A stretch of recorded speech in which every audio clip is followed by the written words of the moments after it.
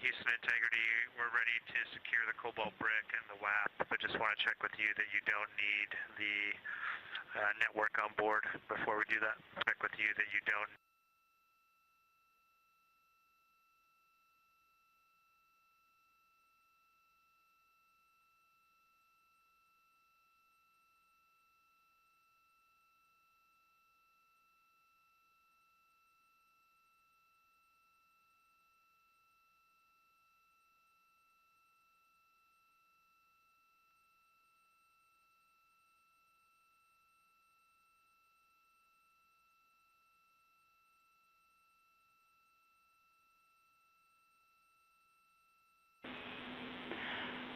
Integrity, for Jeremy, we copied your question.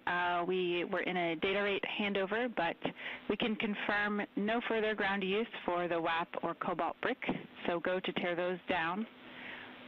A follow-up for Christina, the empty CWC stowage config that you called earlier is a good config for entry, so no need to go find that. And finally, we can support a camera downlink if and when you are willing.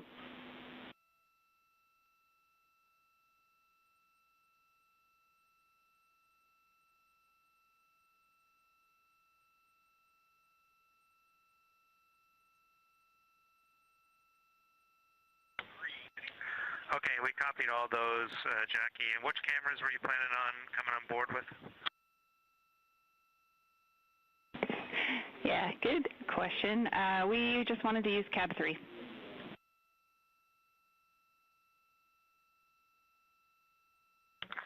We're good with that. All right, we will join you.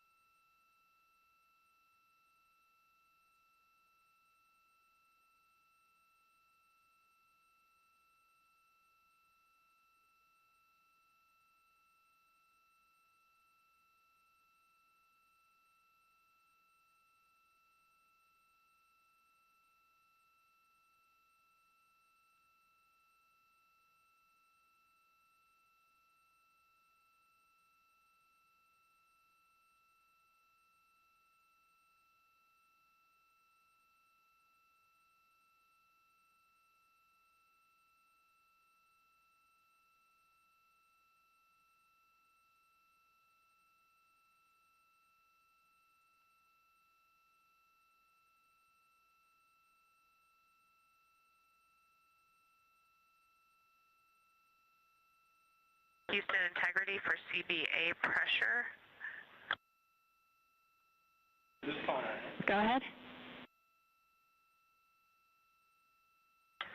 CBA pressure is 2,500 psi.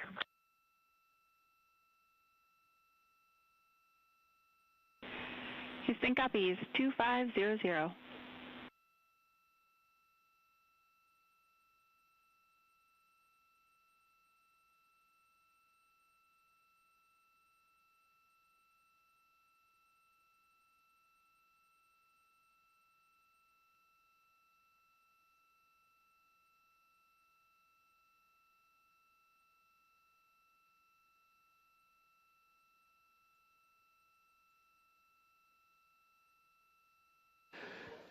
This is Mission Control Houston. You just heard Mission Specialist Christina Cook aboard Integrity offering some parameters of cabin atmosphere readings. Everything on board is in great shape. We're just 56.5 minutes away from the return trajectory correction 3 burn. This will be the final major maneuver of the mission for Integrity, an 8-second burn of Integrity's thrusters to change its velocity by 4.2 feet per second.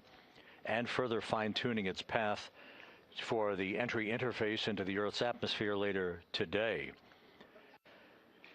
Just so we can identify some of the key players you'll hear and see here in Mission Control throughout the course of the day. On the front row, from left to right, that's astronaut Stan Love. He was the Ascent Capcom, or spacecraft communicator, talking to the crew and has pulled several shifts during the mission. Second from the left is Jackie Mahaffey, who will be the entry Capcom, talking to the crew during their high-speed return to Earth later today. Then to her left is entry flight director Rick Henfling, and to his left is Judd Freeling, who presided as flight director over the ascent of Integrity 9 days ago from the Kennedy Space Center. In the back row is the lead flight director for the mission, Jeff Radigan, and to his left is the chief of the flight director office, Emily Nelson.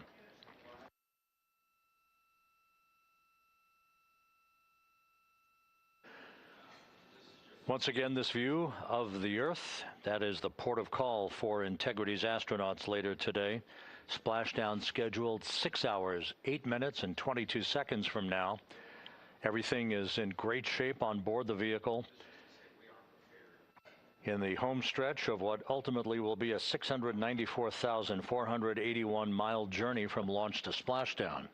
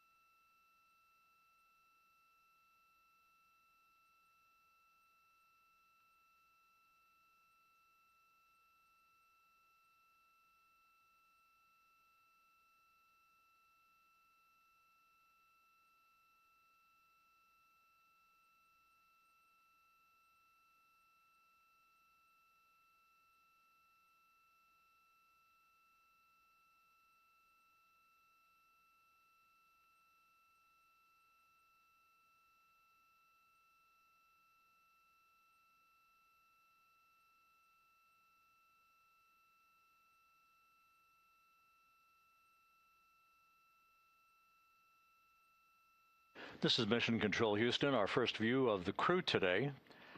On the left, Commander Reed Wiseman. On the right, pilot Victor Glover.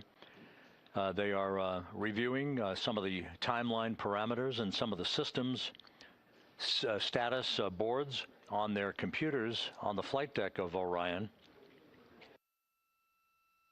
Everything is in great shape system-wise, and the weather forecast is a go forecast at the splashdown zone as the crew approaches the 6-hour mark until they return to Earth to complete this historic mission.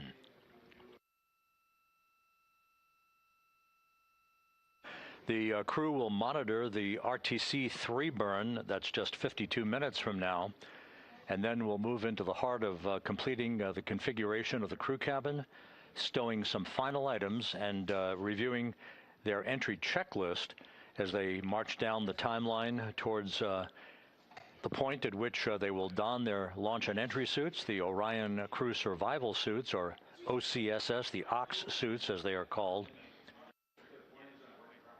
and prepare for the final key elements of this mission that will start with entry interface at 6:53 p.m. Central Time today, when they reach the first traces of the Earth's atmosphere at an altitude of 400,000 feet, with a range to splashdown of 1,701 nautical miles.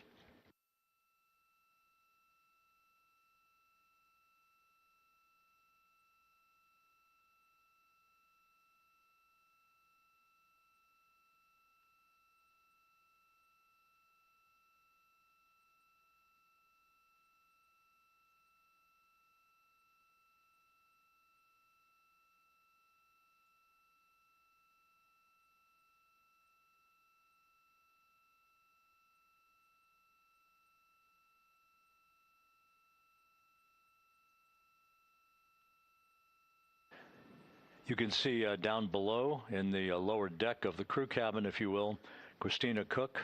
Jeremy Hansen is right by her. The crew will begin the suit-up procedures later today. They'll conduct leak checks on their suits to ensure that they're in a good configuration for the entry. And once again, we're struck by some of the numbers involved. At the point of entry interface, which will be about 13.5 minutes before splashdown, the vehicle will be traveling some 23,839 miles an hour. At the point of splashdown, 13.5 minutes later, they will have decelerated under parachutes and through the interaction of Earth's atmosphere, the friction created by Earth's atmosphere, they will have decelerated to a splashdown velocity of just 19 miles an hour.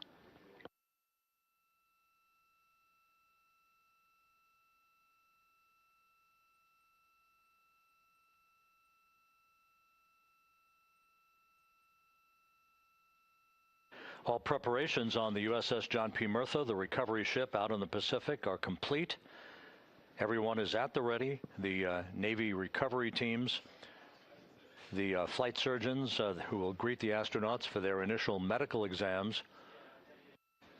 There will be Navy helicopters and fast boats that will be deployed from the Murtha to move alongside the spacecraft. It will take about 15 minutes, perhaps a bit less, for the flight control team here in Mission Control to power down the vehicle. Once it splashes down and the airbags, the inflatable airbags, 5 of them at the forward bay cover at the top of the spacecraft, are inflated to ensure that the vehicle remains in an upright orientation in the Pacific. The airbags will be deployed. The vehicle will be powered down. That's not the end for Mission Control here in Houston. They will not hand over to the Exploration Ground Systems folks until the crew has been extracted from the vehicle onto a large raft that will be erected alongside the hatch to Integrity. That is called the front porch. Each of the crew members will leave the vehicle, Christina Cook first, followed by Victor Glover, then Jeremy Hansen, then Reed Wiseman. Once in the raft, they'll spend a few minutes as they get their land legs back before they're harnessed and hoisted one by one in alternating fashion to a pair of hovering Navy helicopters overhead. Christina Cook will be hoisted first into helicopter number 1, then Jeremy Hansen to helicopter number 2, Victor Glover to helicopter number 1, Reed Wiseman to helicopter number 2.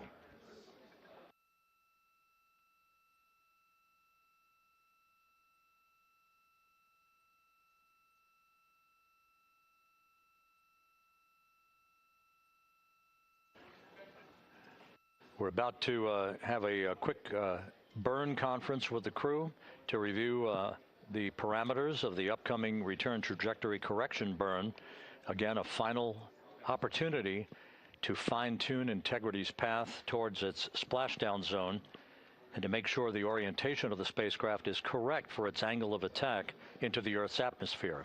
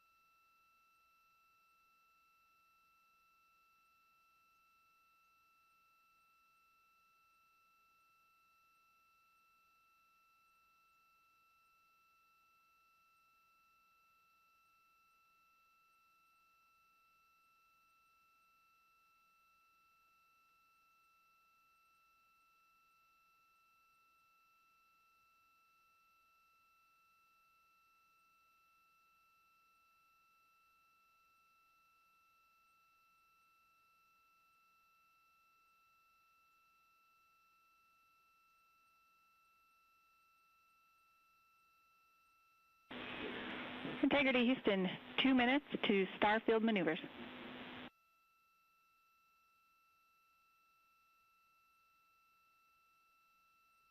We copy that, Jackie.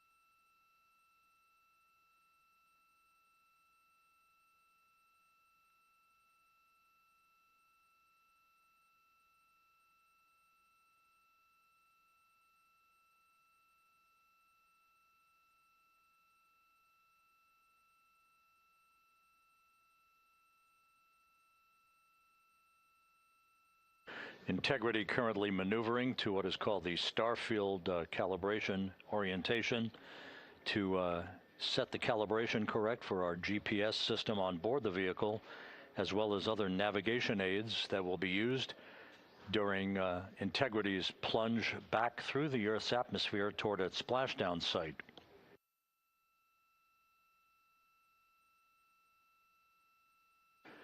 Countdown clocks here in Mission Control ticking backward toward the arrival of Integrity at entry interface. 5 hours and 43 minutes mark.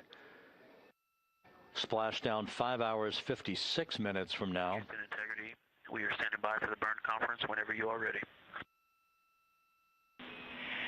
We are ready. Your final burn plan is on board, and we've got several deltas to the pad. The deltas are to version 2 uplink at day 100, 12:20. The first delta is TIG slip is 10 minutes. Secondary pointing Omicron is 2525.0. For your guidance solution, Delta V tote 4.17. For your attitude in Delta V, this remains frame inertial. Attitude, yaw pitch roll, is 4643.237.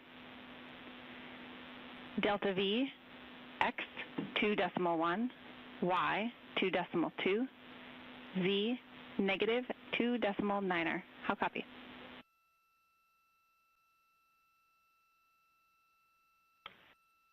Okay, Jackie, we caught the in material. Can you give us the trim number that you started with and Omicron, I believe, were the two? Or maybe TIG slip and Omicron. TIG slip is 10 minutes. Omicron is 25.0.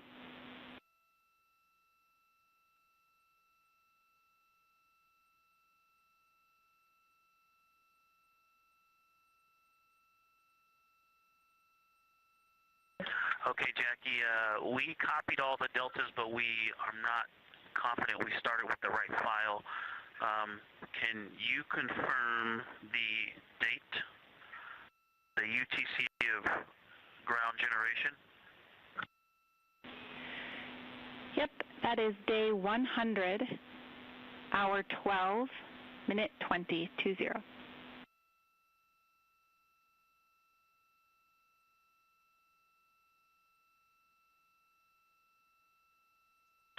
So Jackie, that ground generation date time is what we had as version 1, and you said version 2, so that's what's throwing us off. We were looking for a version 2, but we saved version 1 as version 2 to get ready for these deltas. Did you uplink a new burn pad, or were you just instructing us to save it as version 2?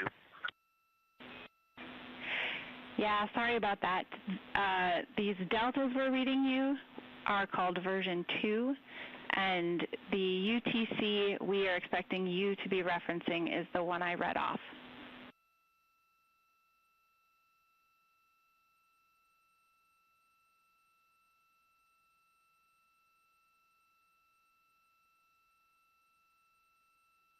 Okay, copy. We wrote those deltas on the Excel file that was labeled version 1, and we have saved it as version 2. That's perfect. Couple of final notes for you. Under burn execution steps, step 8, OpNav pass.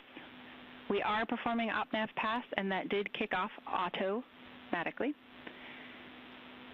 And then in burn notes, we just want to clarify for the PCL message today, that is message 3.10.02.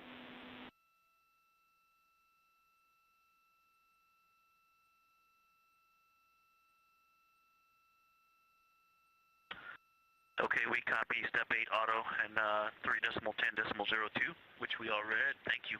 Any other deltas to the steps, burn execution steps? No deltas.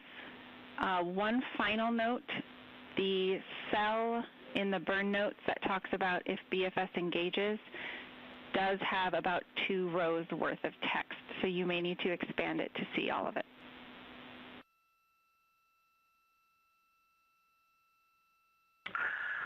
Jackie, that is a great call. Thank you for that information.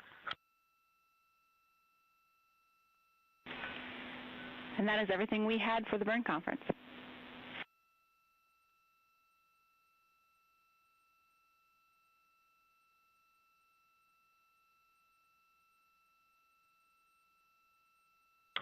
Okay, we copy. Thank you very much. This is Mission Control Houston. That exchange between Capcom Jackie Mahaffey here in Mission Control and pilot Victor Glover aboard Integrity, reading off all the critical numbers for the upcoming Return Trajectory Correction 3 burn. That's on tap just 37 minutes from now at 1:53 p.m. Central Time. This final major maneuver will be an 8-second burn of the reaction control system thrusters to amend the velocity of Integrity by 4.2 feet per second. It also contains a number of angular adjustments to Integrity's orientation to fine-tune its precise orientation as it enters the Earth's atmosphere at the point of 400,000 feet above the Pacific Ocean, called entry interface. This is critical because we want Integrity to be in the right orientation to minimize heating on the heat shield of the vehicle. This needs to be extremely precise and will be fine-tuned one more time through what is called a crew module raise burn tonight at 6:37 p.m. Central Time, a 19-second burn that will fine-tune the angle of attack for one last time to make sure Integrity is entering the Earth's atmosphere in an orientation that will minimize the peak heating effects on the heat shield. As it is, the temperatures around the heat shield are expected to be somewhere between 4,000 and 5,000 degrees Fahrenheit. However, at the angle at which we are entering the Earth's atmosphere, it is a much more benign heating effect on the heat shield than what was experienced during the Artemis I mission.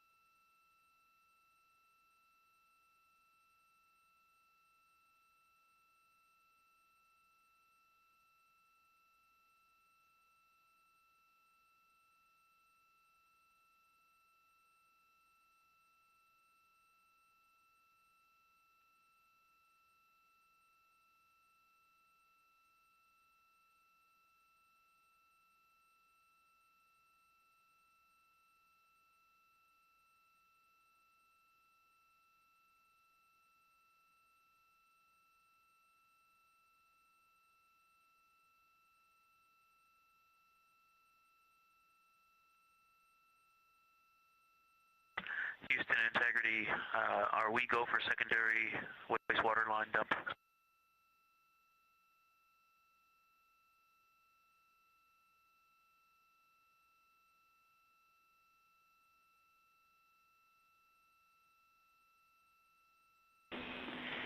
Integrity, you are go for secondary line dumps.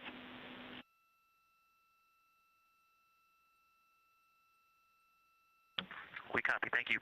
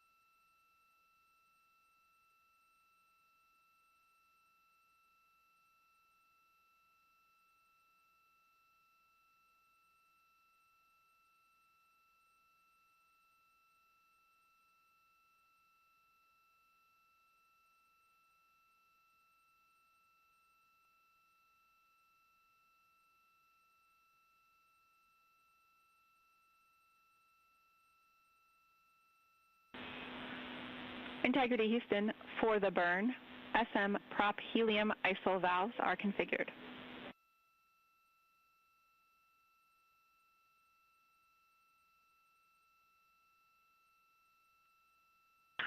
Okay, we see closed, open, open, open, and that's what we were expecting. Thanks for the confirmation.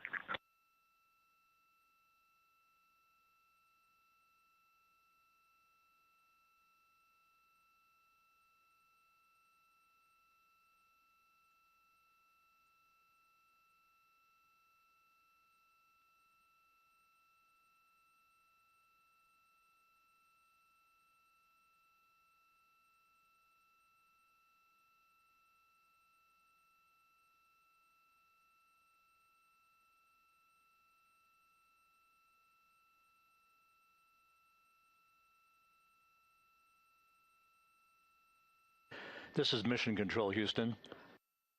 Flight Director Rick Henfling here in Mission Control. The entry flight director is going to be polling his team of flight controllers to get a go for the RTC-3 burn, which is coming up in just 31 minutes. We're back inside the cabin of Integrity, looking at Jeremy Hansen on the left, Christina Cook in the middle, Victor Glover on the right. The crew, and there's Reed Wiseman, the commander of the ship. Everything is in great shape as we await splashdown 5 hours and 44 minutes from now. The entry profile for Integrity is a source of great interest because of some of the heat shield damage that was unexpected during Artemis I. We have deliberately created a trajectory which is essentially a lofted entry profile rather than a skip entry. If you recall, the skip entry on Artemis I was a trajectory in which we performed an initial dip into the atmosphere to dissipate some energy, then skipped out of the atmosphere, sort of like throwing a flat rock against a lake, and then dipped a second and final time into the atmosphere before splashing down in the Pacific. However, that profile induced a longer entry range of some 3,178 nautical miles in length that induced a 20-minute duration of a higher total heat load on the vehicle. So after a great analysis and the review of an independent review team, we decided to amend the entry profile to a maximum entry range of 1,775 nautical miles. In this case, we're going to be flying downrange from the point of entry interface to a splashdown zone just 1,701 nautical miles downrange, heading from southwest to northeast towards the coast of California. The 20-minute duration of the Artemis I entry has been reduced to just 13.5 minutes in duration for Artemis II, thus inducing a lower total heat load on the vehicle and mitigating any deleterious effects on the heat shield itself. The flight control team, the engineers, have tremendous confidence in this entry profile that will protect the heat shield from any excessive loads that may be imparted on it during this high-speed entry back into the Earth's atmosphere. Having said that, we still will be exposing the heat shield to temperatures some 4,000 to 5,000 degrees Fahrenheit as we enter peak heating at the point of entry interface and a communications blackout within a few minutes after that. Currently taking a poll in the room for a go for RTC-3. That'll be communicated to the crew momentarily. Integrity, Houston, good final targeting, and we are go for the burn pending SAW positioning.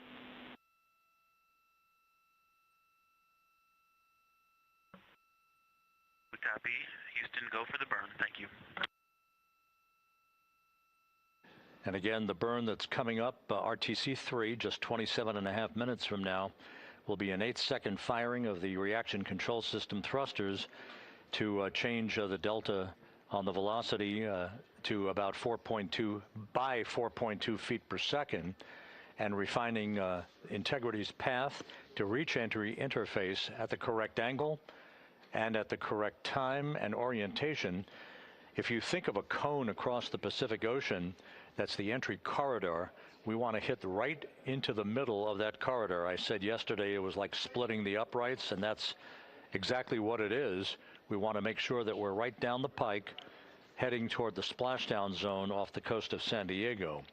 This burn and the subsequent crew module raise burn, that will be a final amendment to the angle of attack of Integrity, all designed to minimize heating effects on Integrity's heat shield.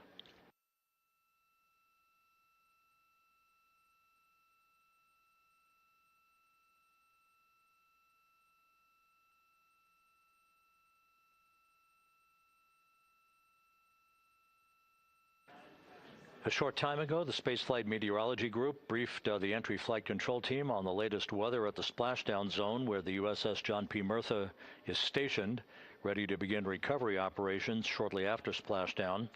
The weather is ideal, not an issue in the terms of the winds, just 10-knot winds and wave heights less than 4 feet expected to greet the crew. There will be some broken and scattered clouds that Integrity will be descending through, but that's not a factor. We are committed, of course, to splashing down today at 7:07 and 7 seconds p.m. Central Time, 5:07 p.m. Pacific Time, 2.5 hours before sunset.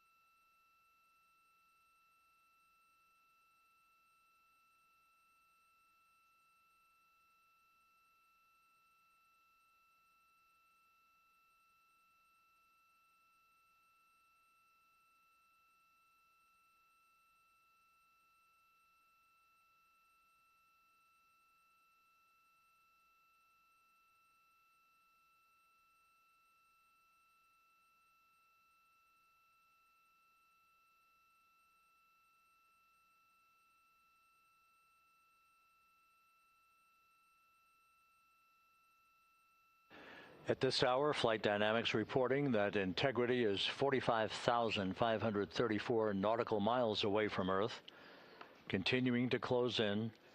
Its velocity will be accelerating over the next several hours.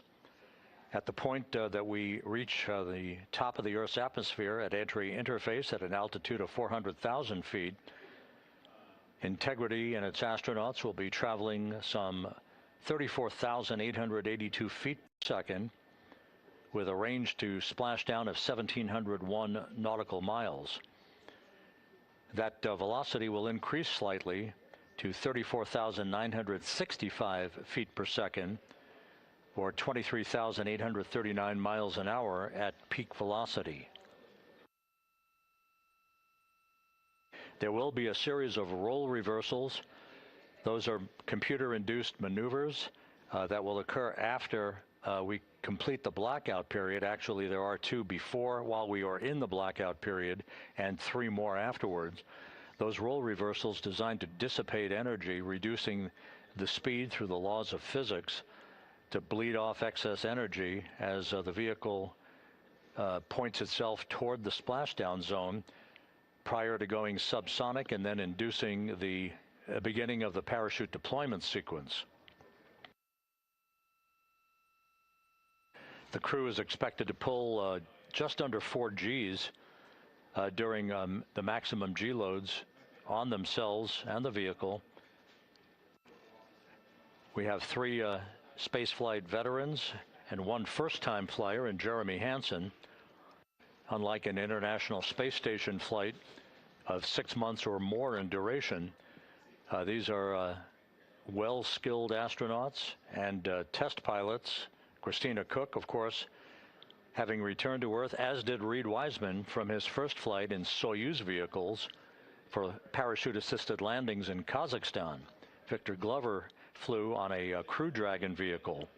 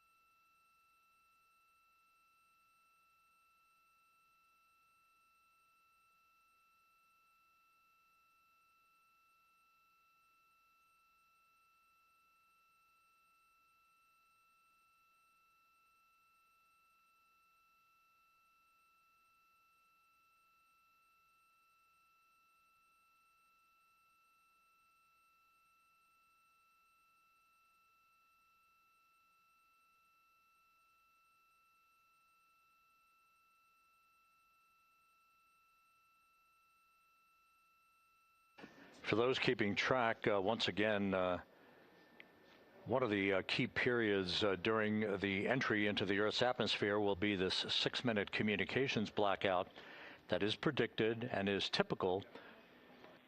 Integrity. Tank pressures are good for the burn.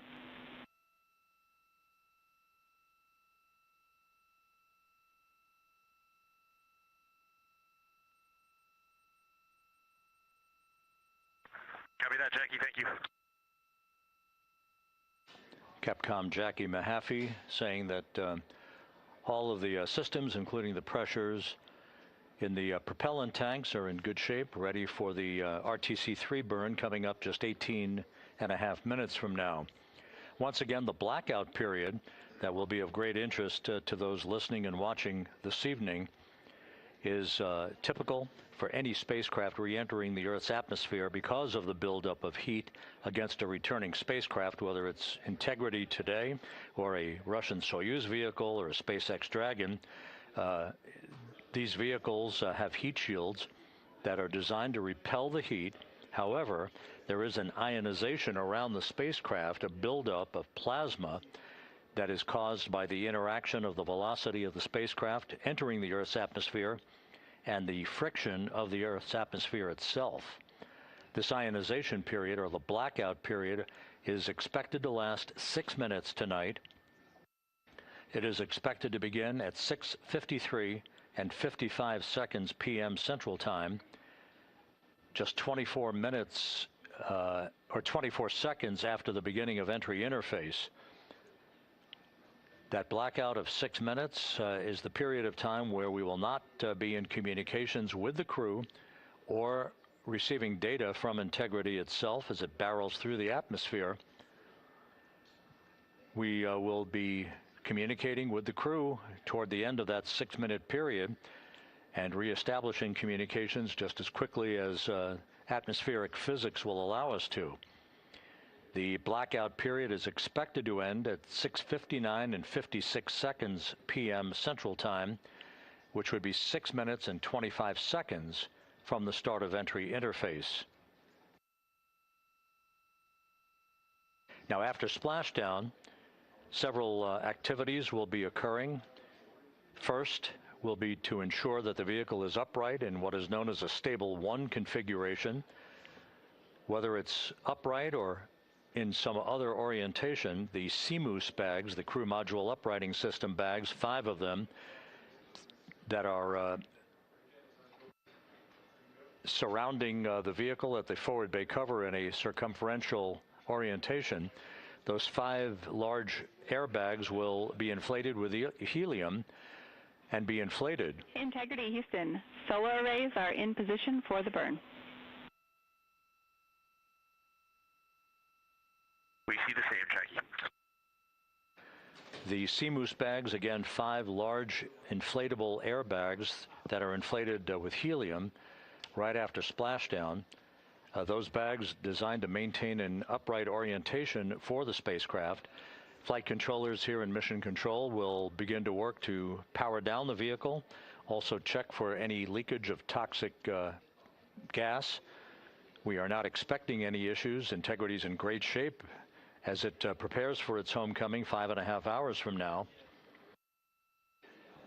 But to ensure that the approaching Navy recovery team does not encounter any toxic gases, we will make the first check of that here in Mission Control, power down the vehicle, and we will be reestablishing communications with the crew through what is known as VLDR.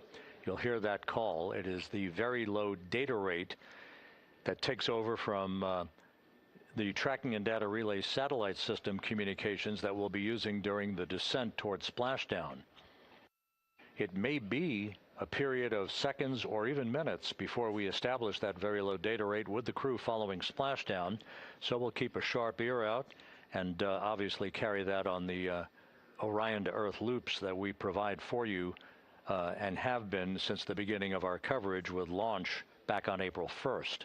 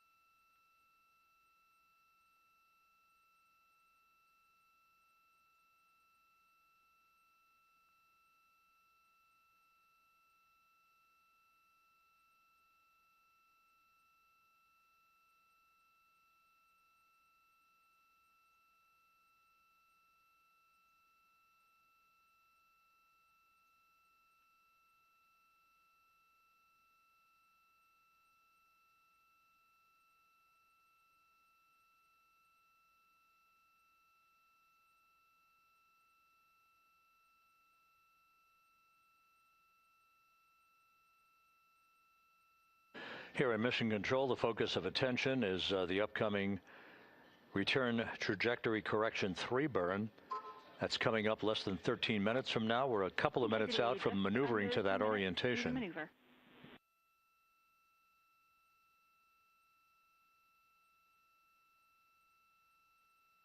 Copy that. All is calm on board, Jackie. Thank you.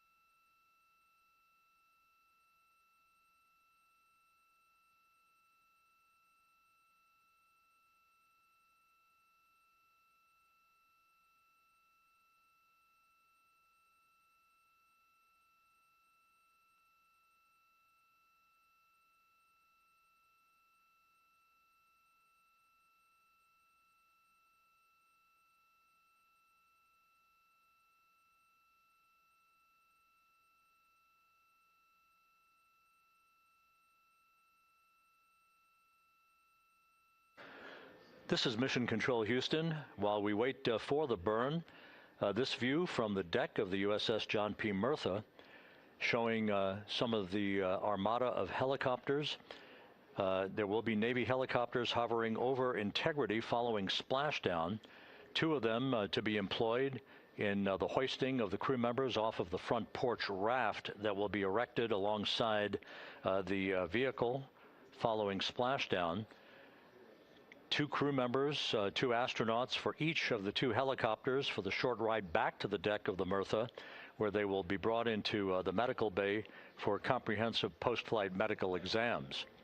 We'll have a lot more from the ship once we begin our NASA Plus coverage that will be simulcast with our continuing YouTube 24/7 coverage, the NASA Plus coverage beginning at 5:30 p.m. Central, 6:30 p.m. Eastern Time.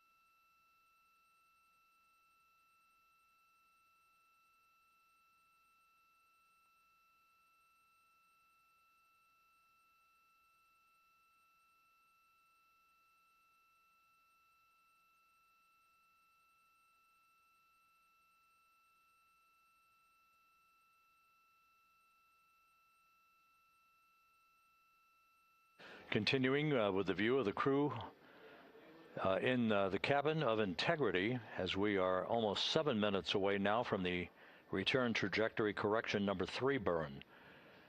Integrity systems are functioning in excellent shape.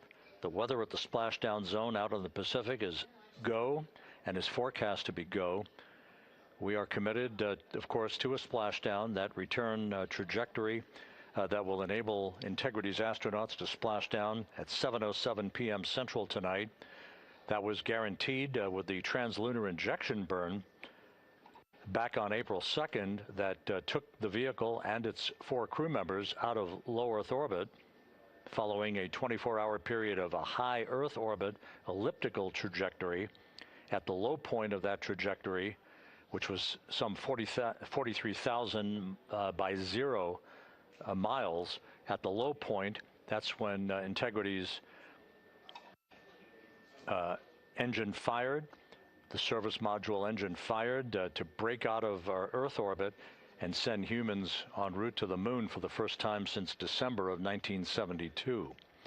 It also guaranteed what was known as a free return trajectory that the laws of orbital mechanics dictated would carry Integrity on a loop around the moon and its historic lunar flyby the other day, and then on the trip back to Earth, which will culminate with a splashdown this evening, 5 hours and 19 minutes from now.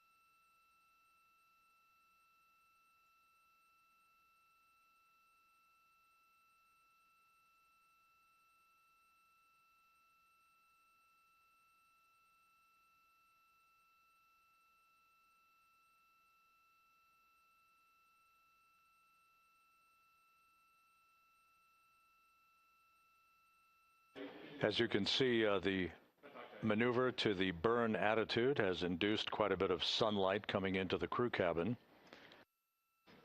We're now under 5 minutes until the burn.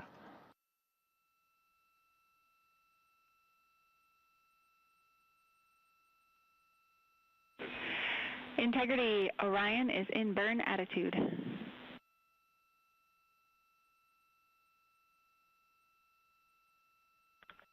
And it is an unbelievably spectacular view. Thanks, Jackie.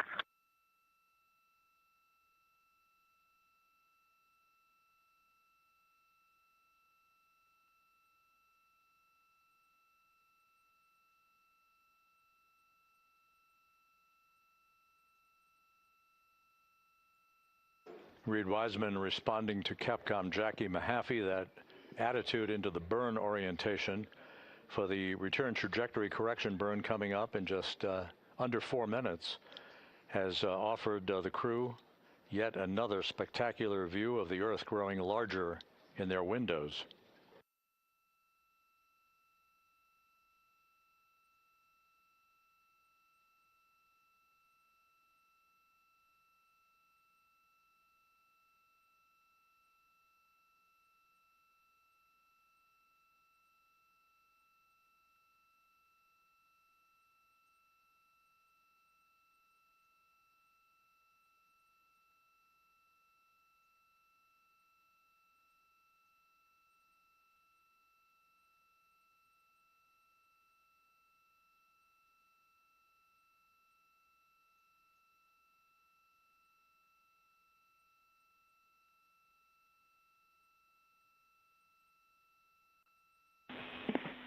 Integrity Houston in 22.3 critical Q card. We're looking for the BFS burn ATP to no go. To go, excuse me, to go.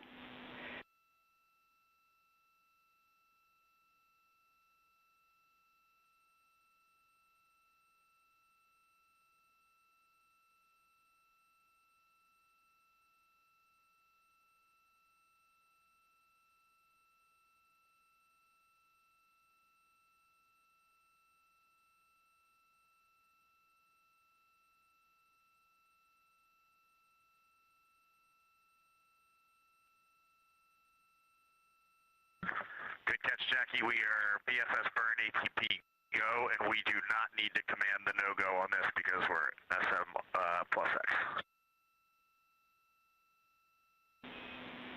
Good words. Sorry about the confusion, and we see a good config.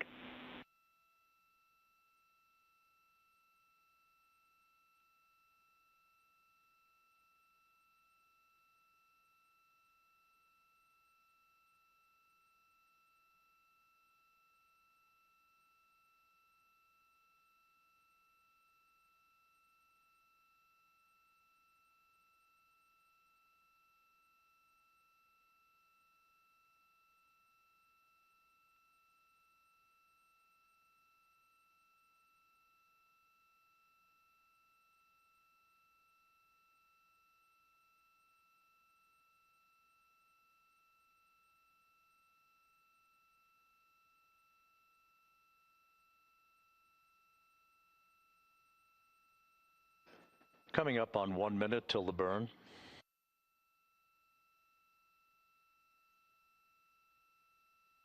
Mark, 1 minute.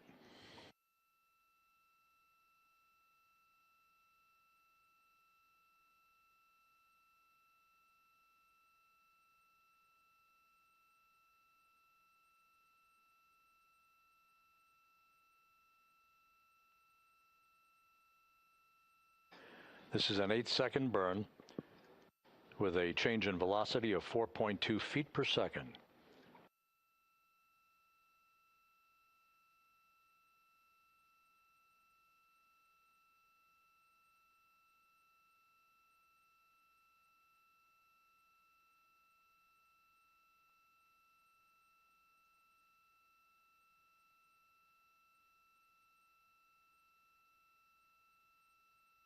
Ten seconds.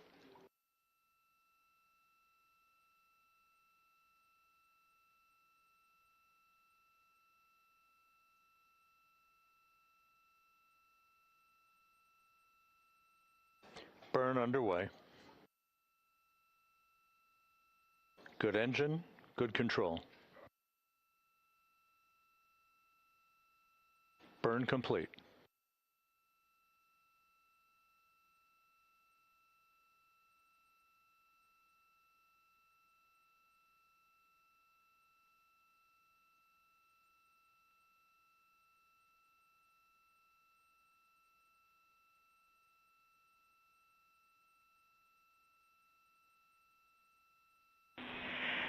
Integrity looks like a good RTC-3 burn, and we are assessing details. Hey, Jackie, we see the same on board, and we just wanted to give a huge shout-out to that ESA Airbus team, to our friends in the Netherlands and Germany and at the Glenn Research Center. This vehicle powered us, and it propelled us from the Earth to the Moon and back with extreme precision, and we are excited to be a part of your team. Houston and centers around the world, copy. Thank you.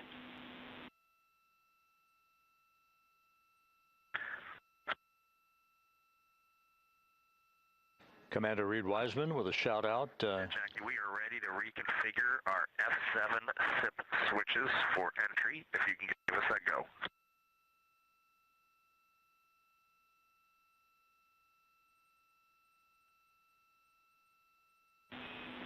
You are go for F7 switches. Reed Wiseman providing a shout out to the European engineering community, Copy the go. which built the European service module. And you are now maneuvering back to biased tail to sun attitude. We see it. That European service module will separate from the crew module this evening at 6:33 p.m. shortly after we hand over communications from the Deep Space Network to the Tracking and Data Relay satellite system, and about 4 minutes before the crew module will use its thrusters in a 19-second raise burn to lift the aft end of the vehicle into the final angle of attack for entrance into the Earth's atmosphere and the mitigation of excessive heat loads on the heat shield of Integrity.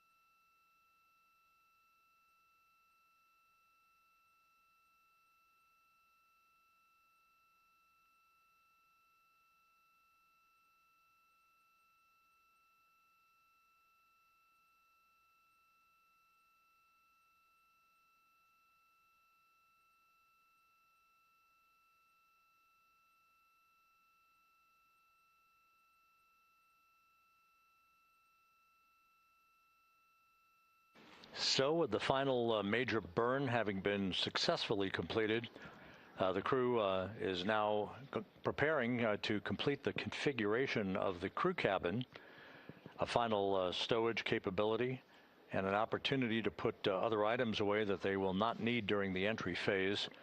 They'll move into their entry checklist about 2 hours from now at about 4 p.m. Central Time.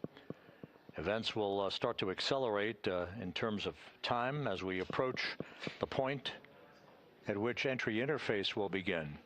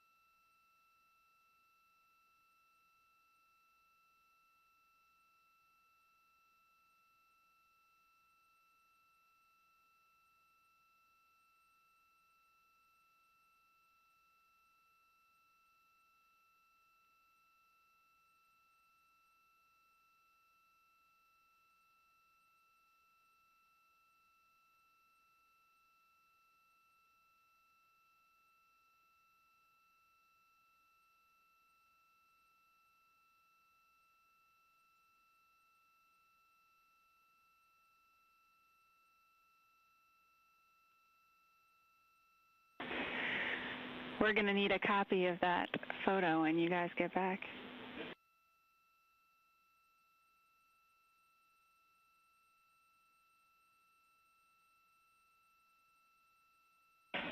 Copy them.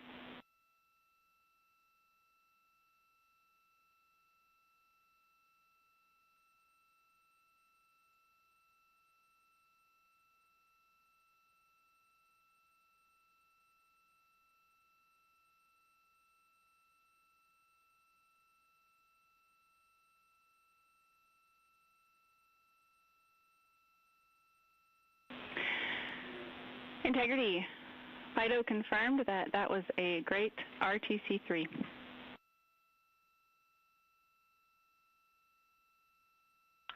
Outstanding. Thanks, Fido. And the second thanks to the team. That's awesome.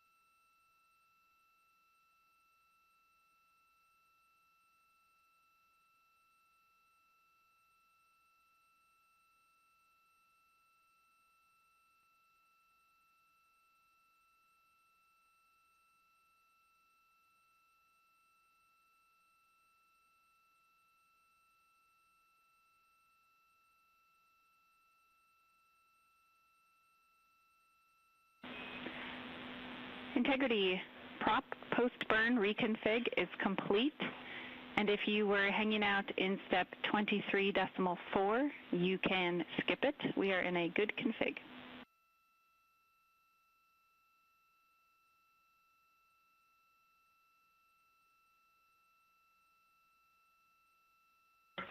And Jackie, we were talking about seats. I'm in instruction 337 of 392, and then can you repeat that call?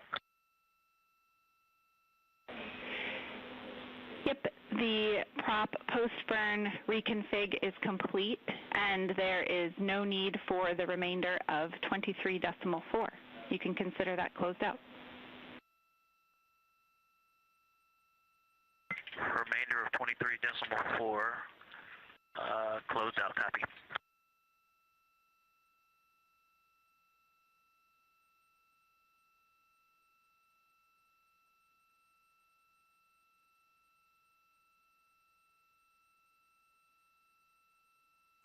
And Jackie, just confirm, I know you said the rest of 23.4. I'm not looking at this in steps, just instructions. Confirm that's the BFS configured for the burn subsequent steps as well.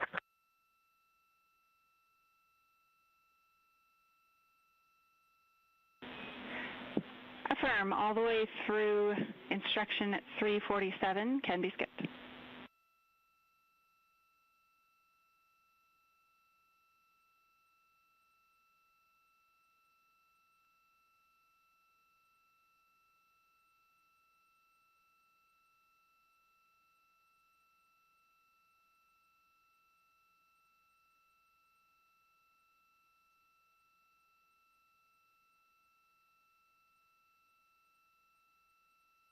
Okay, I see that takes us to step 24. I did not do any of the remaining steps in step 23, and that is over to you, MCC. We're moving back to cabin config. Houston copies and concurs.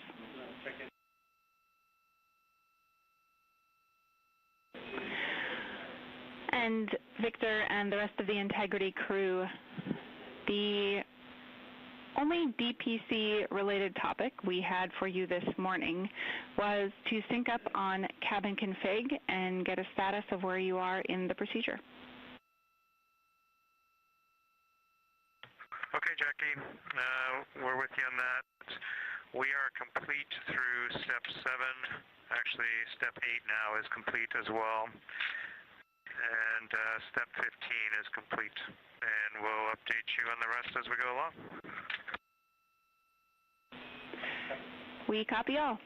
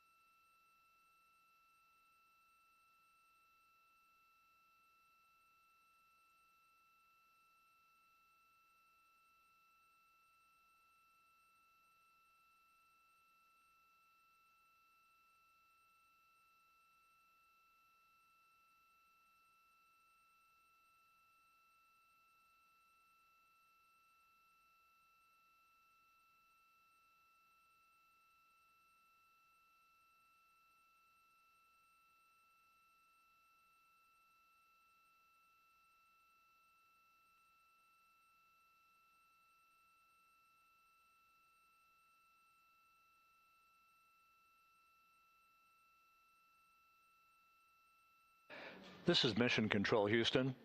8 days, 20 hours, 33 minutes into the flight of Integrity on the Artemis II mission. We are under 5 hours now from the splashdown of Integrity in the Pacific off the coast of San Diego to wrap up this lunar flyby mission. Integrity systems are in excellent shape. The recovery team on the USS Mertha out in the Pacific is at the ready.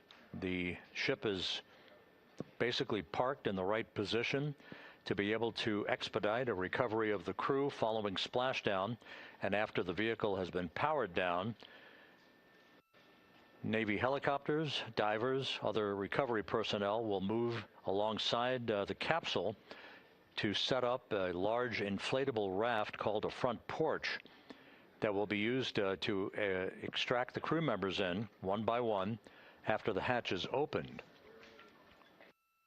That process of extracting the crew is timelined at least and has been practiced to occur some 45 minutes to an hour after splashdown. The weather conditions out in the Pacific are ideal for today's splashdown. We're talking winds just 10 knots and wave heights less than 4 feet. You couldn't ask for better weather for this homecoming for Integrity, the first time that a crew will have splashed down in the vehicle in the Artemis program.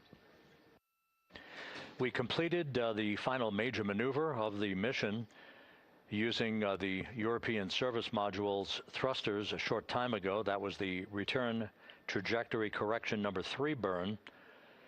That basically fine-tuned ever so slightly the trajectory and the path of Integrity and sweetened the angle of attack so that we hit the right corridor coming in over the Pacific Ocean with onboard computers honed in on the splashdown zone some 1,701 nautical miles downrange from the start of entry interface. Splashdown is scheduled at 7:07 and 7 seconds p.m. Central Time, 5:07 p.m. Pacific Time, 2.5 hours before sunset at the splashdown site.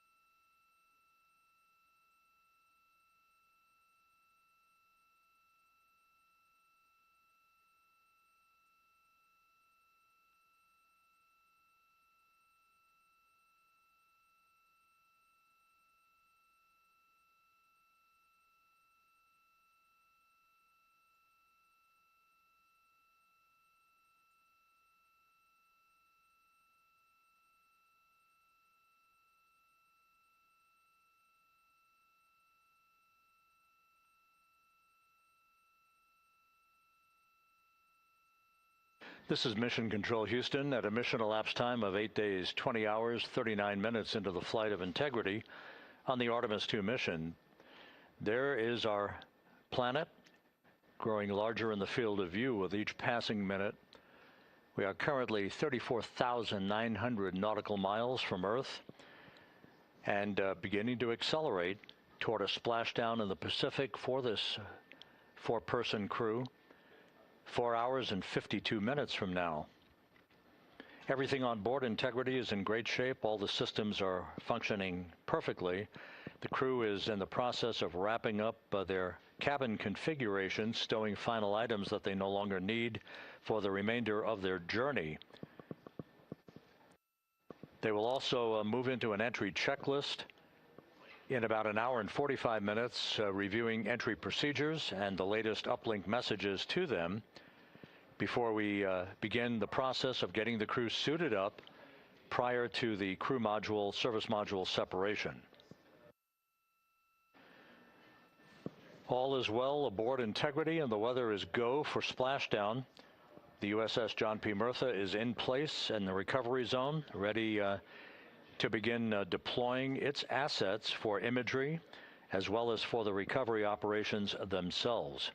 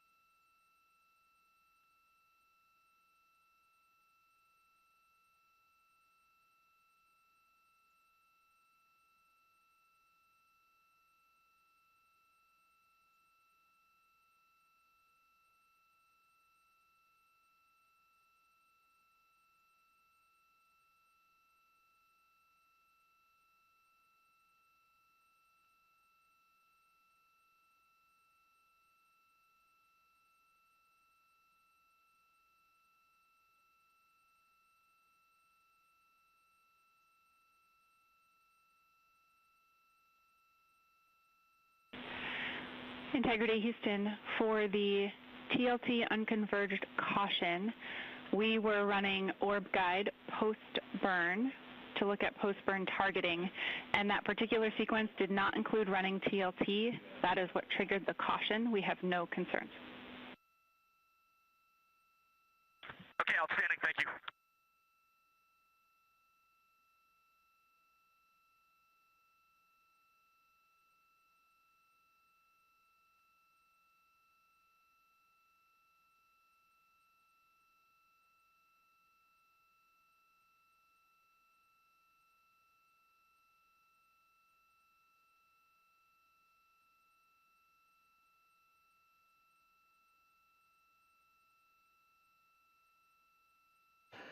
That call from Capcom Jackie Mahaffey to the crew, indicating TLT, which is a targeted landing trajectory.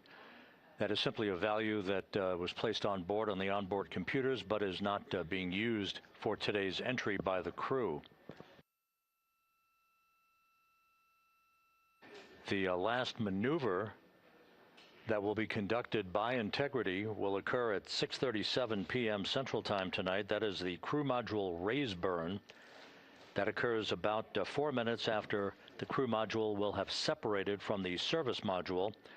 This will be about a 19-second burn with a velocity change of about 9.9 feet per second as the precursor to entry interface, the raise burn designed as a final opportunity to sweeten the flight path angle, the angle of attack, if you will, of the vehicle as it enters the Earth's atmosphere, placing the vehicle in the proper orientation perfectly with precision to mitigate any excessive heat loads on the heat shield of the spacecraft. Entry interface will begin at 6:53 and 31 seconds p.m. Central Time at an altitude of 400,000 feet, while Integrity is traveling 34,882 feet per second with a range to splashdown of 1,701 nautical miles. Within 24 seconds after entry interface, which is essentially the top of the Earth's atmosphere where the crew will begin to feel the tug of gravity, we'll start a 6-minute blackout period, that is expected, in which we'll lose communications with the crew and data here in the flight control room. The blackout is induced by the buildup of ionization from the interaction of the velocity of the vehicle with the friction of Earth's atmosphere. It creates a plasma shield around the vehicle, preventing communications from occurring.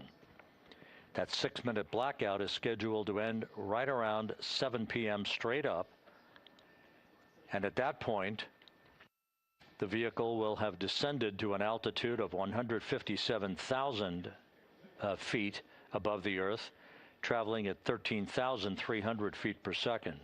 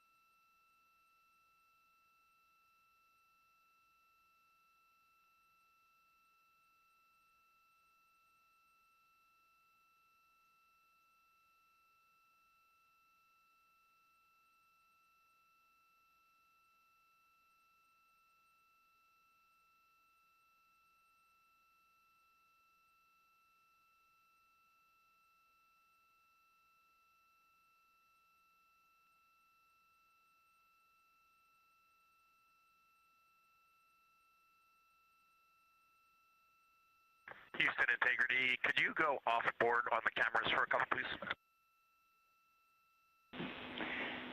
In work.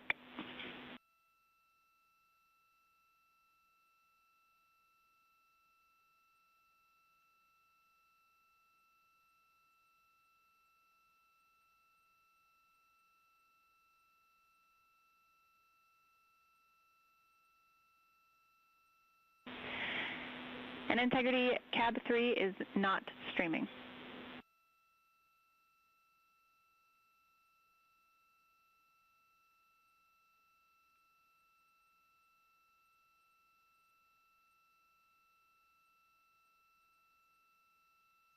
Thank you, Jackie.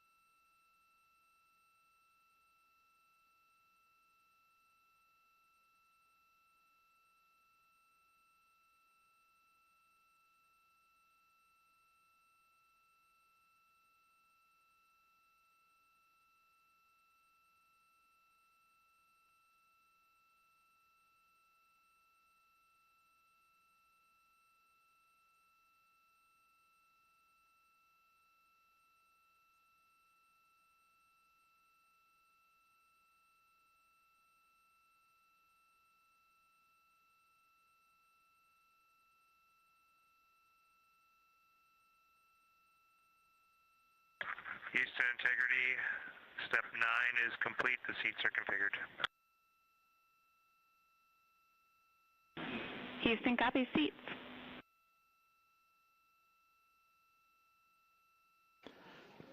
This is Mission Control Houston at a mission elapsed time of 8 days, 21 hours, 5 minutes into the flight of Integrity on the Artemis II mission. Several countdown clocks are ticking backward here in the flight control room as the Earth grows larger and larger in the field of view. In order, the next major milestone will be a raise burn of the crew module. That raise burn will follow the separation of the crew module from the service module this evening. The separation of the crew module is scheduled at 6:33 p.m. Central Time.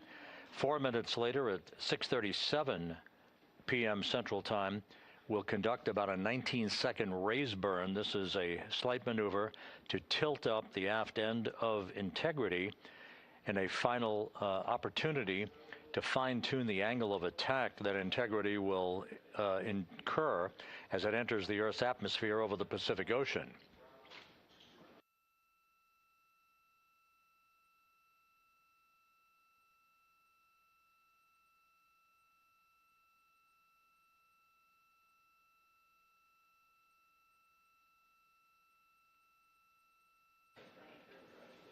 The entry path for Integrity today is portrayed here in this graphic.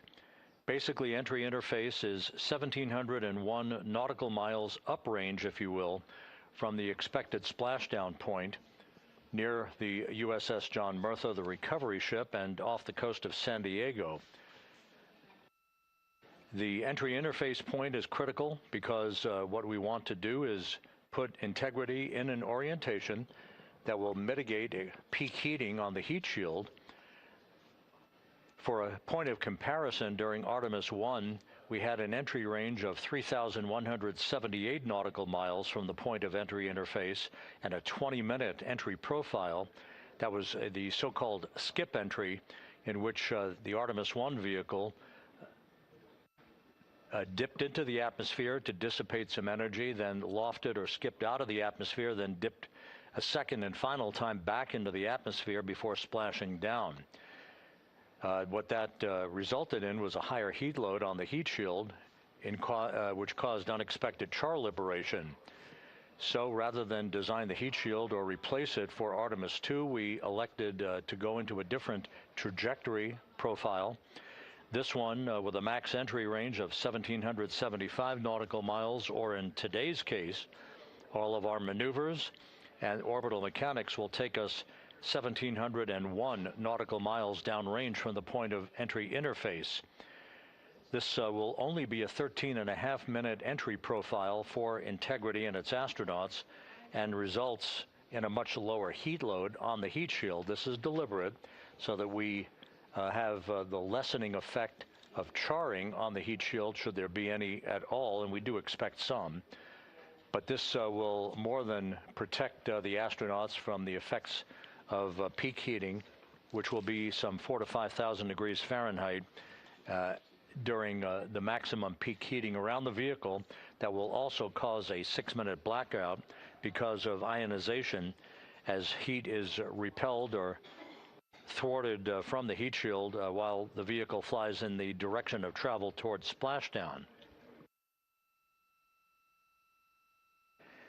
The raise burn that places us in our final orientation for angle of attack into entry interface, that raise burn is scheduled at 6:37 p.m. Central Time. Entry interface itself is scheduled at 6:53 and 31 seconds p.m. Central Time, when we hit the top of the Earth's atmosphere at an altitude of 400,000 feet, traveling about 34,800 feet per second. We expect our peak velocity just a few moments later, and that peak velocity is forecast by flight dynamics to be 34,965 feet per second, or 23,839 miles an hour. Now this all occurs after we begin the blackout period of 6 minutes. We will lose communications with the vehicle just 24 seconds after we enter the Earth's atmosphere or entry interface, as you see there. This is an expected 6-minute blackout that will begin at 6:53 and 55 seconds p.m. Central Time and will last almost until 7 p.m. straight up Central Time. Once we regain communications with the crew following the blackout, we will continue a series of roll reversals. These are gentle rolls to the left and back to the right, essentially bleeding off excess energy and excess heat on the vehicle as we approach the splashdown site. The vehicle is expected to go subsonic at 7:02 and 25 seconds p.m. Central Time. That's about 8.5 or almost 9 minutes after the beginning of entry interface. And at that point, we will be at an altitude of 59,000 feet above the Pacific Ocean. A series of parachute deployments will begin. The first of that will be the forward bay cover parachutes that will basically pull the top forward bay cover off the very top of the vehicle, allowing other parachute deployment activities to occur. The forward bay cover chute deployment is scheduled at 7:03 and 22 seconds p.m. Central Time at an altitude of 23,946 feet. The forward bay cover parachutes are used in conjunction with pyrotechnic thrusters to ensure the separation of that forward bay cover, protecting Orion and its parachutes during the heat of reentry. Following that, there'll be the deployment of drogue chutes. These are 2 drogue parachutes, 23 feet in diameter. These drogue chutes will be deployed at an altitude of 23,483 feet.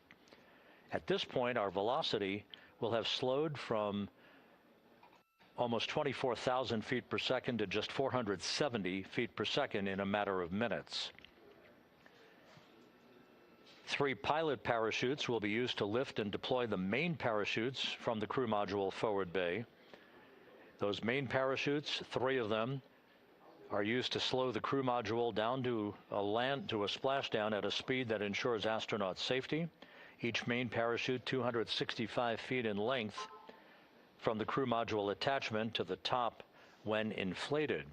The main chute deployment is scheduled at 7:04 and 44 seconds p.m. Central Time. Now that's just 11 minutes and 13 seconds after the start of entry interface. At this point, we'll be at an altitude of 5,445 feet above the Pacific.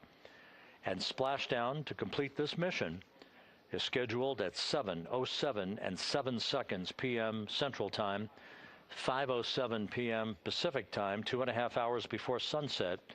The crew will splash down in the Pacific southwest of San Diego at a gentle rate of just 19 miles an hour.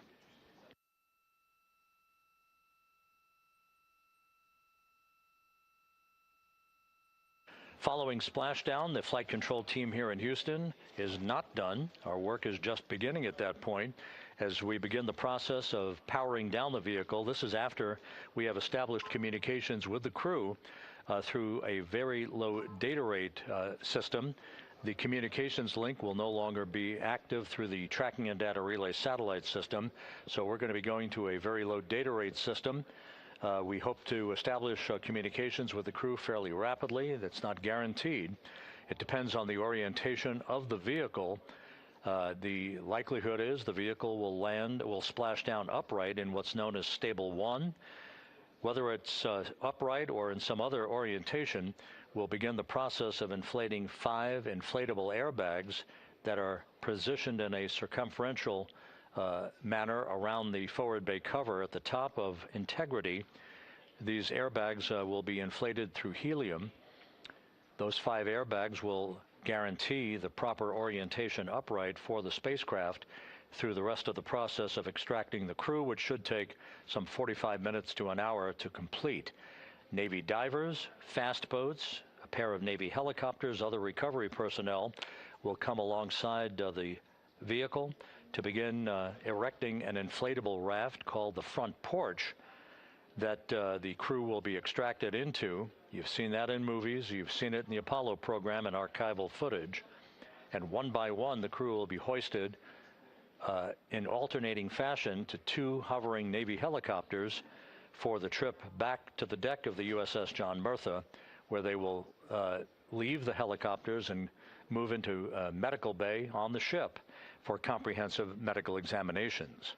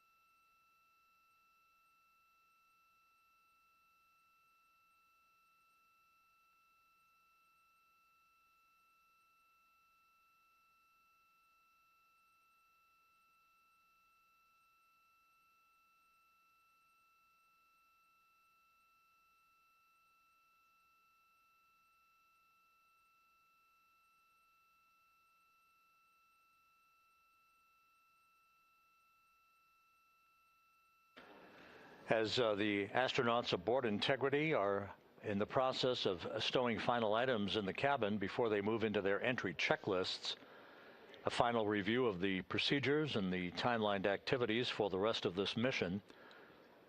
The next major milestone, once again, will be the separation of the European service module, which has performed valiantly throughout the course of this flight, from the crew module.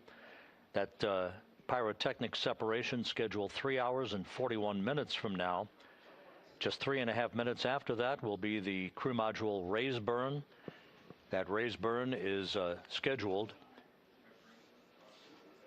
at 6:37 p.m. Central Time. It's expected to be about a 19-second firing of the crew module thrusters in one final opportunity to fine-tune the angle of attack for Integrity as it enters the Earth's atmosphere. Splashdown 4 hours, 14 minutes from now, southwest of San Diego, where the weather is forecast to be ideal. Just some broken and scattered clouds expected, 10-knot winds, wave heights less than 4 feet. You couldn't ask for a better day out in the Pacific for the homecoming of the first crew to fly aboard the Orion spacecraft. At a mission elapsed time of 8 days, 21 hours, 18 minutes into the flight, this is Mission Control Houston.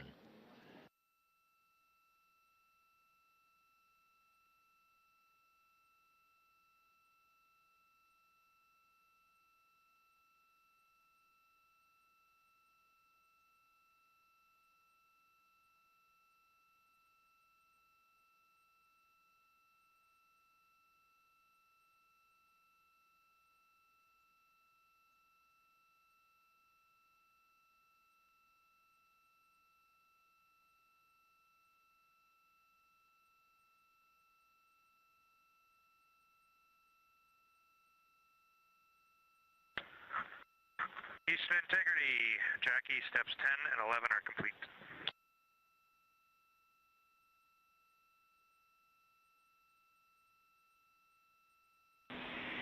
Houston copies steps 10 and 11. You guys are on track, looking great.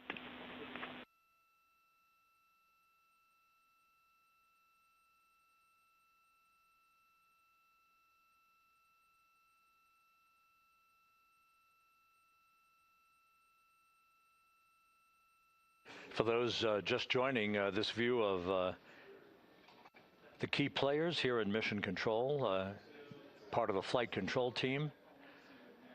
Rick Henfling, second from the right, is the entry flight director for this mission. Seated to his left is Judd Freeling, who was the flight director for Ascent back on April 1st. Jackie Mahaffey is second from the left. She is the Capcom whose voice you'll be hearing throughout the course of the afternoon and evening, talking directly to Integrity's astronauts through splashdown. Stan Love, a veteran astronaut, is on the far left of your screen. He was the Ascent Capcom. He's joining Mahaffey today as a second set of eyes on all the data that we'll be discussing and hearing from the crew during the course of their high-speed entry back into the Earth's atmosphere.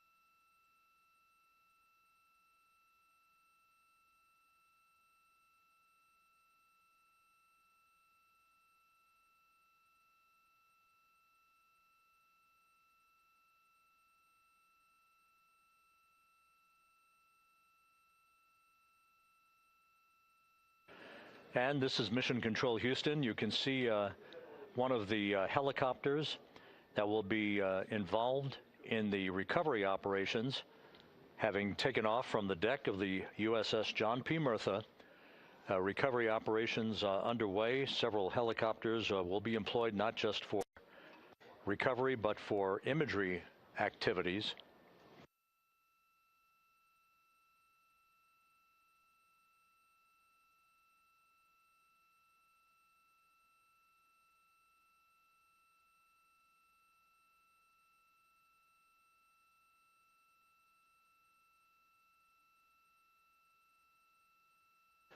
On the deck of the John P. Murtha, a view of multiple views, camera views, that are being provided to us courtesy of the USS John P. Murtha that we'll be utilizing throughout the course of the evening in our coverage.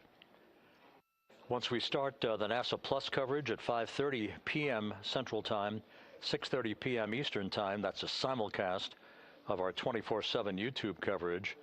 My colleague from the Kennedy Space Center, Megan Cruz, is on the Murtha, and she'll be providing updates and interviews as well as we continue our operational coverage of the recovery of the Integrity astronauts following their lunar flyby mission.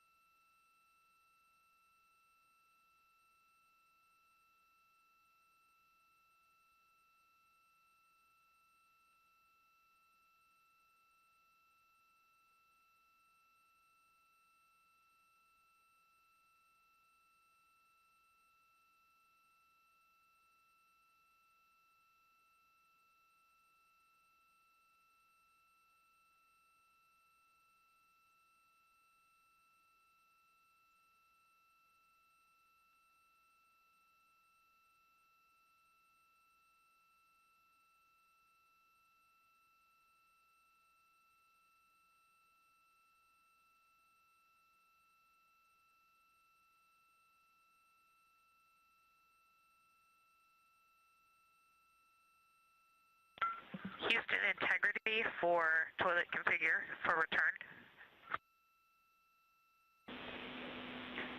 Go ahead. We have an empty canister. Can you confirm that I don't need to do steps 1.2 to 1.4? Checking.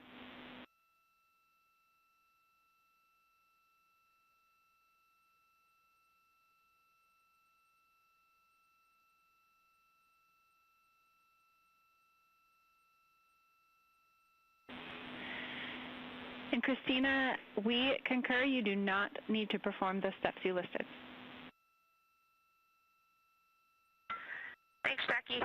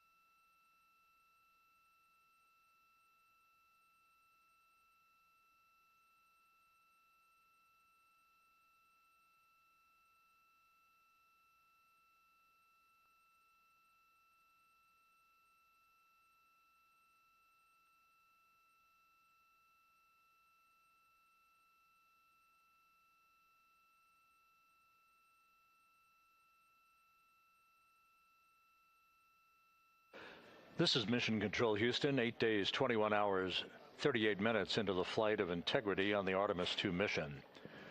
On board, all is quiet, as it is here in Mission Control, with everything moving along in trip hammer fashion, in good shape, all of Integrity's systems in great shape, and the weather at the splashdown zone off the coast of San Diego couldn't be better. A forecast of go conditions with winds of just 10 knots, wave heights less than 4 feet, ideal conditions for the recovery of Reed Wiseman, Victor Glover, Christina Cook, and Jeremy Hansen following their splashdown, which is just 3 hours and 53 minutes from now. The next major milestone coming up in 3 hours and 19 minutes, that will be the separation of the crew module from the European service module that has performed perfectly during the course of the flight. The service module separation from the crew module scheduled at 6:33 p.m. Central Time.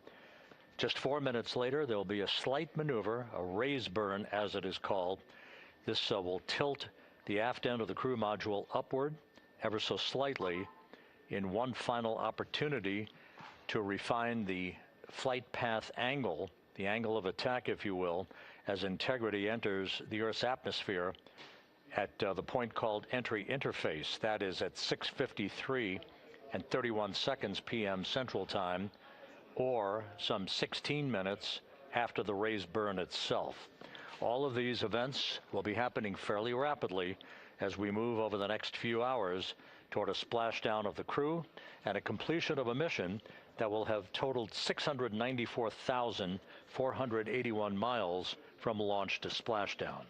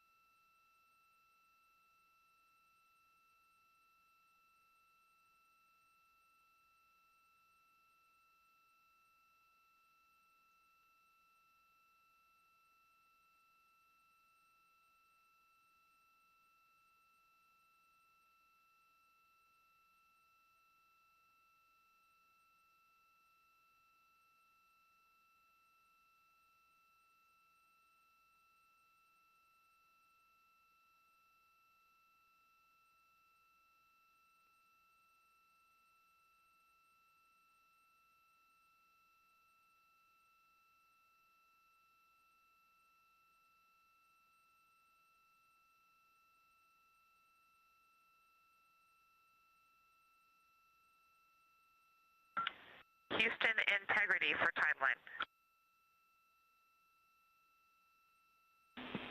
Christina, we're with you. Hey, Jackie. You guys okay if we start entry checklist 30 minutes early? Checking.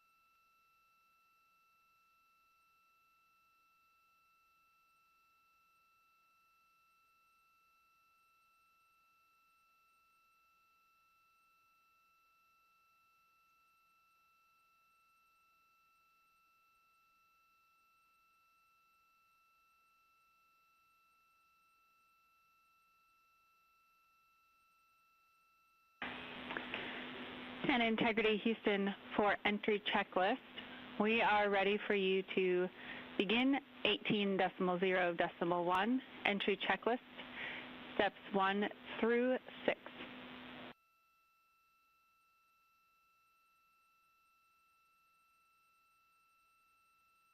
Copy. We're go entry checklist 1 through 6.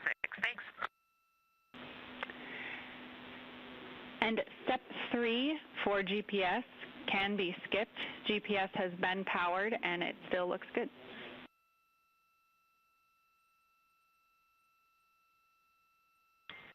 Copy. Step 3 is a skip.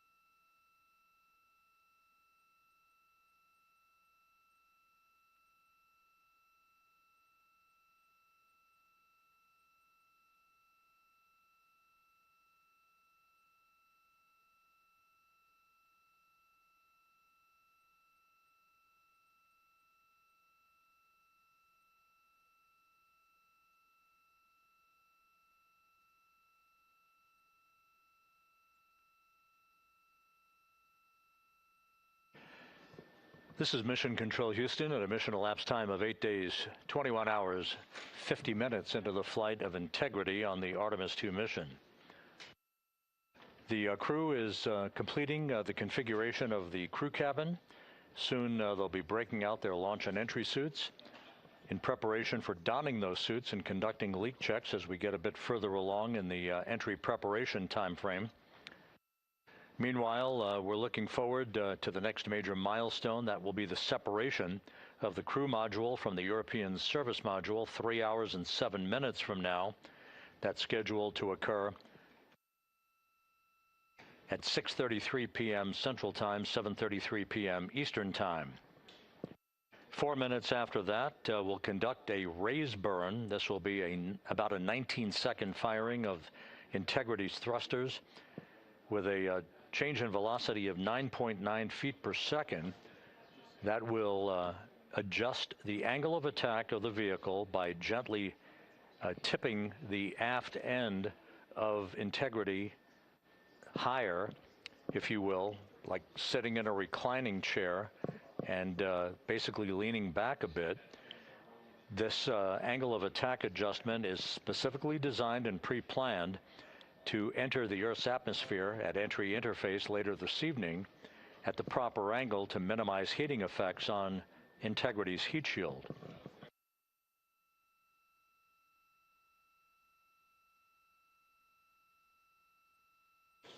It's worth mentioning once again that the difference between this entry and the uncrewed entry of Artemis I is that on Artemis I, we flew a trajectory known as a skip entry, which involved an initial dip into the atmosphere to dissipate some energy, and then we lofted back out of the atmosphere briefly, then dipped back in a second time before splashing down in the Pacific.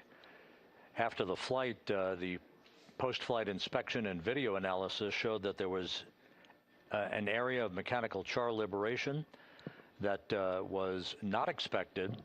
And so after extensive analysis and the review of an independent review team, it was determined to adjust the entry profile for Artemis II, minimizing the range of entry from 3,178 nautical miles to a distance of just 1,775 nautical miles across the Pacific. So instead of 20 minutes of exposure to heating effects, today we're going to only encounter 13.5 minutes of heat loads on the vehicle. Our intended splashdown target is about 1,701 nautical miles downrange from the point of entry interface.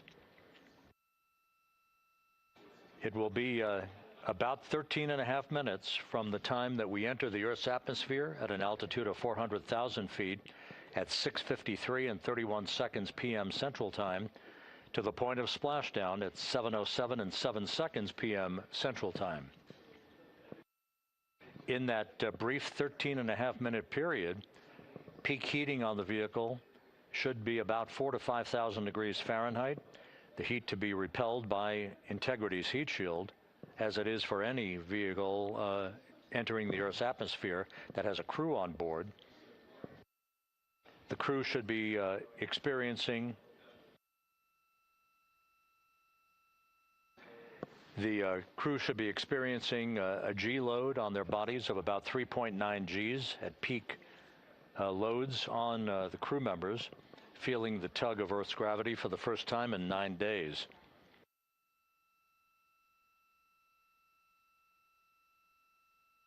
We will decelerate from a speed of 23,839 miles an hour just after we begin the blackout period of 6 minutes in duration to a splashdown velocity of just 19 miles an hour, all that happening in rapid fire succession. Splashdown now 3 hours and 36 minutes from now, 7:07 p.m. Central Time, 5:07 p.m. Pacific Time. The USS John P. Murtha is on station. Some of the airborne assets, helicopters and fixed-wing aircraft, are taking off in sequential fashion from the deck of the ship. These are imagery assets the actual Navy recovery helicopters that will hoist the crew out of the front porch inflatable raft that will be erected alongside the hatchway to Integrity. And there's a view, a live view from the deck of the USS John P. Murtha. It is a bit overcast. We do expect those clouds to lift a bit over the next few hours. We should have some broken and scattered clouds. It won't be crystal clear blue skies out there in the Pacific, but the weather is go and forecast to be go by the Spaceflight Meteorology Group. The Navy helicopters will be hovering over the spacecraft once it is powered down and once it is guaranteed to be uprighted through the inflation of the 5 crew module uprighting system airbags that will take place shortly after splashdown. The Navy divers and a Navy flight surgeon will pull alongside the spacecraft to begin the process of erecting the front porch. Then they will open up the hatch and begin to extract the crew members one by one. They'll have an opportunity to get their land legs back a bit before they're hoisted one by one in harnesses up inside the 2 awaiting helicopters. They'll be hoisted up in alternating fashion. So there'll be two crew members for each helicopter for the short ride back to the Murtha. Once they arrive on the deck of the ship, they'll be brought into medical bay for comprehensive medical exams. That is all part of the post-flight medical evaluation of these crew members as they complete their mission around the moon and back to Earth.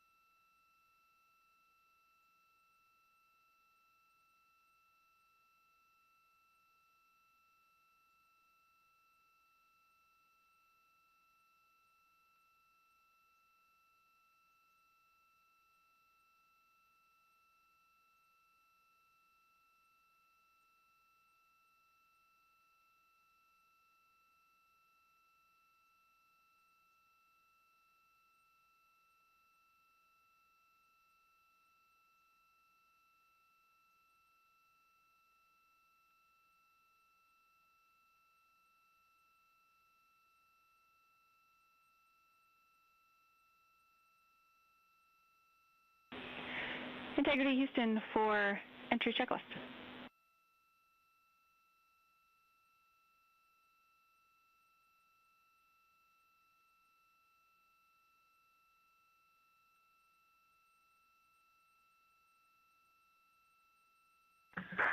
Go ahead, Jackie. Hey, Reed, a couple of questions for you.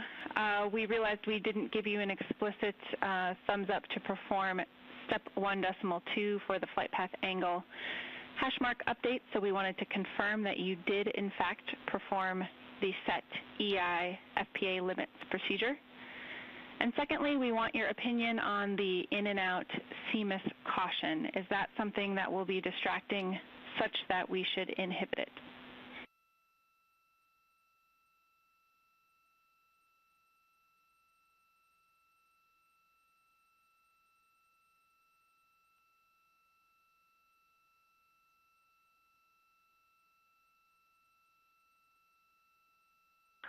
Okay, we are going to go execute 1.2. We had skipped that, and we would prefer to inhibit the CMOS caution on board. Okay, we copy, and just to close the loop on that, that will mean on flight.landing you would not have a yellow or down arrow indication if that does stay below the threshold.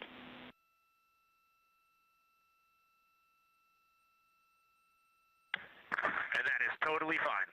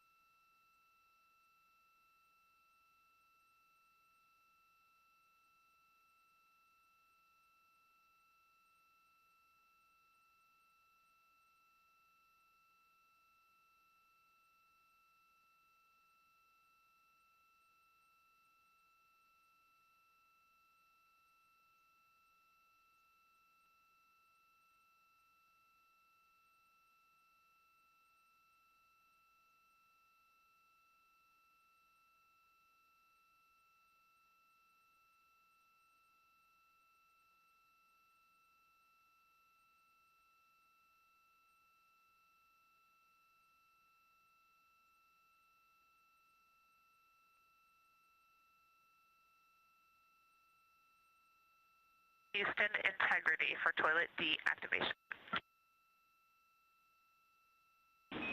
Integrity, Jackie had to step off for a second. Go ahead for toilet.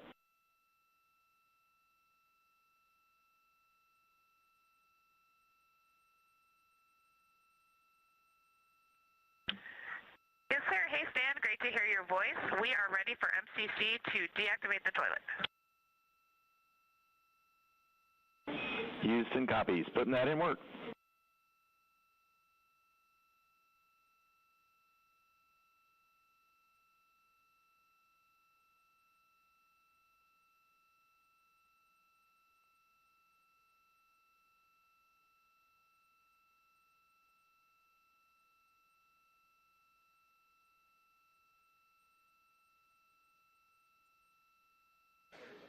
This is Mission Control Houston. That communication from Christina Cook on board Integrity to spacecraft communicator Stan Love. Integrity for burn telemetry on CM raise burn. 2 questions.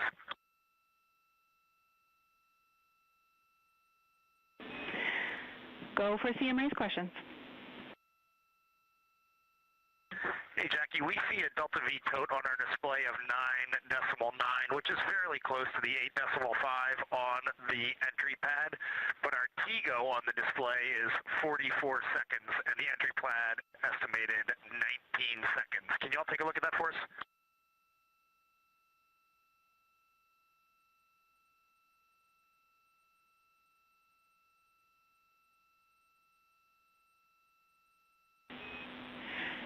Hey, Reed, good catch. The explanation there is that Delta V is about what we expect update-wise, but the TGO calculation is not understanding that you will not have the SM when you burn CM rays. So it's doing a different mass calculation there. I remember that class in November of 2023 in Building 5 on the 3rd floor. Thank you very much.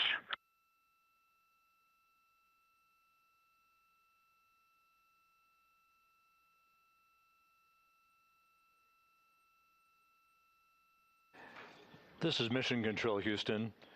Commander Reed Wiseman inquiring about the values for the upcoming crew module raise burn. Again, as we've explained, this burn that's scheduled 2 hours and 51 minutes from now is designed to tilt the angle of attack a bit upward, basically raising the aft end of the vehicle prior to entry interface to improve the angle of attack and minimize heating effects on the heat shield for the Orion vehicle. The crew module raise burn will occur about 4 minutes after the service module is separated from the crew module, and we're expecting about a 19-second burn. Integrity, Houston, the toilet is unpowered.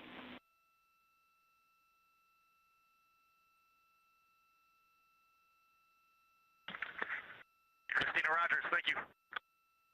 The crew module raise burn is expected to be 19 seconds in duration, with a change in velocity of about 9.9 feet per second. Once again, that's designed to fine-tune the angle of attack for Integrity as it enters the Earth's atmosphere, which will occur about 16.5 minutes after the raise burn itself. And as you heard, spacecraft communicator Jackie Mahaffey relaying that we have sent commands to turn off the ship's potty, so it is no longer to be used for the remainder of the mission, with splashdown schedule 3 hours and 19 minutes from now. The 4 crew members on board Integrity, Reed Wiseman, Victor Glover, Christina Cook, and Jeremy Hansen, are in the process of completing the stowage of items in the crew cabin before they move into their entry checklist, basically looking through all of the chronological procedures that lie ahead for the rapid-fire succession of all of the events that will unfold over the course of the next 3 hours.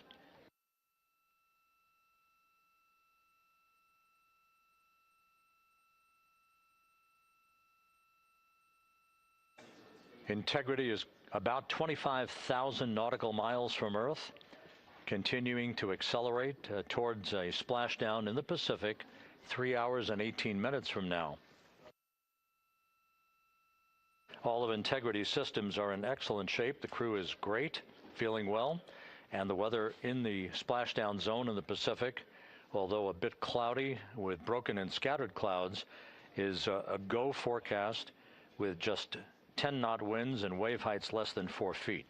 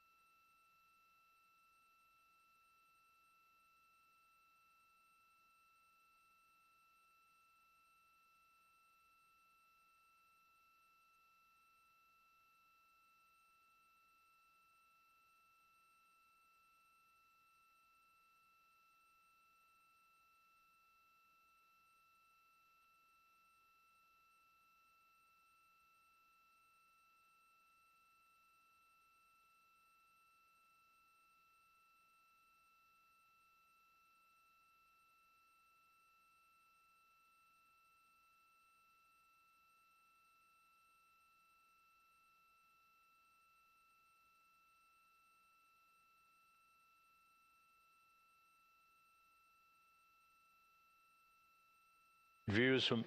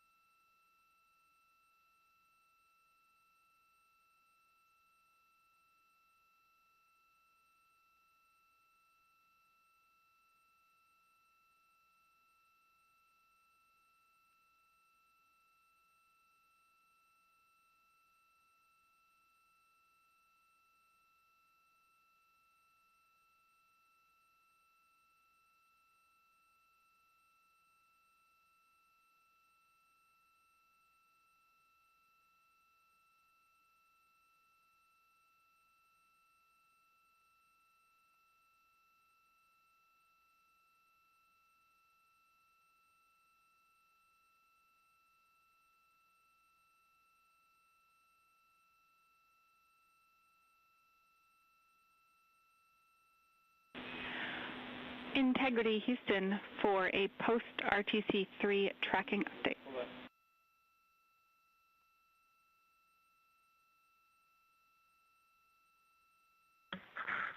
Go ahead, Houston.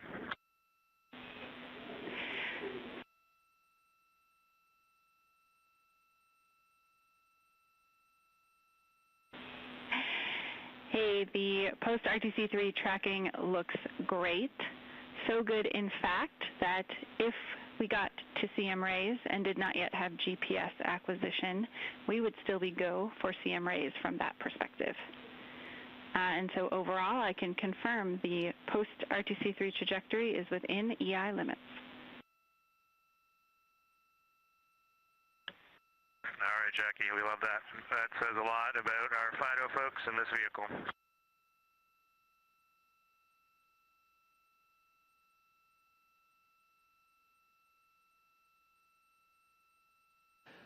This is Mission Control Houston. A tip of the hat from Canadian Space Agency astronaut Jeremy Hansen to the flight dynamics folks and the guidance, navigation, and control officer. The RTC-3 burn that was conducted just over 2 hours ago, which was basically a final fine-tuning of the trajectory of Integrity to hit the sweet spot in the corridor over the Pacific Ocean for entry interface, was so perfect that we are dead on the center line down the corridor. And the crew module raise burn that is scheduled at 6:37 p.m. Central Time, and which will be conducted, is only required to lift the aft end of the vehicle ever so slightly by a degree or two to improve the angle of attack of the spacecraft as it enters the atmosphere, mitigating peak heating effects on the heat shield for Integrity. But our trajectory is dead set, right on the money, right down the pike, heading for a splashdown 3 hours and 10 minutes from now at 7:07 p.m. Central Time, 5:07 p.m. Pacific Time.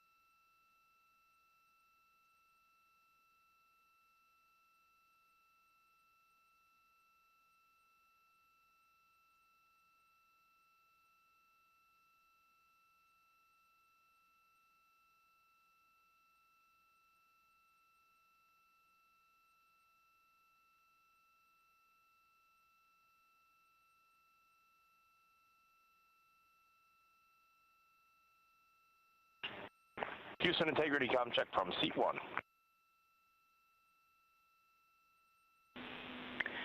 Seat 1, have you loud and clear coming down on both OE1 and 2? How me on 1? Got you loud and clear on 1, Jackie. We're going to stay in this config on both 1 and 2, and Reed and Victor are in our seats, slowly proceeding along.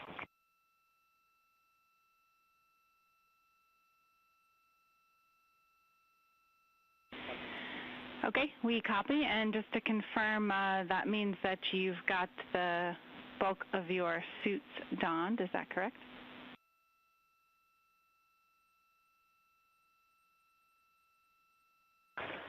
Just for Reed and Victor, A-firm. We're not gloved, not helmeted yet. Copy all. Thanks.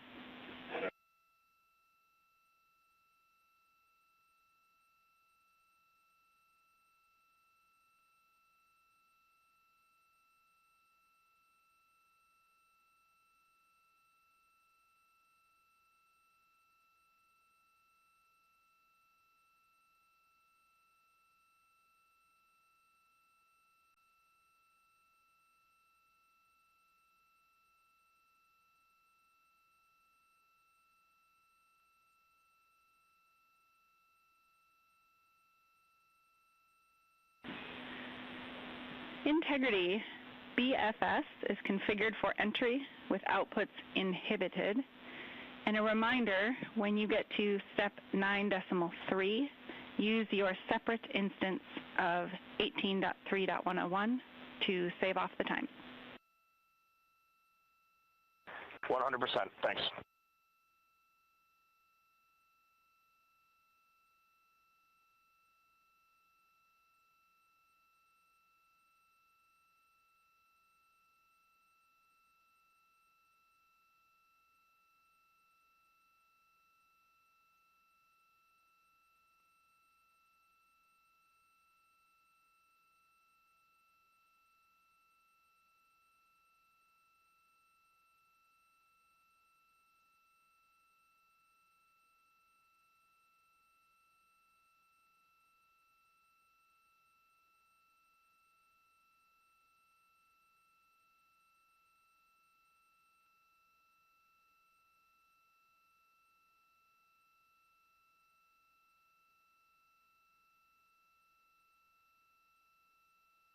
Houston integrity com check from C2.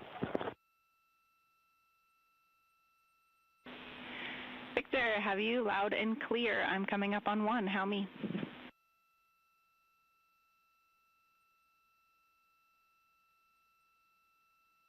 Jackie, I have you loud and clear on 1.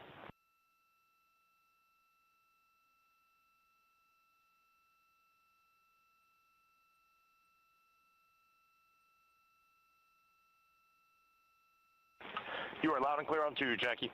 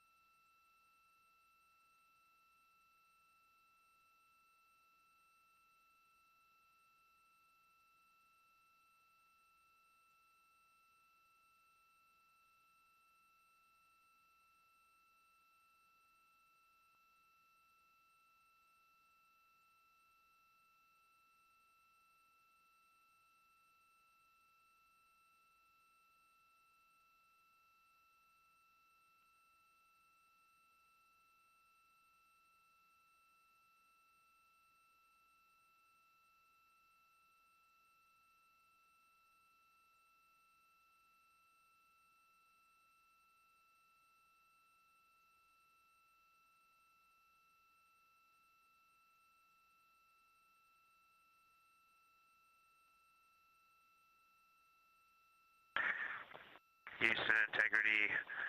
Steps 12, 13, 14, and 15 are complete. Jeremy, Houston copies. Thank you.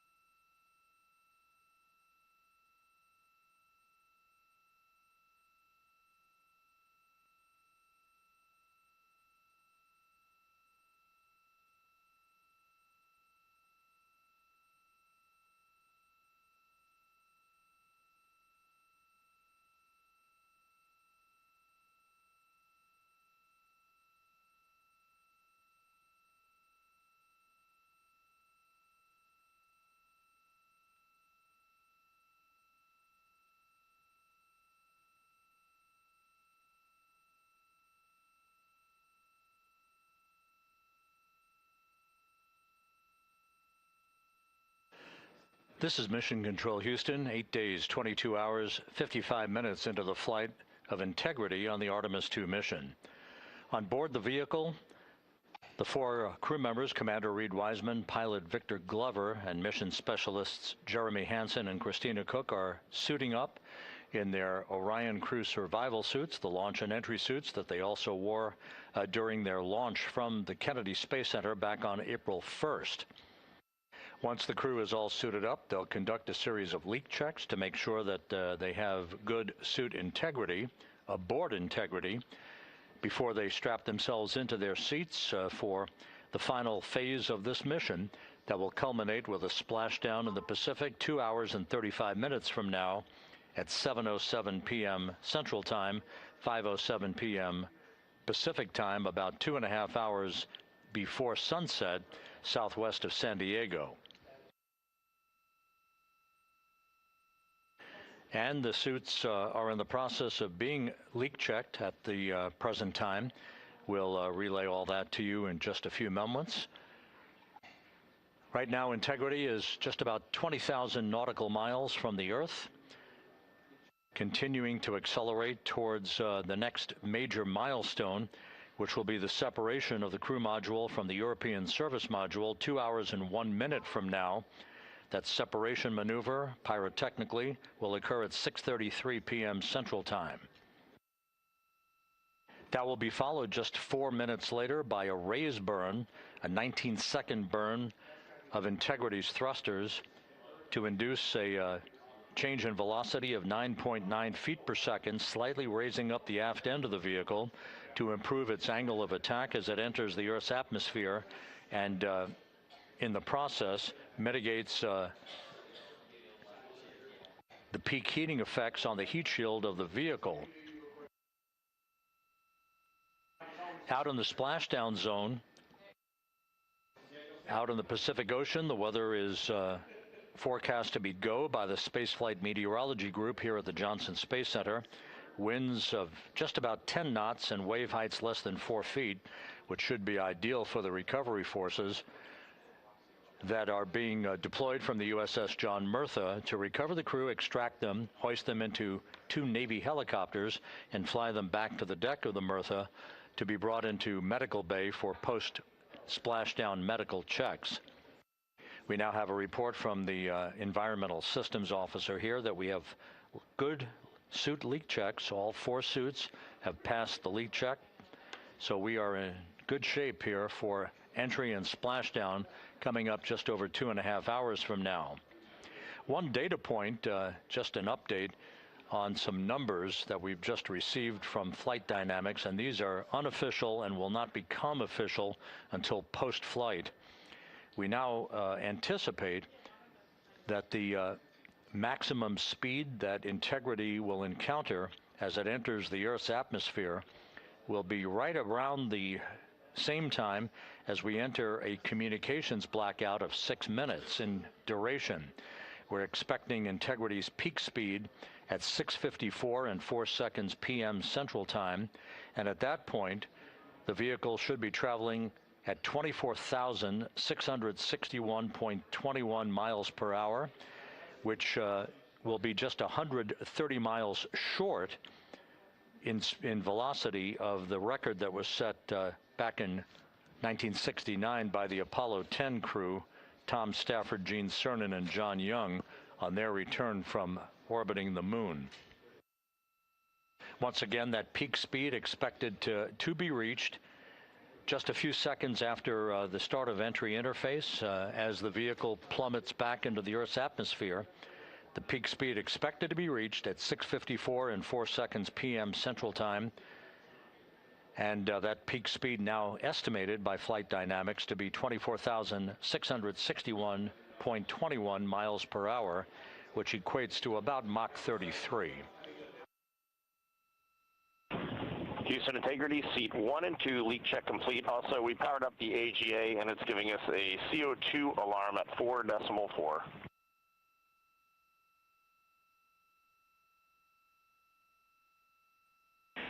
We copy leak check. We saw it as well. And copy CO2 at 4.4. We are discussing. We also on the AGA have a bit A of 16. We've seen that in the past. Should go away.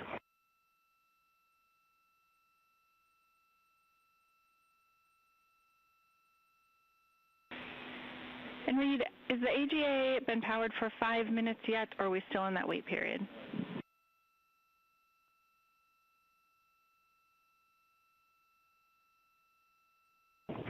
We are in the wait period. We expect that bit will go away. We copy, and that bit can also indicate that we cannot trust the other values, so we'll check back with you after the 5 minutes on the CO2 level. A-firm.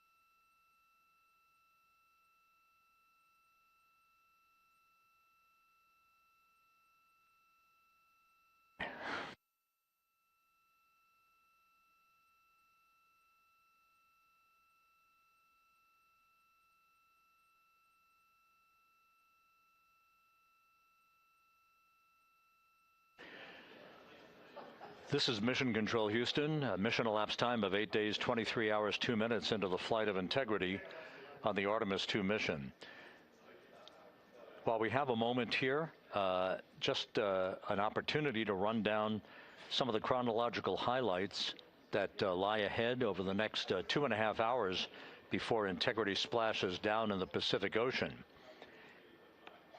Coming up at 5:30 p.m. Central Time, 6:30 p.m. Eastern Time, we will begin a simulcast of NASA Plus coverage that will accompany our 24/7 YouTube coverage that we have been providing ever since we began the mission with the tanking of the Space Launch System at the Kennedy Space Center for launch back on April 1st.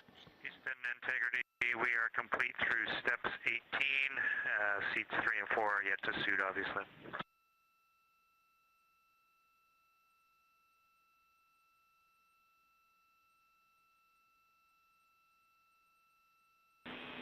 Jeremy, we copy you completed 16 through 18, and confirm for us whether you needed any adjustments of CIAS in step 17.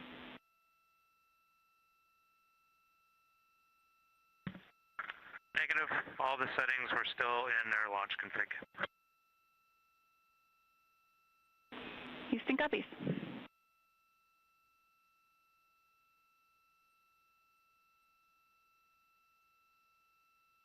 Once again, with the leak checks having been successfully completed on the 4 launch and entry suits for the crew members on board Integrity, once again we'll begin our NASA Plus coverage as a simulcast to our 24/7 YouTube coverage in less than an hour at 5:30 p.m. Central Time, 6:30 p.m. Eastern Time. At 6:15 p.m., we're going to hand over communications from the Deep Space Network to the Tracking and Data Relay Satellite System as Integrity continues to approach the Earth. Currently, Integrity is less than 20,000 nautical miles from its destination and a splashdown in the Pacific. We will separate the European service module from the crew module at 6:33 p.m. Central Time. And just 4 minutes later, we'll conduct a raise burn, a 19-second burn of the Integrity thrusters to slightly tilt the vehicle's orientation upward, with the aft end being tilted upward. That will also change the velocity by 9.9 feet per second and complete the orientation of the vehicle for its angle of attack as it enters the Earth's atmosphere. Entry interface, where we reach the first traces of Earth's atmosphere and where most of the dynamic operations will then begin. Entry interface is scheduled at 6:53 and 31 seconds p.m. Central Time, where Integrity will be at an altitude of 400,000 feet above the Earth, traveling at about 34,882 feet per second with a range to splashdown of 1,701 nautical miles.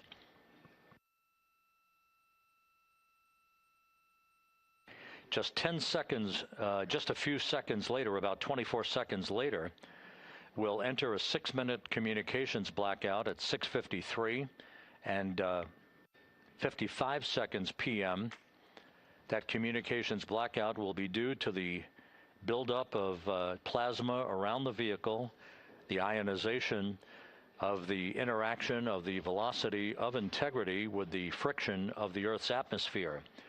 So the communications blackout, to last about 6 minutes in duration, will start 24 seconds after entry interface. At 6:54 and 4 seconds p.m., we'll reach our peak velocity. This is an estimation from Flight Dynamics. We should be reaching a peak velocity of 24,661.21 miles per hour, or somewhere around Mach 33. This will fall about 130 miles per hour short of the speed record set by the Apollo 10 command module, the Charlie Brown, during the Apollo 10 mission of Tom Stafford, Gene Cernan, and John Young back in the spring of 1969.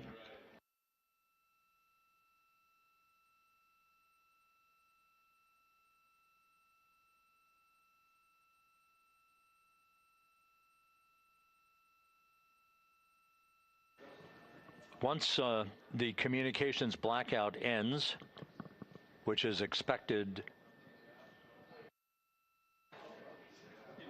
just a few seconds before 7 p.m. Central Time, 6:59 and 56 seconds p.m. Central Time, we will be at an altitude of 157,000 feet over the Pacific Ocean, and at that point we should be traveling at about 13,300 feet per second with a range to splashdown of just 147 nautical miles.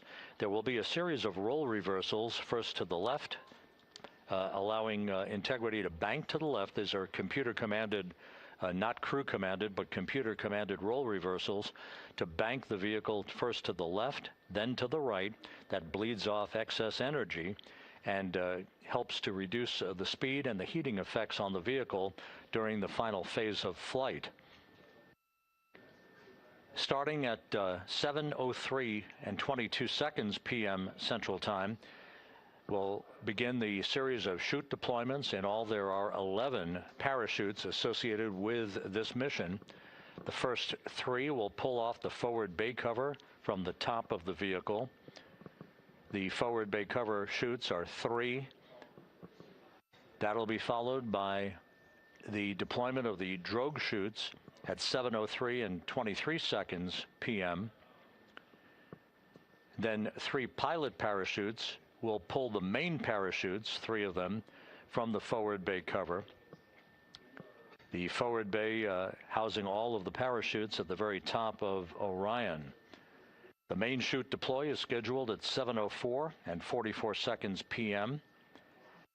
The vehicle will have slowed to just a very glacial speed of 198 miles per hour, feet per second, I should say, at that point, at an altitude of 5,400 feet above the Pacific Ocean.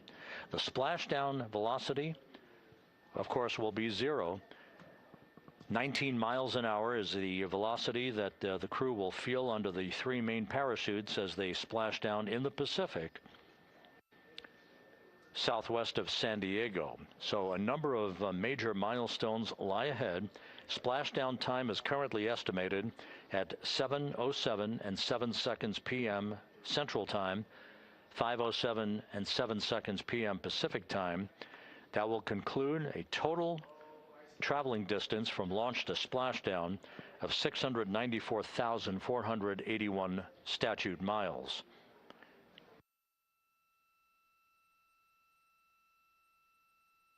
We're just 1 hour and 48 minutes away now from crew module, service module separation.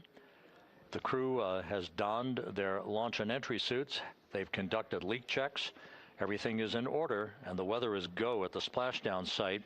Some of the flying assets that will collect imagery of the descent of Integrity towards splashdown have already been deployed from the deck of the USS John Murtha. The actual recovery team members will be deployed in helicopters and fast boats a bit later on as we approach splashdown, and of course after splashdown itself. Once the vehicle splashes down, we'll be deploying the 5 inflatable airbags at the top of the vehicle with helium. That will ensure that the vehicle is upright throughout the course of the recovery operations. The team here in Mission Control will check all of the systems on Integrity, make sure that we are not leaking any toxic gases from the spacecraft, and that will be the signal for the start of the power down of Integrity systems and the ability of the first members of the recovery team to approach the vehicle to set up the inflatable life raft called the front porch, which will be used to bring the crew members out of the vehicle into that front porch one by one after the hatch is open to Integrity. We expect the extraction of the crew to be some 45 minutes to an hour after splashdown, which would be about 30 to 45 minutes after the vehicle is powered down.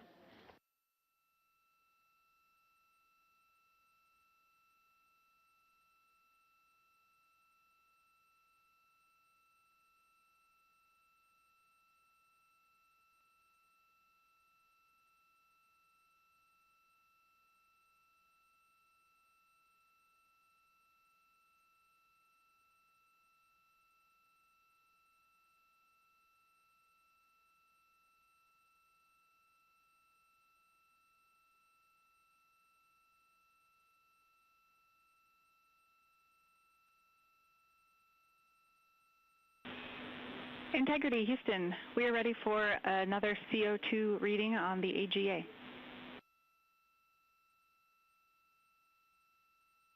It is 5.1.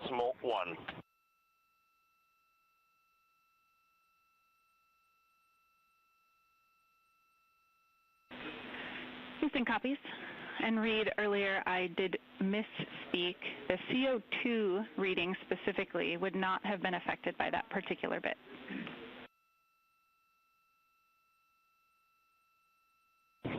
Okay, sounds good. We just know we're in an ARS suit, and that's very likely contributing to that.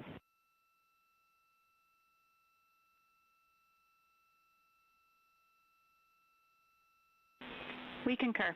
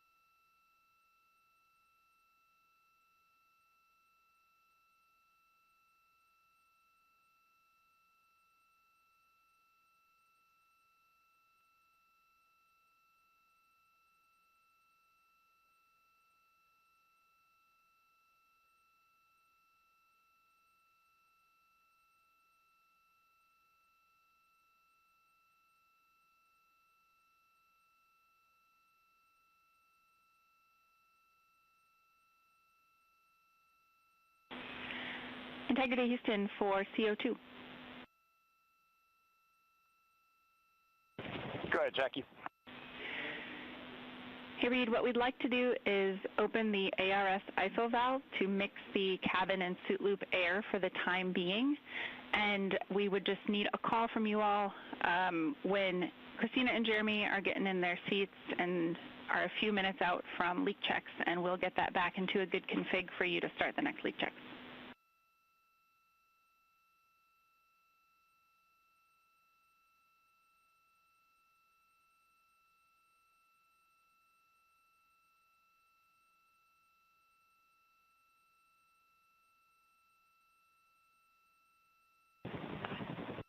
Hey, Jackie, that's a reasonably good idea. Can we just hang on that for a little bit and see how we're doing?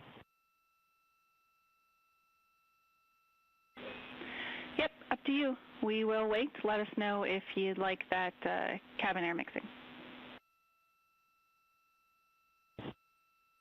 Is there a CO2 number where you guys would advise that?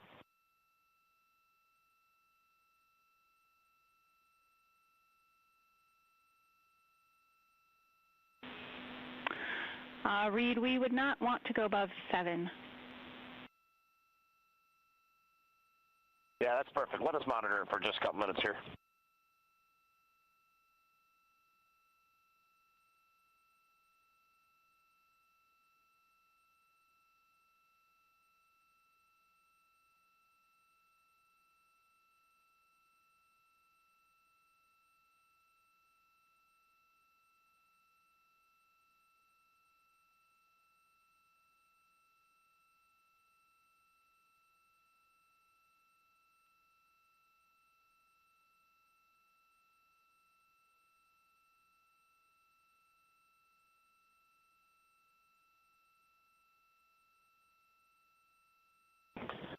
Houston, cabin entry config is complete, and Christina and Jeremy are about to start suit done.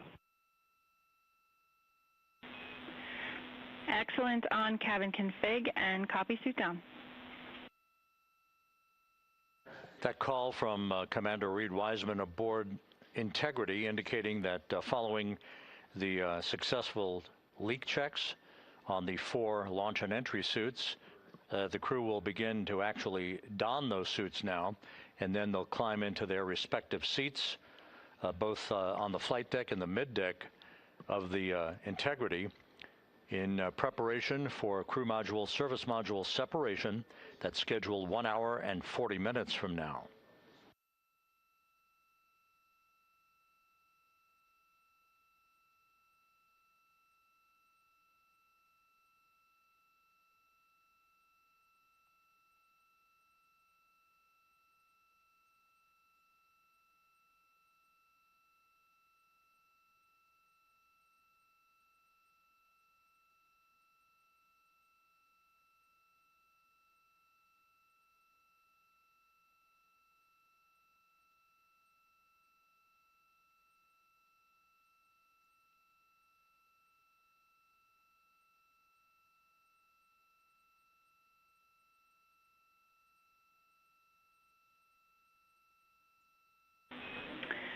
Integrity, Houston, for enter checklist. Your CMSM SEP ATP is set to go. We see that on the PFD, Jackie. And the call from Capcom Jackie Mahaffey here in Mission Control to Reed Wiseman, indicating that the pyros are armed for crew module service module separation coming up 1 hour 38 minutes 52 seconds from now.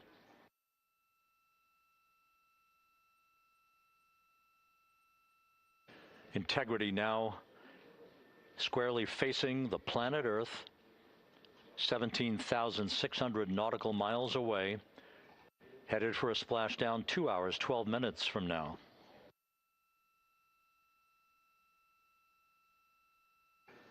All of the recovery assets, the helicopters, the Navy P-3s, the para-rescue divers, they're all in place, ready to recover this crew following splashdown. And again, the chronology after splashdown will call for the flight control team here in Houston to assess integrity systems, make sure no toxic gases are leaking from the spacecraft.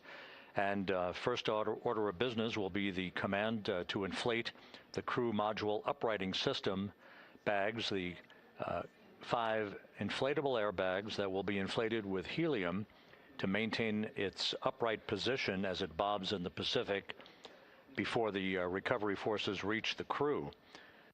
About 15 minutes after splashdown is when we expect the green light to be given to power down integrity systems, at which point the recovery teams will begin to make their way toward the vehicle to set up that inflatable life raft called the front porch, buttressed alongside the spacecraft. That will be the precursor to the opening of the hatch and the extraction of the crew members one by one into that raft, giving them a chance to get their land legs back as they feel the first sensations of Earth's gravity in 9 days and their high-speed return to Earth, with their peak speed reaching some 24,661 miles an hour.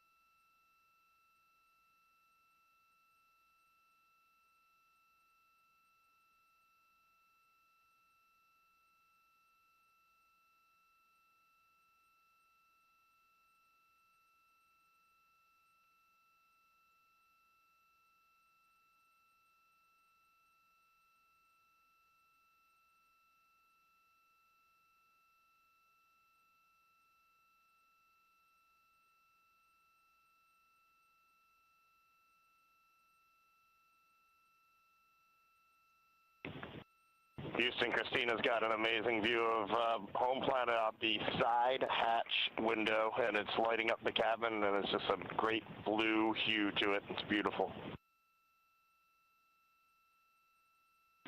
That is amazing. When you kicked us out of the cabin, we turned on one of the SAW cameras and also had the Earth's reflection on one of the arrays. It was very cool.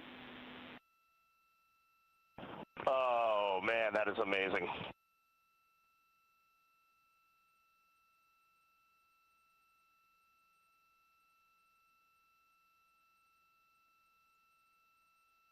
This is Mission Control Houston.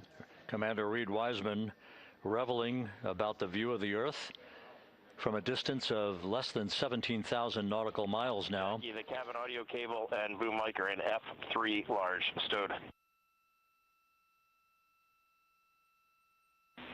We copy. The view that Reed Wiseman is describing is the view you're looking at right now as the Earth grows larger in the field of view with each passing moment.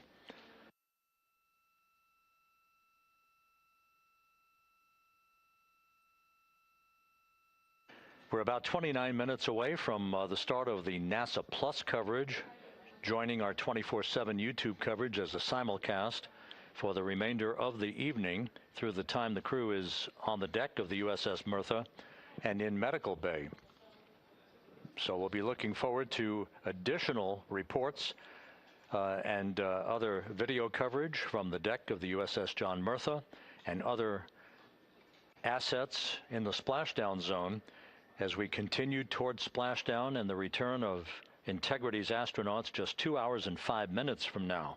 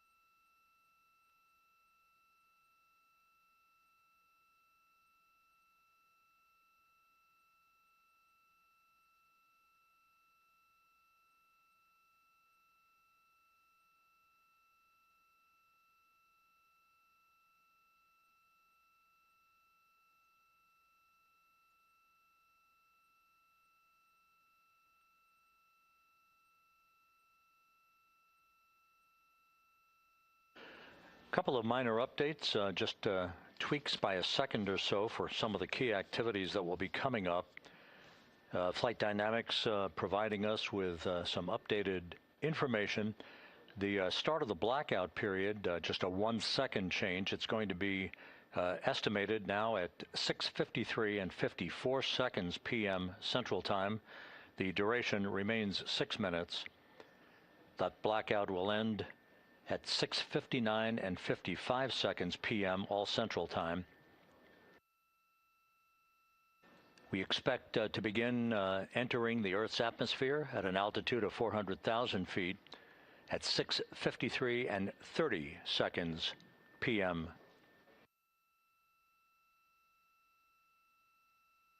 And 1 second difference now in our splashdown time, if everything unfolds the way we believe it will.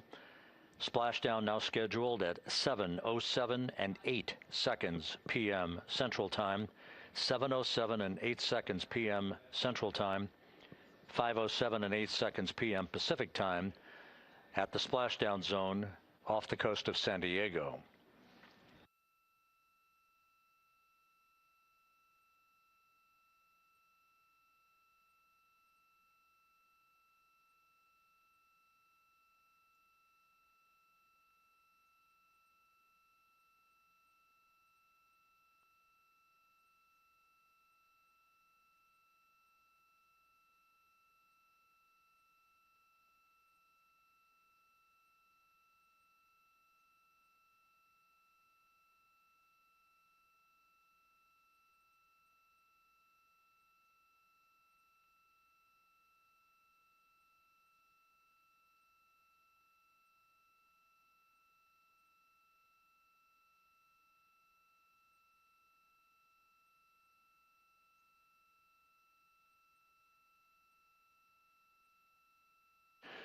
And one other update, the latest weather forecast from the Spaceflight Meteorology Group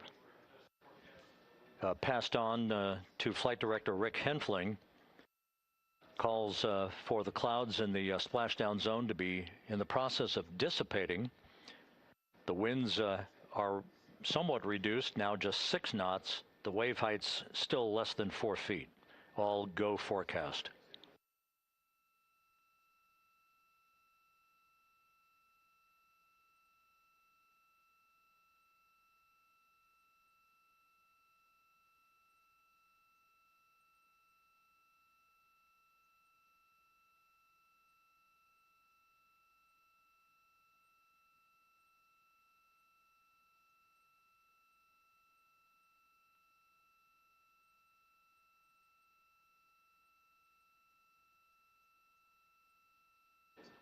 So once again, the stage is set as Integrity continues its inexorable march toward a splashdown in the Pacific 2 hours from now. 16,000 nautical miles away from the Earth. We are just 1 hour and 26 minutes away from crew module, service module separation, followed by a raise burn to tilt the aft end of the vehicle up ever so slightly and improve its angle of attack into the Earth's atmosphere as a mitigating action to reduce heat loads on the heat shield of the vehicle. This is all pre-planned, pre-flight. There's no differentiation between what we had designed this mission to do. We are expecting to reach the first traces of Earth's atmosphere at entry interface and 400,000 feet above the planet 1 hour and 45 minutes from now.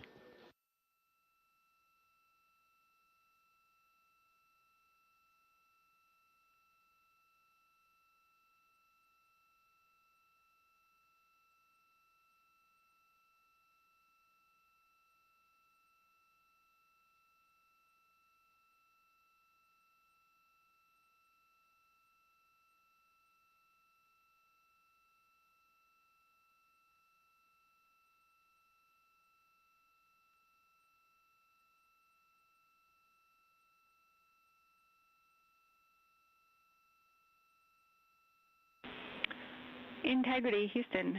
Cabin temp cold soaking is initiated.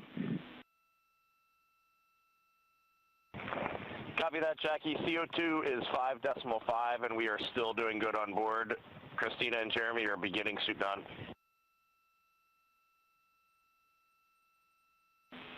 Houston copies all.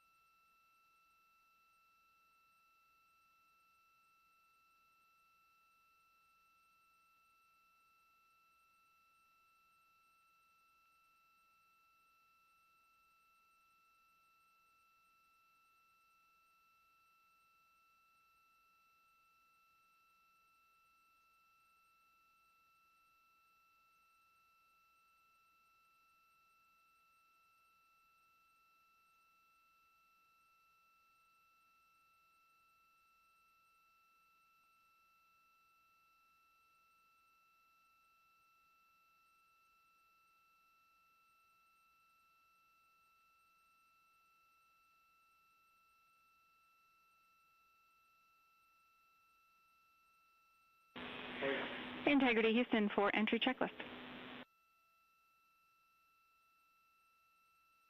Go ahead, Jackie. Reed, with this time to EI, we expect you're about to be stepping into steps 9 and 10 in the entry checklist. In step 10 for the SIP switch config, there are no deltas. No deltas to step 10. Copy all.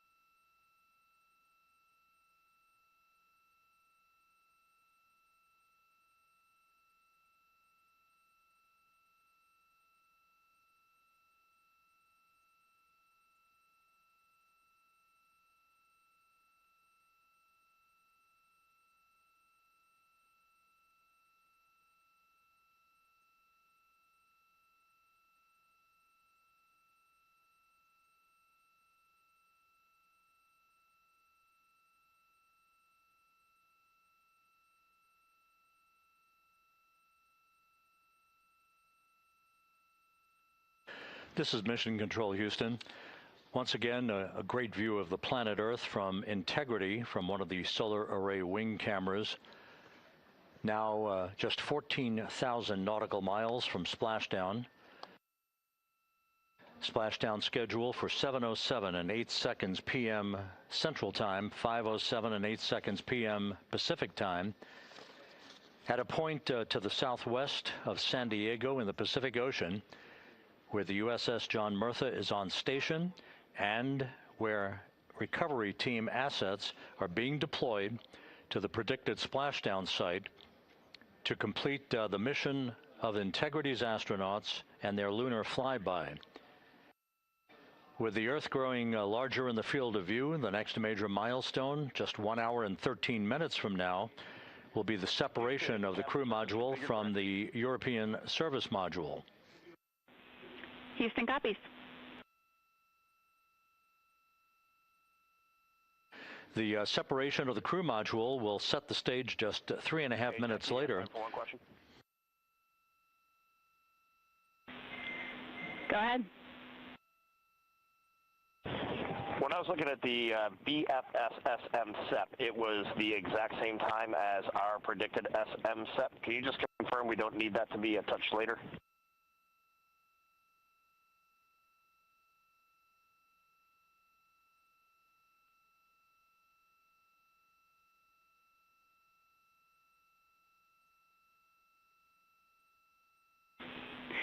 And Reed, matching is expected. That's when the sequence will begin for that whole SEP config. Outstanding. Thank you for the verification. Here in Mission Control in the Artemis Flight Control Room, Capcom Jackie Mahaffey confirming some of the timeline activities with Commander Reed Wiseman aboard the vehicle. The crew has suited up in its launch and entry suits, ready to begin the critical phase of this mission. Their homecoming to a high-speed entry and a parachute-assisted splashdown in the Pacific. Once again, the next major milestone, 1 hour, 11 minutes from now, the separation of the crew module from the European service module as Artemis's astronauts head home to complete this historic flight.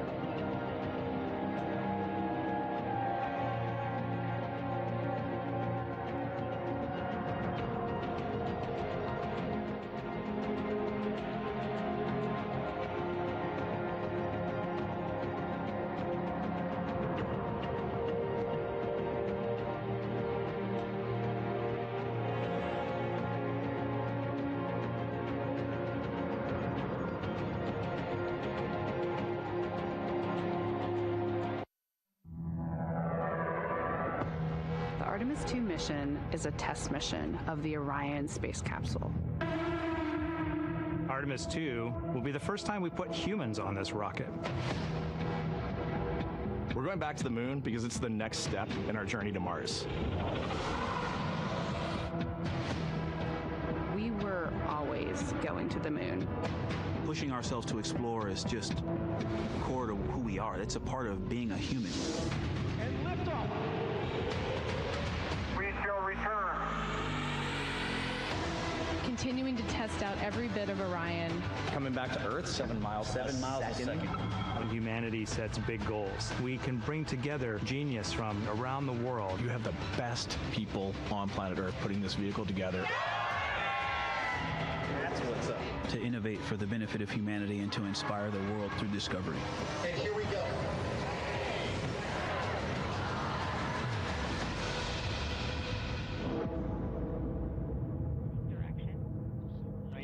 1972, 2:25 p.m. Eastern Standard Time. The Command Module America splashes down in the Pacific with Gene Cernan, Ron Evans, and Jack Schmitt aboard as the Apollo 17 mission came to an end, along with humanity's first series of expeditions to the moon. Today at this hour, you are looking live at our planet from the Integrity spacecraft, heading for a splashdown in the Pacific off the coast of San Diego just 1 hour and 35 minutes from now.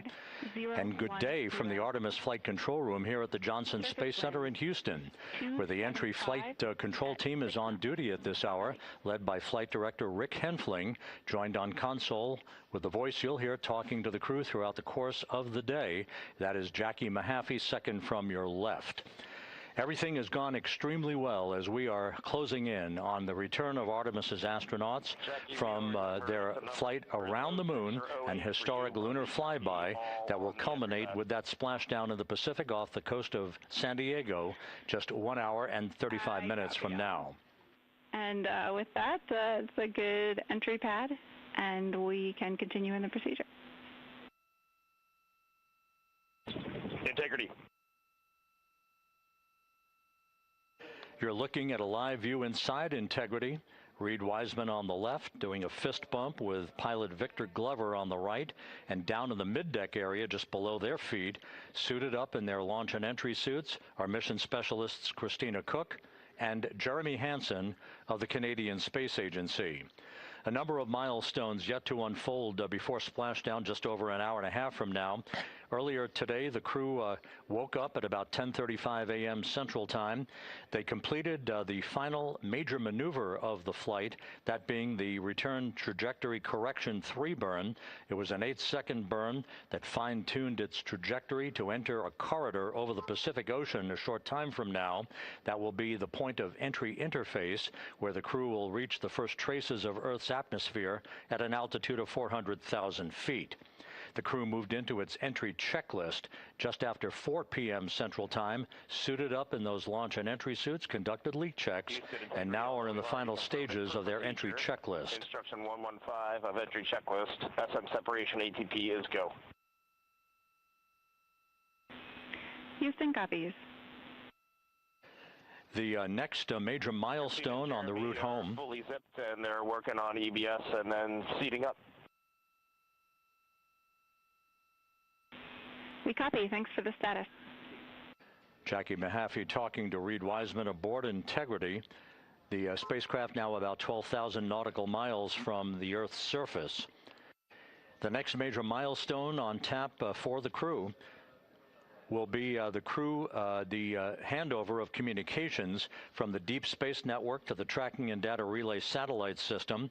The Deep Space Network came into play after the translunar injection burn back on April 2nd that propelled Integrity toward its lunar flyby. We'll be back on the TDRS network here in about 41 minutes. Following that, the next activity will be the pyrotechnic separation of the crew module from the European service module. That is scheduled at 6:33 p.m. Central Time, followed 4 minutes later by one final critical maneuver. That will be a 19-second burn of Integrity's thrusters in what is called the crew module raise burn. Now, what that does is it basically acts If you were sitting in a reclining chair, you'd basically tilt yourself back. It raises the aft end of Integrity ever so slightly, and that is the final opportunity for us to fine-tune the angle of attack of Integrity through the area of peak heating at entry interface that will come a bit later on, about an hour and 18 minutes from now. So after the raise burn, we will be in the final orientation that will minimize any peak heating on the heat shield of Integrity and prior to the time the crew enters the Earth's atmosphere at an altitude of 400,000 feet. Entry interface. This is the critical time where the crew will reach the first traces of Earth's atmosphere at an altitude of 400,000 feet, traveling 34,882 feet per second. Just 24 seconds after entering the Earth's atmosphere, we will experience a communications blackout expected to last 6 minutes in duration. This is planned, and it is caused by the interaction of the velocity of Integrity with the friction of Earth's atmosphere. There will be a buildup of plasma around the vehicle, and that ionization will prevent any communications with the crew and any receipt of data by flight controllers here in Mission Control. That blackout is scheduled to begin at 6:53 and 54 seconds p.m. Central Time. Again, a 6-minute blackout that will end, if all goes as planned, at 6:59 and 55 seconds p.m. Central Time. At that point, we expect to regain communications with the crew and a reacquisition of data through the Tracking and Data Relay satellite system. We will have a series of roll maneuvers. These are computer commanded that will roll the vehicle slightly to the left, then back to the right. That will bleed off excess energy as we begin our peak period of velocity. We expect to reach a maximum velocity of 24,661.21 miles per hour, equivalent to about Mach 33 times the speed of sound, shortly after we enter that blackout period. Once we exit the blackout period, of course, we're in the denser regions of the Earth's atmosphere, and then we get set up for the parachute deployment sequence. First, the deployment of 3 forward bay cover chutes that will pull essentially the top forward bay cover off the very top of the Integrity vehicle. That will be followed by the deployment of drogue chutes, and then the final deployment of a series of 3 main parachutes at 7:04 and 44 seconds p.m. Central Time. From that point on, it is about 3 minutes or so until splashdown. Splashdown scheduled at 7:07 and 8 seconds p.m. Central Time at a gentle speed of 19 miles an hour. So just to give you some perspective, at the time that we enter the Earth's atmosphere, we're traveling somewhere around Mach 32. We will splash down at a speed of about 19 miles an hour. The G-forces that will build on the crew members inside Integrity will build to about 3.9 Gs. That is what is expected and what they have trained for and what the spacecraft is designed to support.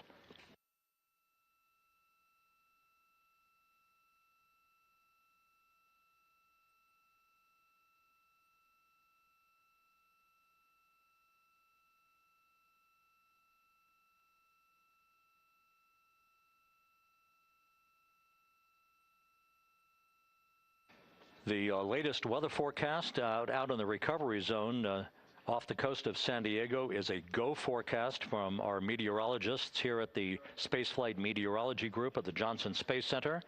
And standing by on the deck of the USS John Murtha is my colleague from the Kennedy Space Center, Megan Cruz. Megan?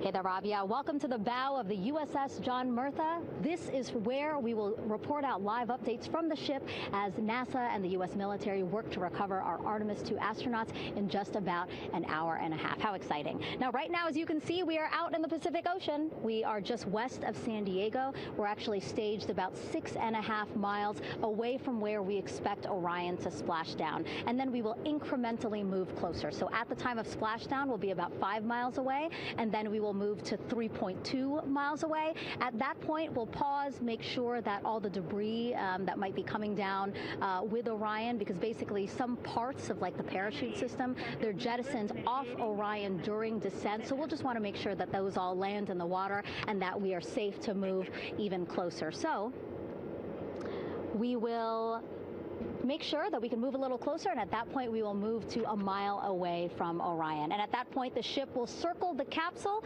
while NASA and Navy recovery forces work to get our astronauts out, and we should have great views of the bow from here. But also we have a ton of cameras all around the ship. For example, we actually have some cameras right to the left of me here on the bow. These are very strong, stabilized cameras. We can really get up close to make sure that we are sharing all the images we have available to you. We also will have some views from above. We actually have 5 planes providing live views of splashdown today. In fact, some of those aerial assets just took off from San Diego minutes ago. And then actually here on the flight deck, you see 4 helicopters, the 2 in the back. Those will take off in about 30 minutes from now, also with live cameras. So again, lots and lots of imagery that we hope to share with you today. And then those 2 helos in the front, those 2 will pluck the crew out of the water and fly them back to our ship. Now, the combined team here on the ship, more than 550 people, left San Diego 4 days ago, and since then I've watched different teams train every day, rehearse, final preps to make sure that they're ready for today. So to give us more of an update about how recovery is going on right now, why don't we turn over to Paul here, Paul Sierpinski. He is the Assistant Artemis Recovery Director. Great to have you here, Paul. Great to be here, thanks. Absolutely. So you just left the landing forces operations center here on the ship. How are we looking for recovery? Right now, it's looking great. When I left, they were just about to get into weather briefing with Mission Control Center in Houston. But listening to the loops this morning and everything that's been going on, the reentry trajectory correction burn, the return trajectory correction burn went great. They were right down the money, right on the money, right down the middle where they should be coming back. Our forces here are teams out in the water. All our boats are launched or will be imminently. So yeah, it's just coming along great. Yeah. It's really nice to see. We did see some of those boats float behind us. We were hoping to give you a live view, but of course they floated right out of the camera shot as you came to us. But so basically the team right now here on the ship, basically like monitoring mode, but really things will pick up about 15 minutes after splashdown.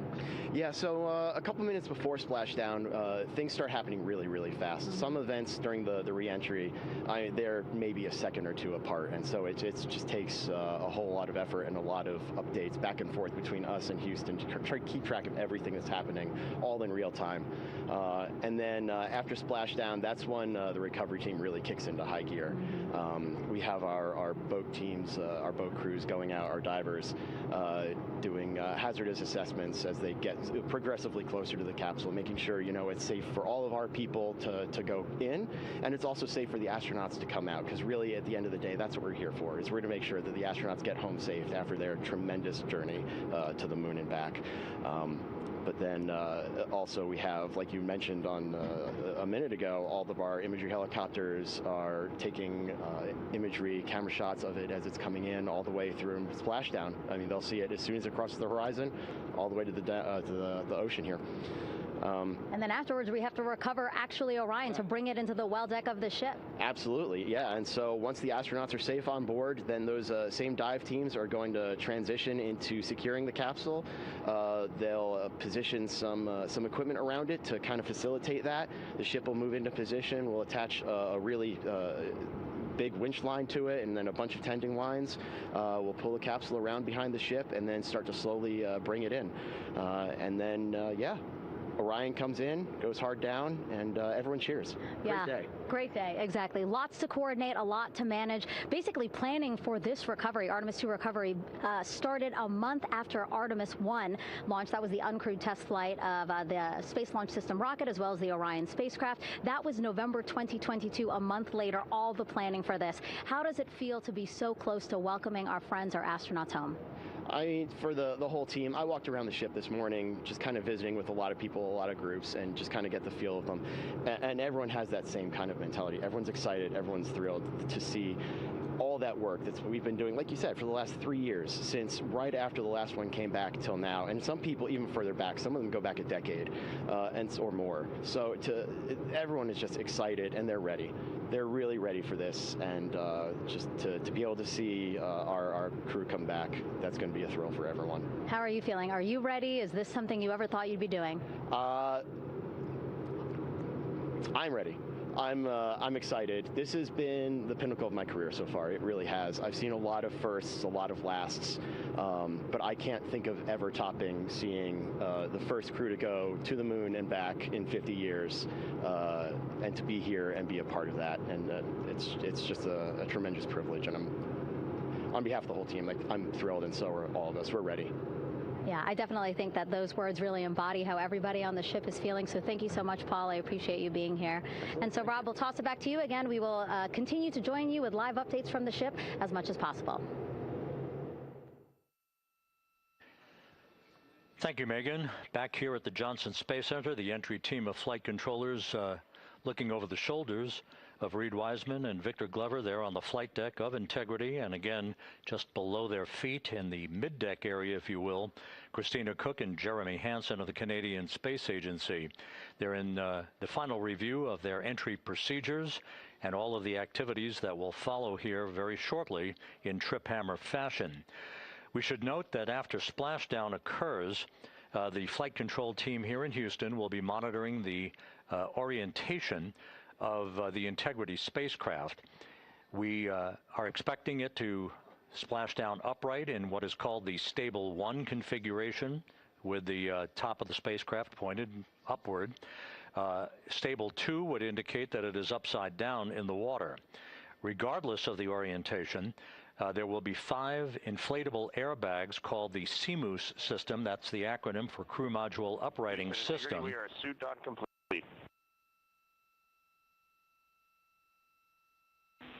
Houston copies. Reed Wiseman acknowledging that the final steps in suit donning are now complete for the crew. Leak checks have been completed earlier. The CMOOS system, those 5 inflatable airbags, will be inflated with helium. Those airbags will ensure that the vehicle remains upright. While that activity is going on, the flight control team here will be checking the systems on Integrity, also making sure that there's no leakage of toxic gas from the spacecraft. It should take about 15 minutes from splashdown to the power down of all of the systems on Integrity. And at that point, assuming everything is in a nominal fashion, then the green light will be given for the Navy recovery teams to begin to make their way closer to Integrity to begin the erection of a large inflatable life raft called a front porch that will be buttressed up alongside the hatchway to the spacecraft. That life raft will be used to bring the crew members out of this vehicle once the hatch is open, one by one. They'll get their land legs back after 9 days of weightlessness before they're put in harnesses to be hoisted one by one in sequential fashion and in alternating fashion to the 2 hovering Navy helicopters overhead. Houston Integrity for a status. Go ahead. Seats 3 and 4 are connecting umbilicals. We're going to be stepping into leak check soon. 1 and 2 will be seated. 3 and 4 will be free float, and we'll configure EPROC accordingly. Houston copies all. Reed Wiseman talking about the current procedures with the suiting of the crew members and subsequent leak checks, a final leak check for all 4 crew members. Everything is actually running a few minutes ahead of schedule. So once the life raft is inflated next to the Integrity spacecraft and the recovery teams have arrived alongside of the vehicle, the hatch will be open and the crew members will be brought outside into that front porch, as it is called, one by one. They then will be hoisted into the hovering helos overhead And those helos then will turn around once the 4 crew members are on board, 2 for each helicopter, and will head back to the ship. That should be about a 10 to 15-minute transit. Once the helicopters land on the deck of the USS John Murtha, the crew members will be exiting those helicopters and brought into medical bay on the deck on the ship itself for comprehensive medical exams. They will spend a period of time yet to be determined on board the USS John Murtha before they are flown by helicopter to the shore in San Diego, to the San Diego Naval Air Station, and ultimately will board a NASA jet for the flight back to the Johnson Space Center here in Houston. Just to recap some of the key times that are coming up. We are expecting the separation of the crew module from the service module just 43 minutes from now. That is expected to occur at 6:33 p.m. Central Time, 7:33 p.m. Eastern Time. That will be followed just 4 minutes later by the crew module raise burn, the use of Integrity's thrusters one final time in a 19-second burn to slightly tilt the vehicle up into the correct orientation or angle of attack to ensure that it enters the Earth's atmosphere at the right angle, if you will. That will help deflect the buildup of heat against Integrity's heat shield.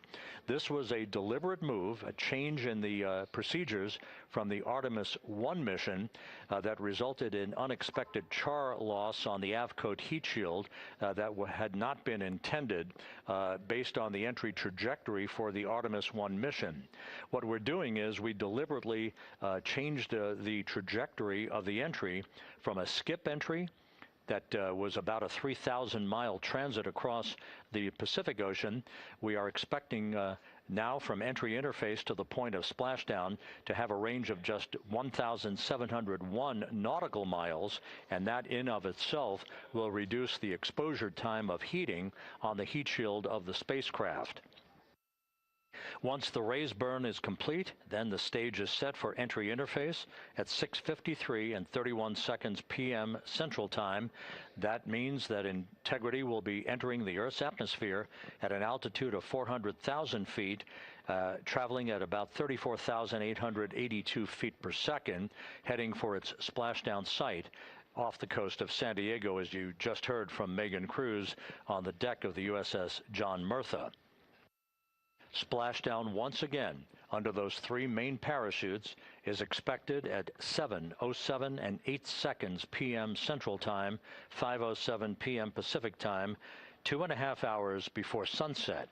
The actual total distance traveled for Integrity from launch to splashdown is estimated at 694,481 statute miles.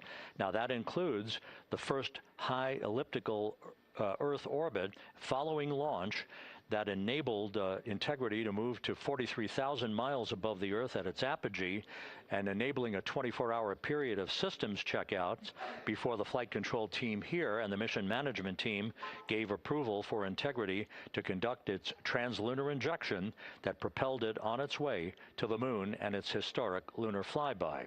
So the total distance we expect this vehicle to have traveled at splashdown, 694,481 statute miles.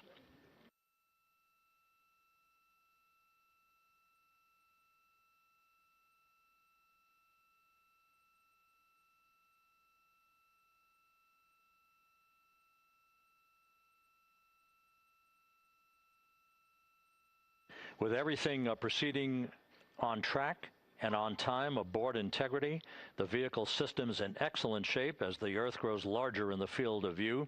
Let's go back to the USS John Murtha and Megan Cruz, who is standing by.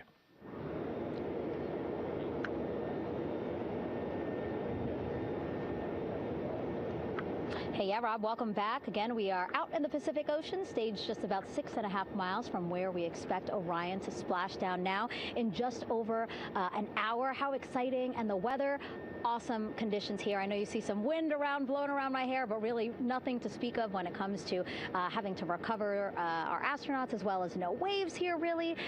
So yeah, we're expecting a really great day. Also, hopefully, some really great views. You can see behind me that some of the clouds are starting to break up, so that's really exciting. And now, of course, this ship has a lot of people ready and excited to welcome our crew back home, including Dr. Rick Schuring here. He is a NASA flight surgeon. Great to have you here, Rick. You too, Megan. It is a blessing to be out here this day with our teams. We've trained 3 years for this nonstop with the U.S. Navy and along with EGS, and we've so looked forward to this day. And you know, just by God's grace, everything's parting, the skies and everything. The crew's doing great. Looking forward to come back, and our teams are ready. So this is one of those days you've dreamt about, and now it's finally here, and we're ready, and just thankful to be a part of it. Yeah, and you play a really integral role. When was the last time you spoke to the crew, and how are they feeling in this last hour before splashdown? Sure. Yeah, so the crew woke up. When they splashed down, they will have woken up about 8.5 hours ago. Me and my fellow crew surgeons, Doctors Chris Haas and Rafi Kumjian from the Canadian Space Agency, spoke with them about 6.5 hours ago, just to double check on how they were doing, if there's any medical issues, you know, how they slept, and then kind of go over their landing day protocol for their medications, for what we call a fluid load, to try to replace some of the fluid and electrolytes that they've lost with just a normal space adaptation. Once they got to space, they kind of have to replace some of that fluid to help them with the whole landing kind of readaptation to 1G, which they haven't done for the last 10 days. And then just kind of let them know how things are going to play out, you know, out with the open water teams all the way until we finally get to the med deck. So they were very pumped up, very hurried though. They had a lot of cabin configuration, a lot of things to get ready. So they're excited, but also very focused on the job that they had to do. So like again, we've trained a long time for this, and we're ready. And you said some medications. I mean, those are kind of just to mitigate the effects of, obviously, their more than 695,000-mile journey back to Earth. It's just like anti-nausea medication, right? Yeah, exactly, Megan. You know, astronauts are very healthy, fortunately, and even when they come back in reentry, you know, the human system is very kind of dynamic. It has to readapt very quickly, and one of the most common responses they get is just some stomach awareness, to some nausea, even to some vomiting. And you know, with our crews that land out in Karagana, the Soyuz crews or our SpaceX crews, you know, they all kind of experience the same thing. This will be the first time we're landing in water since December 1972, and I worked with all the Apollo astronauts years ago, and they all told me that, you know, landing in the water, especially in the Pacific, can be very provocative. So we take steps to give them medicines to really mitigate some of that nausea, vomiting, help them feel a little bit better, and also sometimes just use a little anti-inflammatory medicine just to help with coming back to 1 Earth, or 1G. The effects of microgravity, especially as you age and you have a little arthritis, you feel great in microgravity, and everyone kind of curses coming back to the ground like, oh dang, 1G, but so that helps a little bit. But for the most part, the main thing is just replacing that fluid and then trying to help them with that transition back to 1G, and then we're ready to go. Yeah, and their health is assessed almost immediately after they splash down. Yeah, so we have Dr. Jesse Wang, and we have our independent duty corpsmen, who are the Navy version of paramedics, extremely highly trained, highly experienced Navy medics and divers, who will go out there, open the capsule about 25, 28 minutes after splashdown and do the first initial assessment. So Jesse and his team will go out there and look at each crew, kind of do their assessments, get vital signs, report back to Drs. Haas and Kumji and I back in the med bay, let them know how they're doing, and then you know, if they've got the normal kind of space adaptation kind of things, we expect that they're good to go on that. If anything, you know, didn't go the way we want, they're all prepared for that as well. And Jesse and his team, I mean, you know, this is their full-time job, taking care of, you know, sailors and folks who might be injured. We don't expect any injuries, but coming back, you know, going 25,000 miles an hour down to, you know, 20, you know, miles an hour is still a dynamic process. I've heard it described as, you know, kind of like a car crash. And then the crew will be ready to go, and Jesse and his team will make that transition to get them out to the front porch, do assessments on them again, call it to our med bay, and then once we have that and they're all good to go and the crew's feeling okay, we'll hoist them up in the helos. It's about a 3-minute flight back to the flight deck, and that's where me and the astronaut chief, Scott Tingle, will actually meet them. I'll get eyes on them, make sure they're all good, just take very slow transitions, and then one by one we'll either get them out with the SMTs, the SAR MedTechs under each arm, just kind of just walk them very slowly to med bay, which actually helps them acclimate back to 1G. Or if they really don't have their sea legs back yet, then we might put them in what we call a stair chair, which will be right behind them, and then just very slowly kind of get them back into med bay to start our full assessments for the team. Yeah, so a really great team here to support them as soon as they get back, and also all throughout the mission, of course. You talked a little bit about this, but obviously, we have seen astronauts return from the International Space Station for over 25 years, so we kind of know that that journey, how it affects the body. But yes, we're talking about humans returning from the moon for the first time since 1972. How is this different from your perspective? So it's different in one very significant respect. On Apollo, for exercise, they had something called the Apollo Exergenia, which was basically just a little canister with some ropes, and they would have some resistance and kind of do that. And the Apollo astronauts really liked that. They liked the ability to exercise, because you decondition from a musculoskeletal standpoint, you lose your strength and your stamina very quickly. We had something called the Orion flywheel, which was able to impart much greater loads in terms of resistance, so they're able to do squats, deadlifts, different things, not dissimilar to what the ISS astronauts do, but with a lot less room to do it. And they also did rowing activities for cardiovascular health, and the crews loved it. But for the lunar crews, the future lunar crews, maintaining that physical conditioning, which our astronaut strength conditioning rehabilitation specialists, affectionately known as the ACERs, back in Houston, really work hard to get them in the best shape they're going to have to be in to get to the moon. That device hopefully will maintain that. And Apollo only had about a 4.3-day journey to the moon. Our astronauts are going to have about a 10 to 14-day journey. Right. So maintaining that physical fitness, that strength and stamina is going to be crucial for the success of being able to do those very physically demanding lunar EVAs. Right. So we're very excited about what the astronauts have said about the device and what they have to say about the role exercise plays, going to the moon. And also the mental benefit. Sure. They just really like sweating, breaking the sweat, and actually just feeling like they're just getting a workout. Right. Thank you so much, Rick. I really appreciate it. I know they're going to be in good hands, so we'll let you get back to it. Thank you so much. Megan, thanks for the time. Back to you, Rob. Okay, Megan, back here in Mission Control in Houston, everything is moving along in order. This view of Reed Wiseman on the left, Victor Glover on the right. We have good suit leak checks. Everything aboard Integrity is in excellent shape. The vehicle, with the Earth growing larger and larger in the field of view, we're now just about 8,200 nautical miles away from Earth and closing in for a splashdown just 1 hour and 5 minutes from now.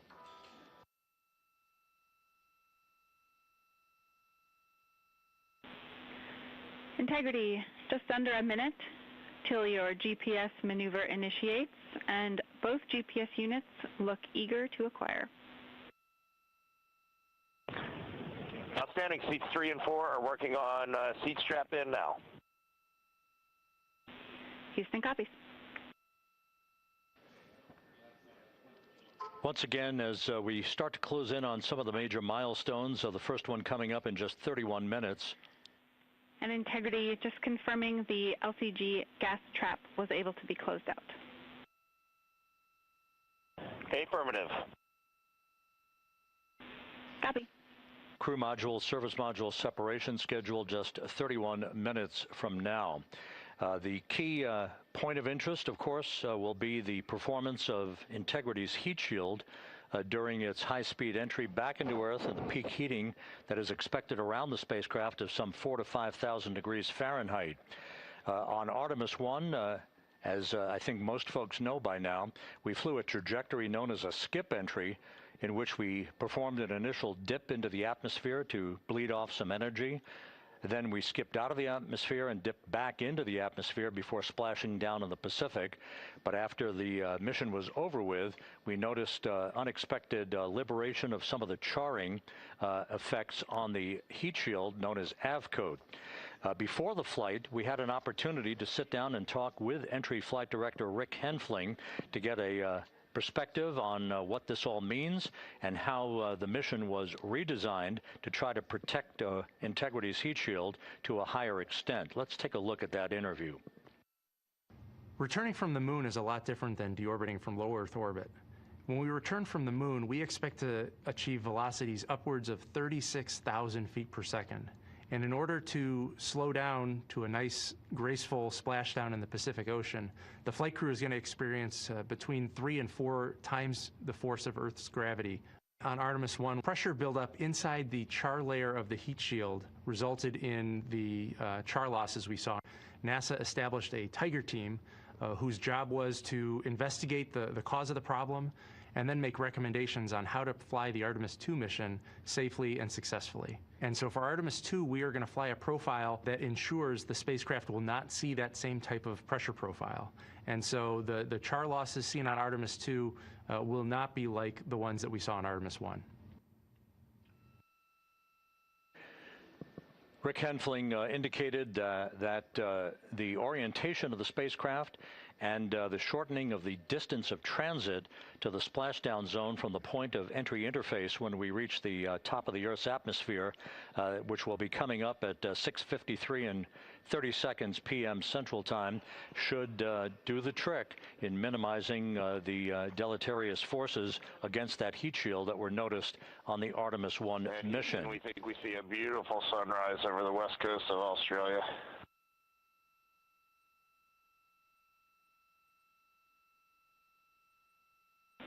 We copy. Commander Reed Wiseman reveling in his final hour in space on this mission as Integrity is passing over the southwest coast of Australia now at an altitude of some 7,600 nautical miles. That will begin the southwest and northeasterly transit across the Pacific Ocean. Let's talk a little bit more about some of the highlights and some of the numbers associated with the points of interest here. We are 27 and a half minutes away from crew module, service module separation.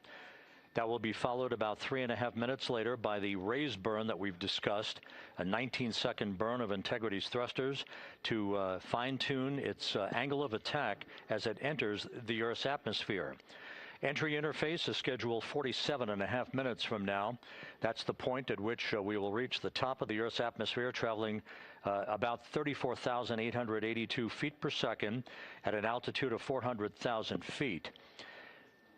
Just 24 seconds after entry interface, we will begin a blackout period of 6 minutes in duration at 6:53 and 54 seconds p.m. Central Time. Now, right about 10 seconds after the blackout period begins, we are expected to reach peak speed, which would be 24,661 miles an hour.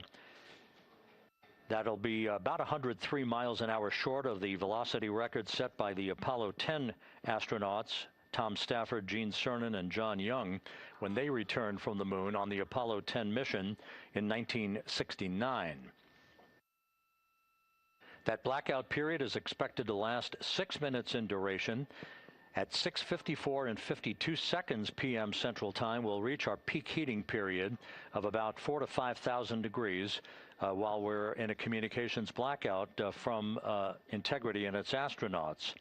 That blackout should end at 6:59 and 55 seconds p.m. Central Time, at which point we expect to regain communications with the crew. Capcom Jackie Mahaffey here in the flight control room will be talking to the crew, calling them, and we'll await a response from the crew as they come out of that blackout period. And at that point, their altitude will be just 157,000 feet above the Earth, traveling at 13,000 feet per second with a range to splashdown of just 147 nautical miles.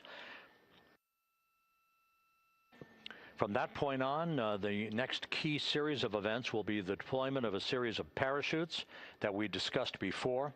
First, the forward bay cover chute deploy that will pull the forward bay cover away from the top of Integrity, followed by drogue chute deploy, and then the main chute deploy that's expected at 7:04 and 44 seconds p.m. Central Time.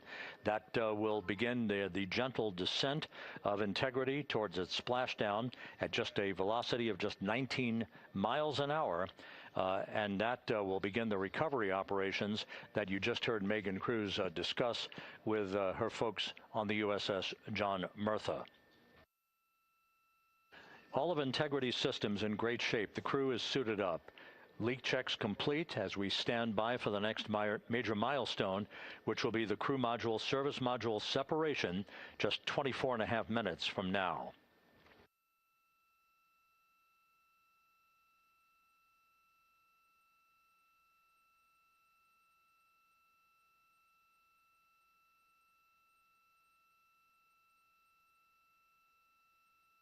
All of the activities from the start of entry interface to the point of splashdown will be quite rapid fire, just 13.5 minutes from the point at which we begin descent into the Earth's atmosphere till splashdown.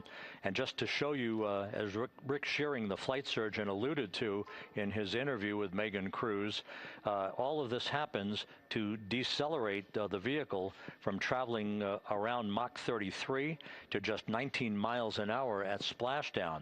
All of that happening in just 13.5 minutes. But the vehicle and the parachutes are all designed to support all of that, so we'll be standing by to report all that to you in sequential fashion as these milestones are ticked off and as we hear from the crew during its entry back into the Earth's atmosphere and ultimately when they emerge from the blackout period, and at that point we'll be just minutes away from splashdown.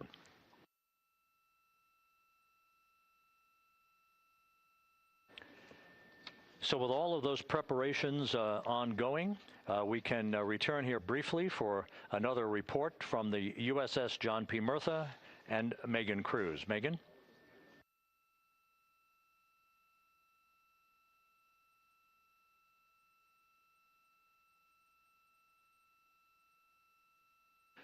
And we'll regain that communication with the USS John P. Murtha just momentarily. In the meantime, everything is on track aboard Integrity, the flight control team here in Houston, led by Entry Flight Director Rick Henfling. The voice you will hear talking to the crew is that of Jackie Mahaffey. She will be reporting everything to the crew and receiving their reports as they enter the Earth's atmosphere for their 13.5-minute plunge back into the atmosphere for splashdown off the coast of San Diego. Now we have the ship back with us and Megan Cruz aboard the USS John P. Murtha. Megan? 11 balloon, right?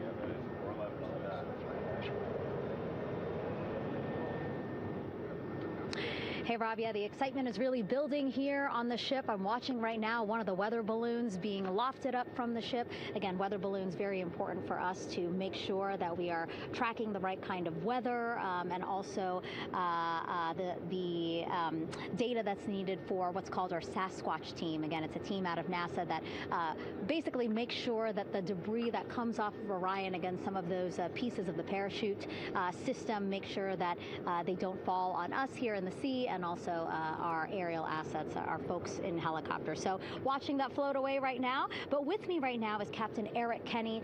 He's the commanding officer of the John P. Murtha naval ship. Thank you so much for being here. There are so many moving parts that you have to keep an eye on. That's absolutely right, yeah. But first of all, on behalf of the crew of USS John P. Murtha, Megan, thanks for having me on today. Happy to tell you what we're doing and excited to get the interview started. Yeah, absolutely. Why don't we actually take a look at the flight deck here? We'll start there. Basically, we also, while watching this weather balloon float away, we noticed all 4 helicopters leave the flight deck. We now have an empty flight deck. We had 2 imagery helos as well as the 2 crew helicopters that will go recover the crew. This is just one of the many things that, again, our ship of 550 people, it's something that you oversee as commanding officer. Yeah, absolutely. Every commanding officer, I would say really every naval service member, our priority is always safety. And as the commanding officer, I take that as one of my primary roles here on board. Mission accomplishment is important, safety always. So my day really has, I would say my message to the crew has sort of changed over the past 24 hours. As we're leading up to today, we've been building up the excitement and motivating the team for the training that we've executed But really over the past 24 hours, now I'm trying to get us to slow down a little bit. Trust our training, right? Don't believe all the hype. Don't believe everything that's going on. Just let's trust what we've done to get to this point, and if we do that, we'll be successful today. And also part of the big success is obviously the coordination between NASA and the U.S. military. How does it feel being able to support the human space program we have? Yeah, I mean, since 1959 with Mercury, Gemini, Apollo, the history between NASA and the Navy has been in lockstep. But like any other skill, if you don't practice it regularly, that skill atrophies. So we've had a few decades off from that. But, over the past 4 or 5 years, really with this ship over the past year, we've constantly trained and working for this moment right here. Building up the hype, but to get to this point today, to be able to trust all the training we've done. We've worked with, working with NASA, the Air Force, the medical team, dive team. You want to talk about high-performance organizations coming together, working in unison? We are seeing that here on board the USS John P. Murtha, and I can't be more proud of all the work everyone's doing. Yeah, you had some great words this morning saying just that, again, that it's really nice to see everybody working together and so excited. I mean, you just became the commanding officer of this ship back in February. How does it personally feel for you to be a part of this historic moment today? Yeah, I mean, first and foremost, I'd say any opportunity to command any warship in the United States Navy is a tremendous honor, is a pinnacle of any naval officer's career. That being said, as my change of command was approaching, and I realized that Artemis was going to be in the window here, to say that I'm humbled and honored to be here is an understatement. What really just excites me is the opportunity to see this crew, who has been training so hard over the past year plus, come together. It is what inspires me. Listening to NASA and the ownership and pride they take, they make my crew better. I think we're making NASA better together. That synergy is something that I'm happy to see and hopefully take forward with me in my career. Yeah, it's all about partnerships. We couldn't do it without you, and we couldn't have gotten to the moon without our international partners as well. So thank you so much, Captain. It was really great to have you here today. Thanks, Megan. Awesome. All right, Rob, back to you. Thank you, Megan. Back here in Mission Control in Houston. We just had a quick view of the crew. We'll get that view back, and there they are again. Here in Mission Control, the entry team of flight controllers led by Rick Henfling and Jackie Mahaffey serving as the spacecraft communicator. We have just handed over communications links from the Deep Space Network that we communicated with the crew through from the time of the translunar injection burn back on April 2nd. We've just handed back to the Tracking and Data Relay satellite system as we prepare for the crew module service module separation that will take place just 17 minutes from now.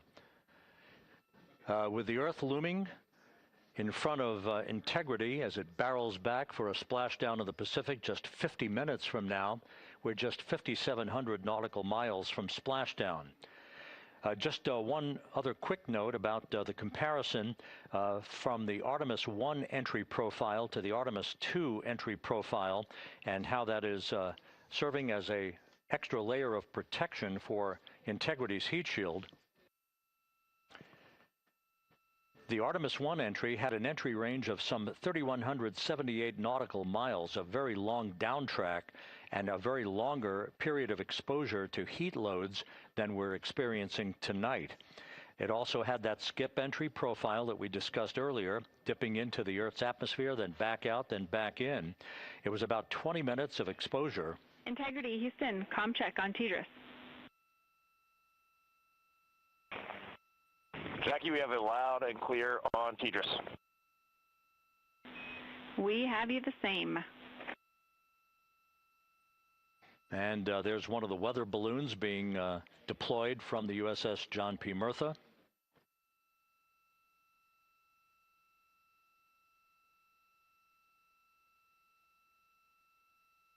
So the Artemis I entry had the vehicle. Any update on GPS? We haven't seen it track in yet.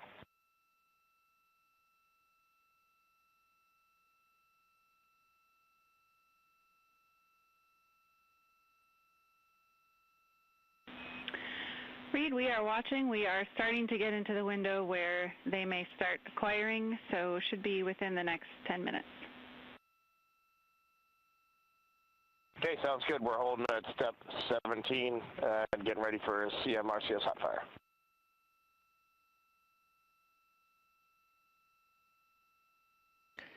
And that exchange indicating that we are expecting to acquire data from the GPS system on board. That'll be a navigational tool that will basically tell Integrity's computers that they're on track down the center line of the corridor for the entry interface that will lead them to their splashdown point.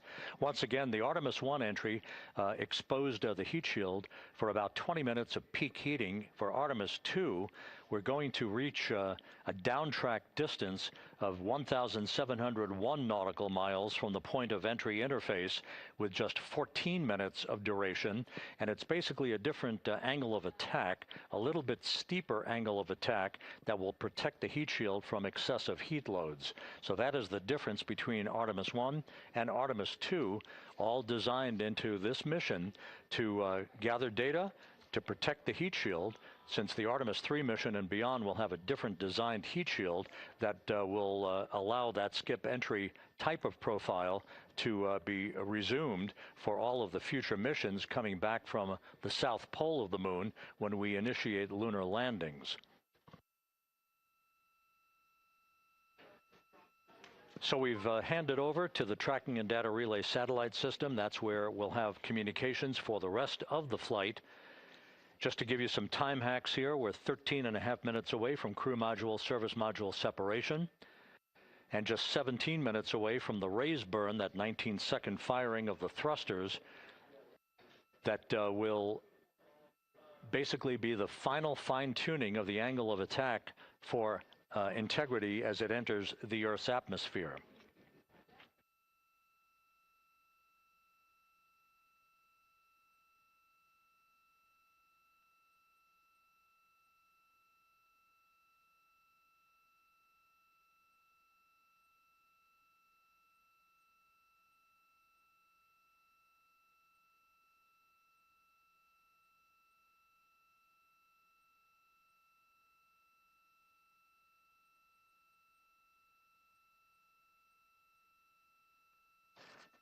And once again, a dueling box view of some of the assets that are involved in recovery operations today.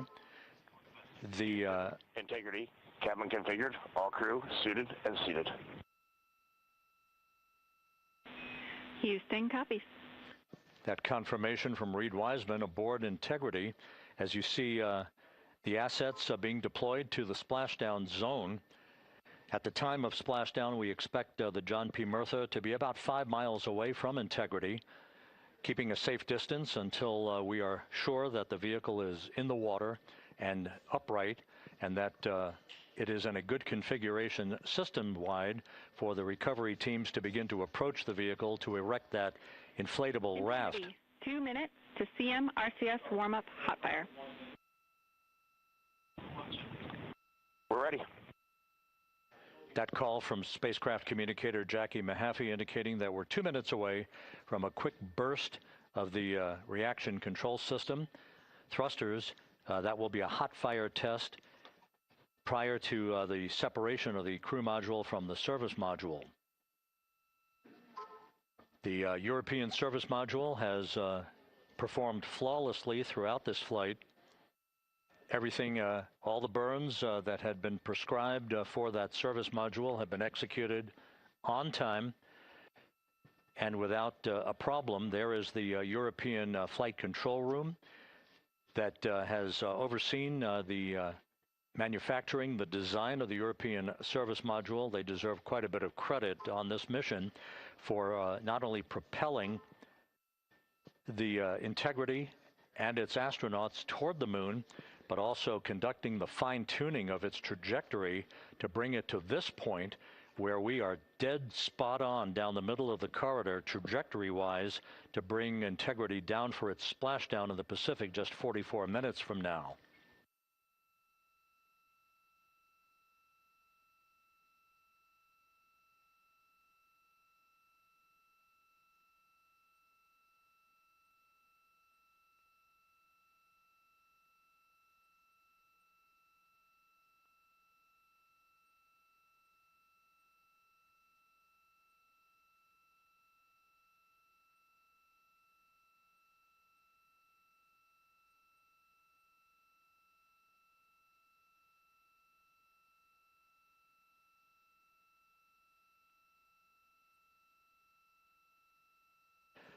What you're looking at is a computer-generated visualization based on real-time telemetry from Integrity, currently traveling about 16,000 miles an hour.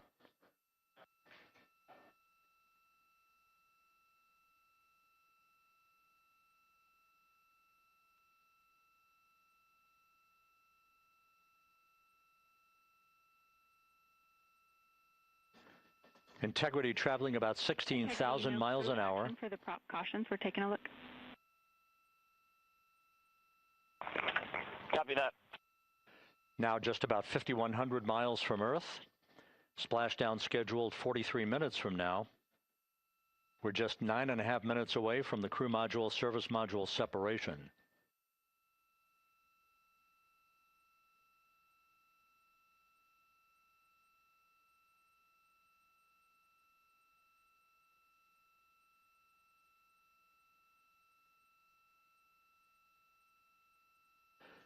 We are confirming.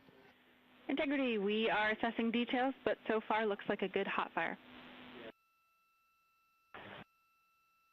Looks good on board, Jackie. Thank you. And Jackie Mahaffey took the words out of my mouth. I was just about to say that we had a good hot fire test of the thrusters in advance of the crew module service module separation that's coming up just 8.5 minutes from now. This will begin the period in which we will have rapid-fire succession of critical activities on board that will lead to entry interface just 28 minutes from now, where the vehicle will enter the Earth's atmosphere at an altitude of 400,000 feet. The time of entry interface, 6:53 and 30 seconds p.m. Central Time.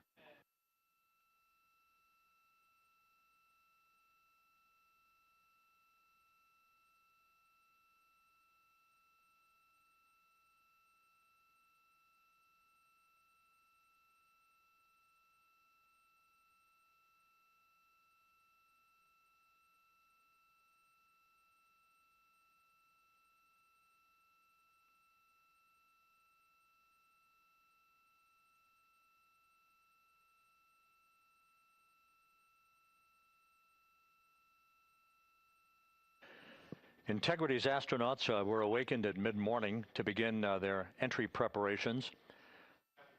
And propulsion officer now reports a good hot fire test in preparation for the crew module service module separation.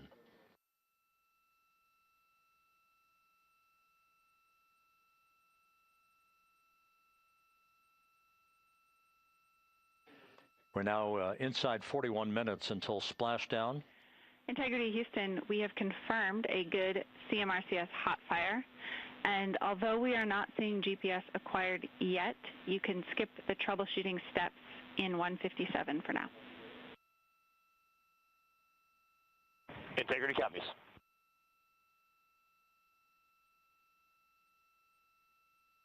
That GPS discussion indicating that we will be acquiring navigational data for Integrity through the Global Positioning System equipment on board. We just don't have it yet, but we will. All of Integrity's systems are in great shape to support its high-speed entry into the Earth's atmosphere. It, once again, will reach a peak speed of 24,661.21 miles an hour. Your call, GPS. We at least have GPS 1 looking good on board.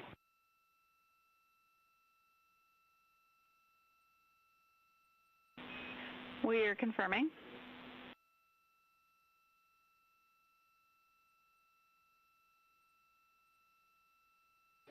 The guidance, navigation, and control officer here in Mission Control confirming that we have good lock on GPS data. We are on a communications link now through the tracking and data relay satellite system. Now, following splashdown, we're going to lose that link and go to what's called a VLDR, a very low data rate communications link, so that we can talk to the crew inside Integrity as they are on the water. Integrity, confirm we do see good GPS. We do too, especially GPS 1 is accepting in nav channels 1 and 3. That GPS data is basically telling Integrity's onboard computers its position relative to the Earth, but its trajectory and its orientation according to flight dynamics and the guidance, navigation, and control officer is spot on. We have now armed the pyros for the crew module service module separation coming up less than 5 minutes from now.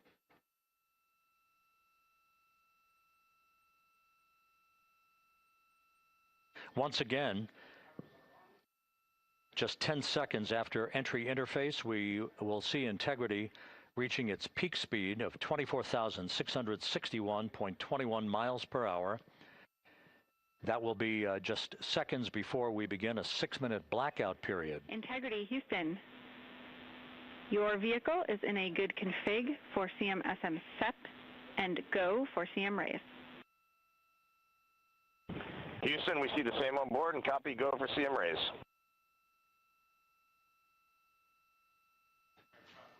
That CM raise referred to as the slight firing of 19 seconds by Integrity's thrusters with a change in velocity of 9.9 feet per second, a slight nudge of the aft end of the vehicle so that it's tilted a bit upward, providing the final angle of attack as the vehicle enters the Earth's atmosphere, this being the mitigating factor that will reduce heat loads on the heat shield as we reach a point downrange from the start of entry interface, some 1,701 nautical miles to the splashdown site.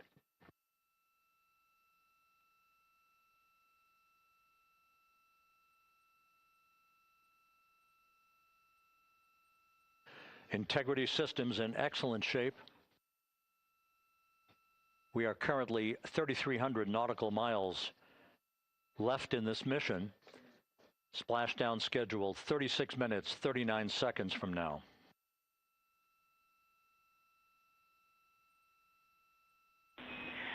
Integrity, Houston. For the 2 enabled prop cautions, what happened is while the thrusters were firing, multiple pressure sensors on each of the strings diverged a bit from each other. Those limits look to be set pretty tight.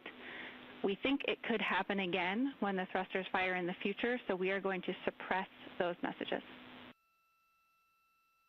We concur with suppress, not inhibit. Thank you. That exchange between Jackie Mahaffey, our Capcom for tonight, and Reed Wiseman aboard Integrity, indicating basically to ignore sensor data. All of Integrity systems are in good shape.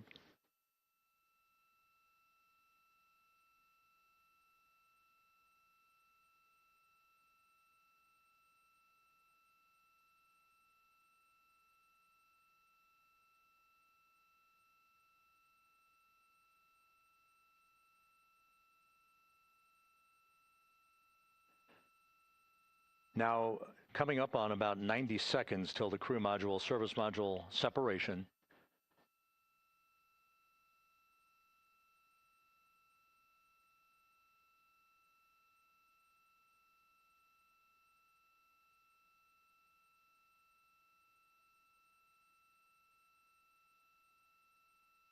All quiet here in Mission Control as we enter the most critical phase of the completion of this flight.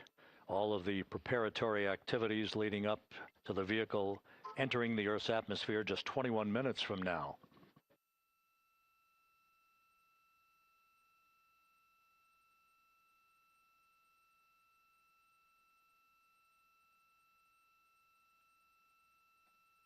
Coming up on 1 minute.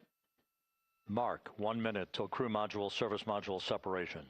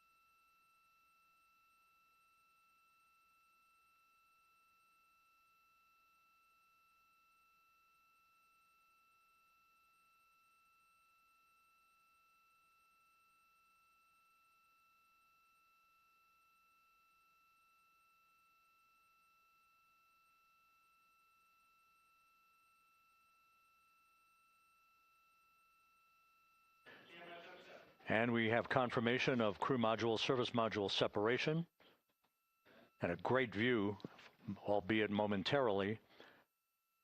Houston, good step on board. Houston copies and concurs. The European service module now separated from Integrity, a job well done. Integrity, no action for the 4 CDH cautions. Those are SM related, not applicable. Integrity.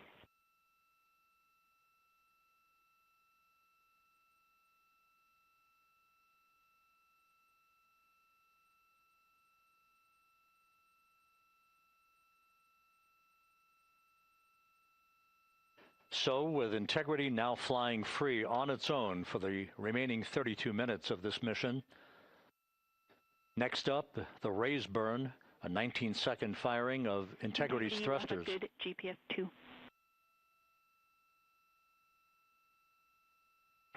Integrity copies, good GPS 2. Coming up on the 2-minute mark until the raise burn. Again, this is the final tweaking of the orientation of Integrity to put it in the right angle, if you will, the angle of attack that it will fly in during its entrance into the Earth's atmosphere. Entry interface now just 18 minutes, 25 seconds away. This is a visualization, but driven by real-time telemetry. This is the maneuvering of Integrity to the raise burn orientation. Just 2,800 miles from Earth.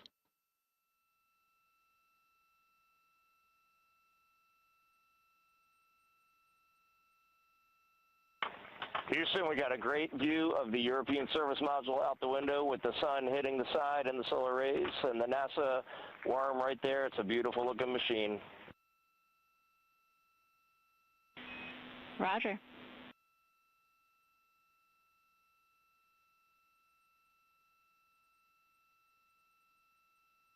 And we have completed the maneuver to the raise burn orientation, 1 minute away from the raise burn.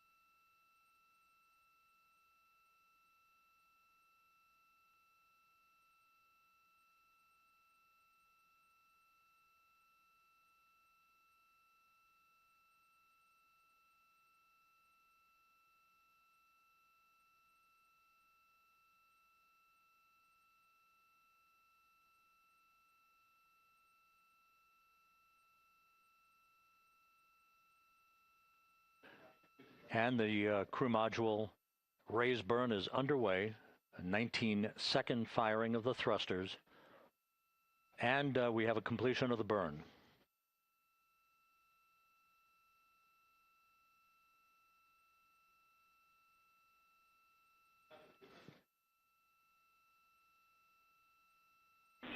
Integrity, good. CM raise burn. Your flight path angle is within limits.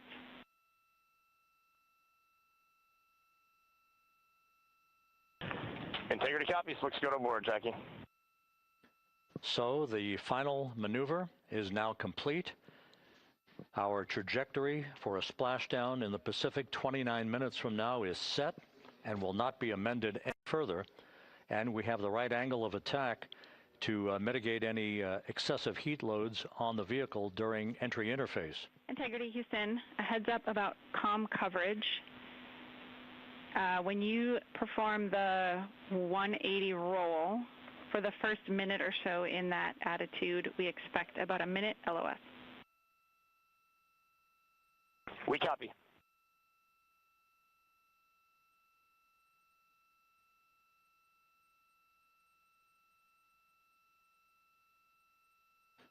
So for those who are watching, The series of events coming up, we will enter the first traces of Earth's atmosphere 14 minutes, 45 seconds from now.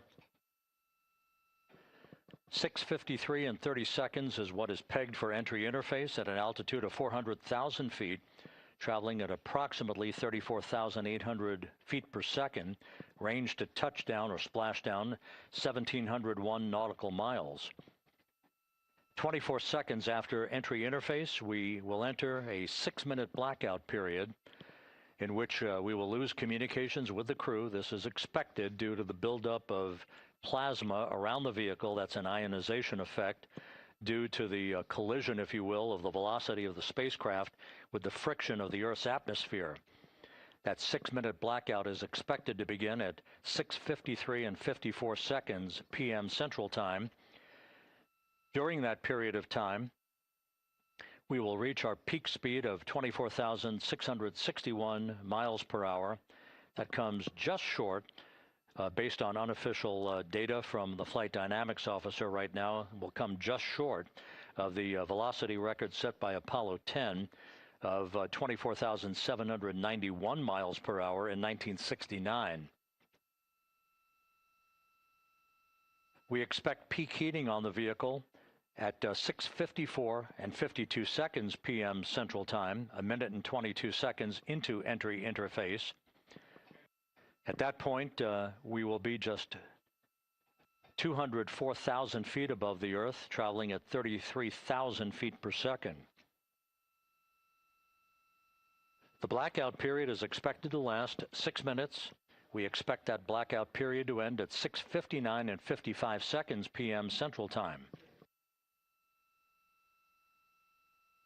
From the end of the blackout period until splashdown, it is just 7 minutes, at which point we'll start deploying the series of parachutes to slow integrity down to an ultimate splashdown velocity of just 19 miles an hour. We see the same, waiting for the 180 rolls.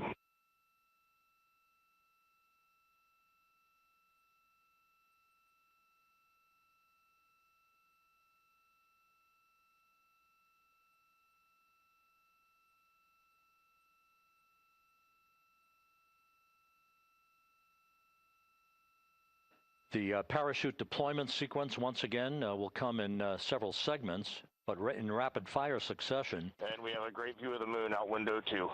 Looks a little smaller than yesterday. Guess we'll have to go back.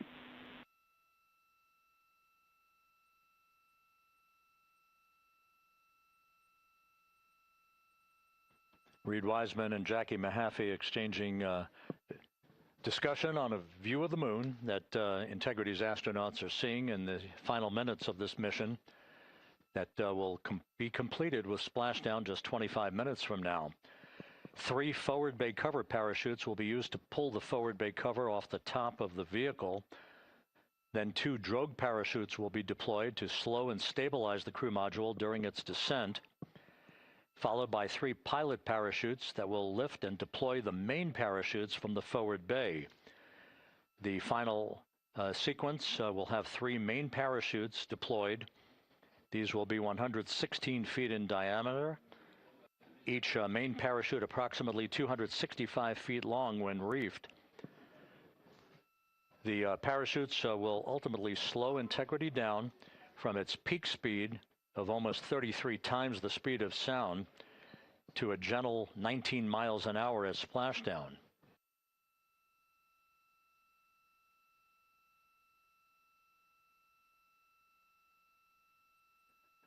The vehicle is now currently in a roll to the proper attitude for entry interface. Our trajectory is right on according to flight dynamics.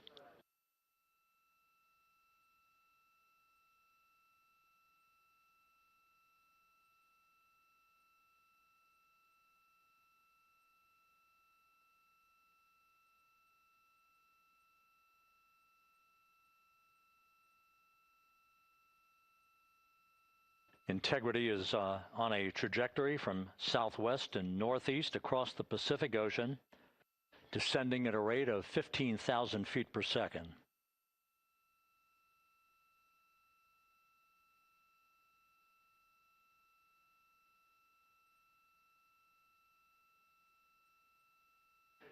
Range to touchdown 4,300 nautical miles, all the systems in excellent shape.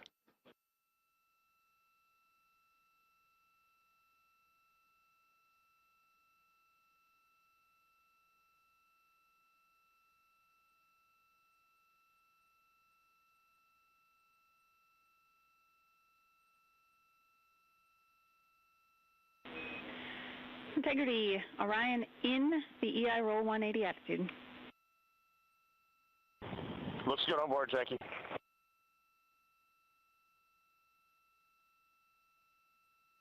This view out of one of Integrity's windows.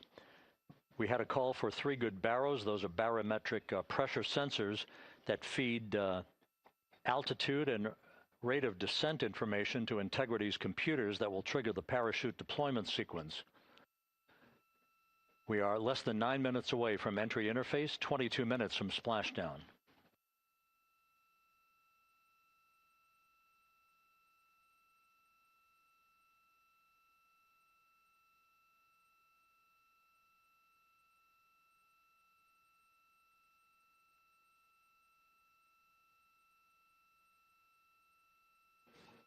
You can see the reflection of one of the crew members in the window.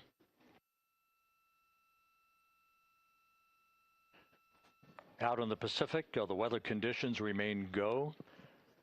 Just a few clouds, some scattered clouds, winds at 10 knots, wave heights just about 4 feet.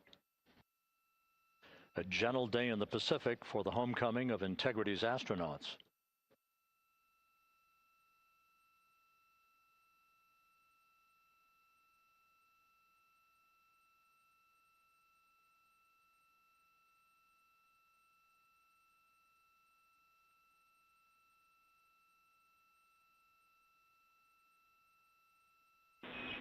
Integrity back in EI attitude.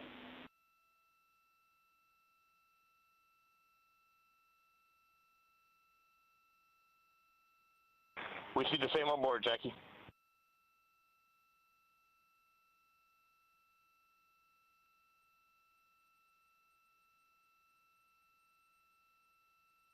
Houston, purge is complete. Crew and vehicle are configured for entry. Houston copies. And we're in step 37, transferring nav state to BFS.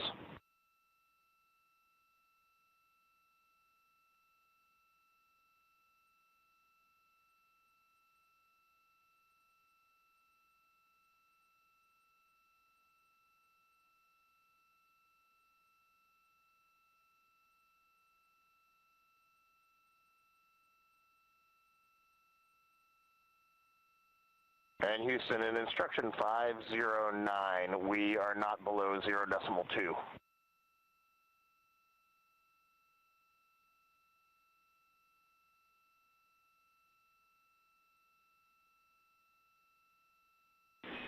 Integrity, no action required.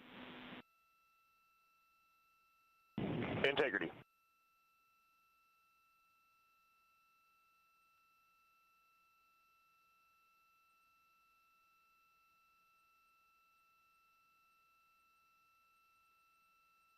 Now 6 minutes away from entry interface.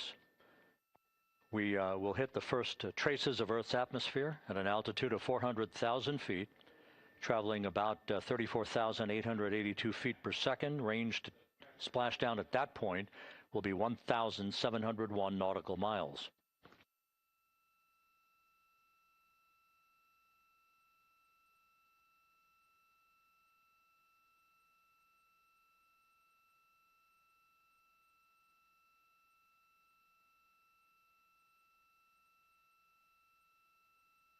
And once again, just a reminder, some 24 seconds after entry interface, we do expect to lose communications with the vehicle and the crew during a 6-minute blackout period when a plasma shield will build up around the spacecraft due to the ionization, due to heating effects.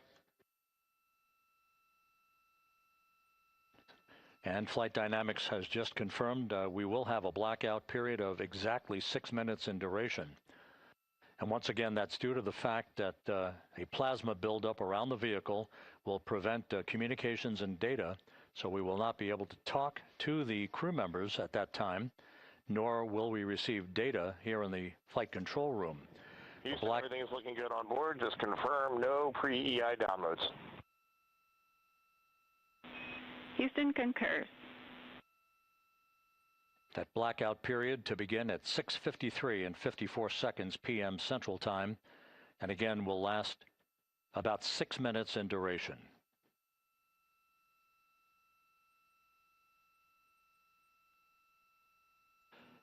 We're 4 minutes away from entry interface.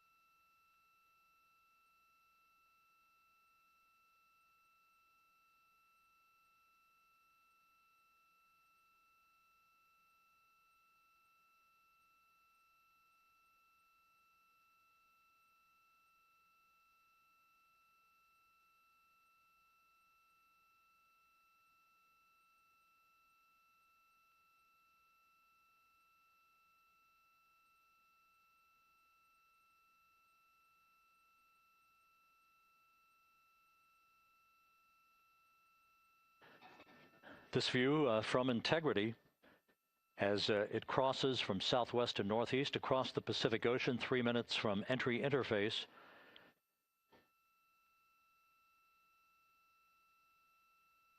"16.5 minutes till splashdown."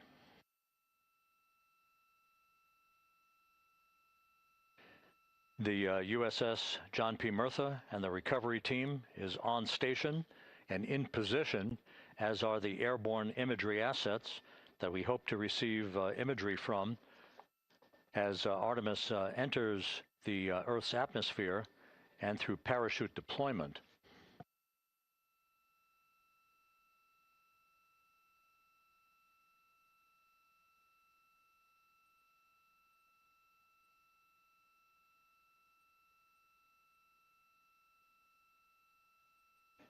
All of Integrity's systems are in great shape. The crew is ready to complete its mission just 15.5 minutes from now. All of the activities today have gone off in perfect fashion. No issues with the vehicle, no issues with the crew. And the weather at the splashdown site is go.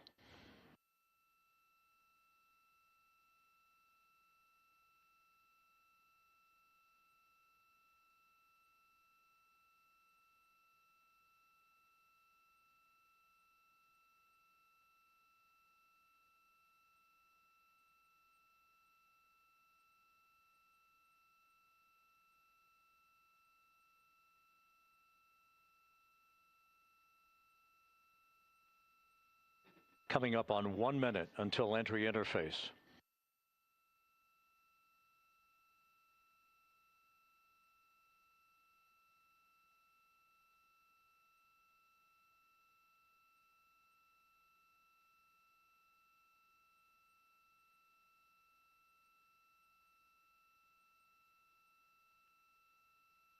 Mark 1 minute until entry interface. 1 minute, 20 seconds until the expected start of our 6-minute blackout. Integrity, 1 minute to a 6-minute blackout.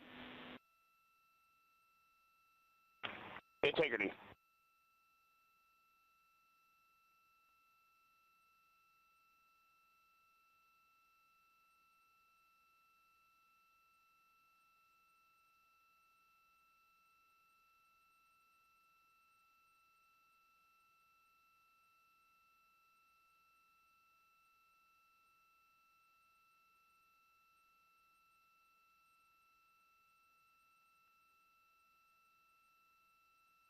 Ten seconds till entry interface.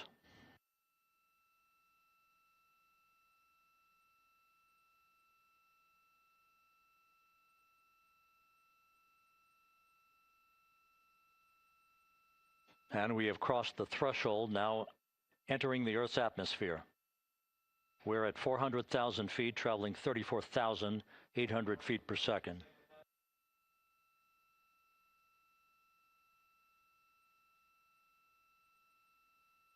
Time to splash down, 13 minutes, 10 seconds.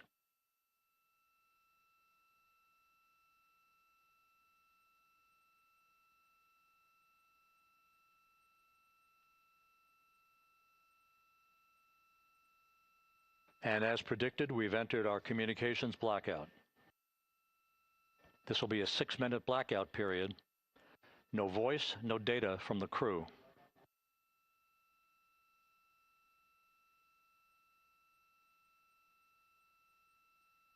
We're 30 seconds away from the anticipated point of peak heating on the vehicle, where temperatures will rise to about 4,000 to 5,000 degrees Fahrenheit.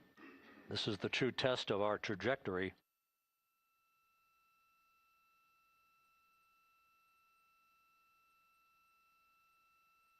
And from the G5 aircraft in the vicinity of the splashdown zone, this view of integrity. So that pinpoint of light shows the vehicle as it enters the period of peak heating in the Earth's atmosphere, the first tug of gravity being felt by Integrity's astronauts since their launch back on April 1st.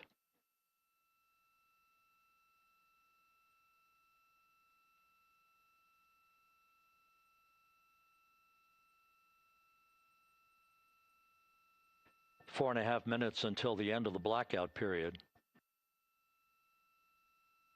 Time to splashdown, 11 minutes, 33 seconds.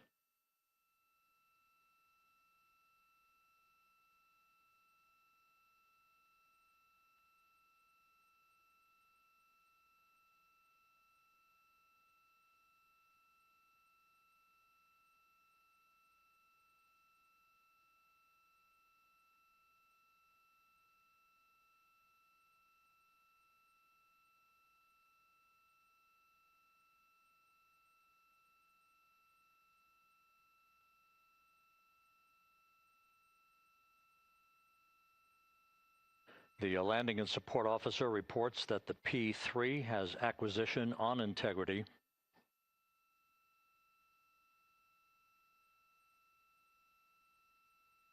Three and a half minutes left in this blackout period. This is a visualization of the plasma buildup around the spacecraft and the repelling of that heat on Integrity's heat shield.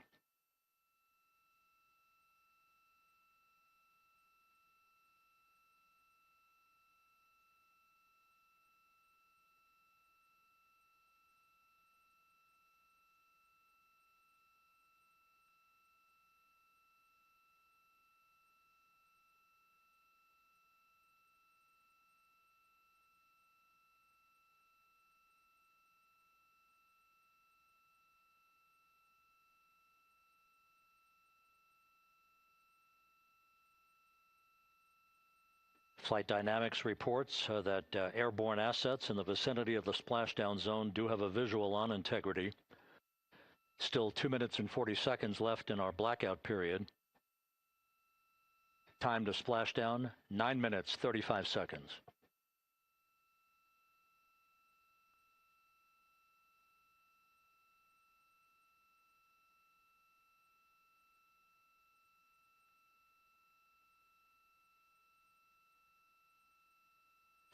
Multiple airborne assets as part of the recovery team all have visuals on Integrity.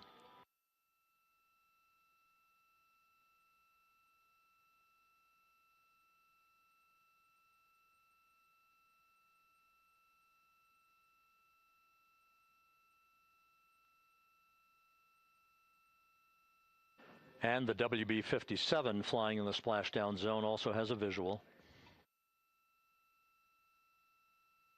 And the Navy helos also have visuals.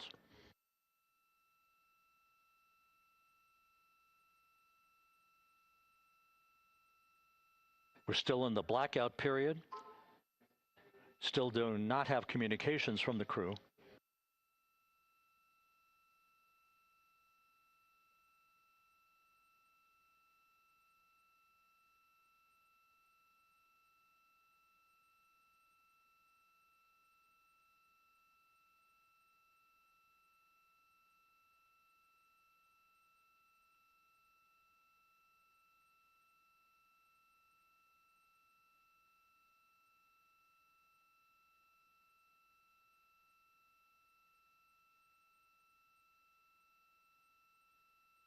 We're standing by for communications from the crew. We should be out of the blackout period less than a minute from now.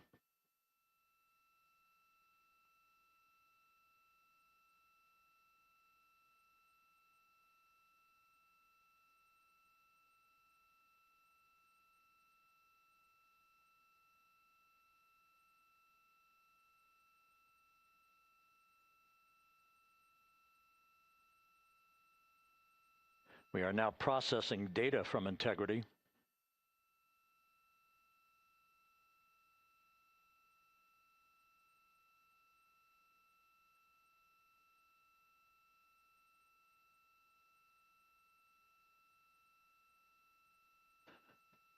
Landing and support officer reports the small boats are en route to the splashdown target zone.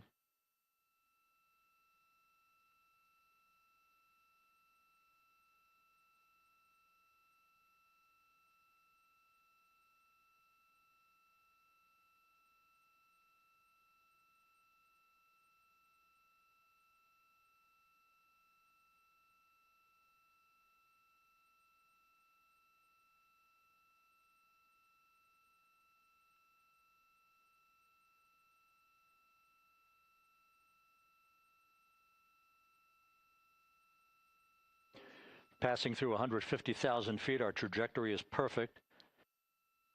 We're getting intermittent views of integrity. Still waiting to establish voice communication.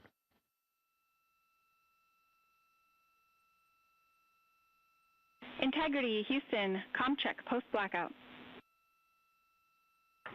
Houston, Integrity, we have you loud and clear. Your trajectory is nominal, and your recovery teams have visual. Guidance looks good. No action for the enabled internal camera controller fail. Big cheers from the viewing room here in Mission Control as voice communication reestablished with Commander Reed Wiseman. For America and a waiting world, Integrity is 5.5 minutes away from coming home.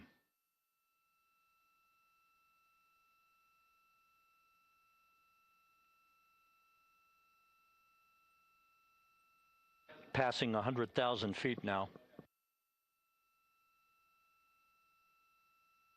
Range to splashdown 19 nautical miles.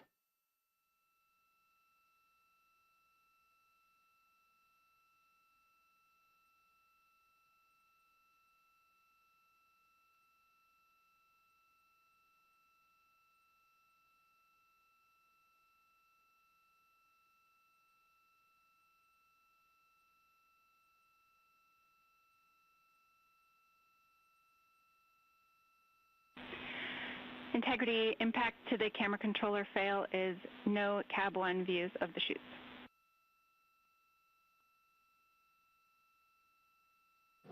Integrity. We're processing good data through the GPS system. A good view of Integrity, time to splashdown 4.5 minutes.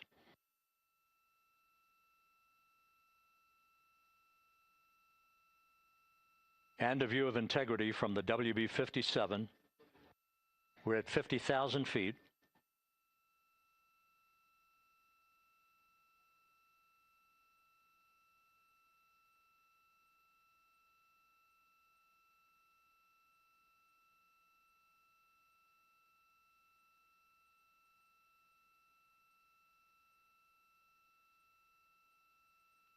The pyros are armed for forward bay cover jettison.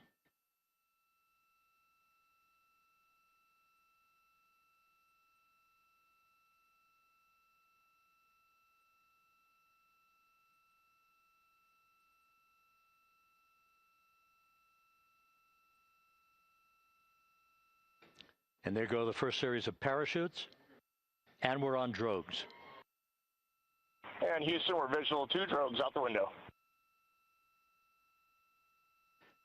2 good drogue chutes. Next up.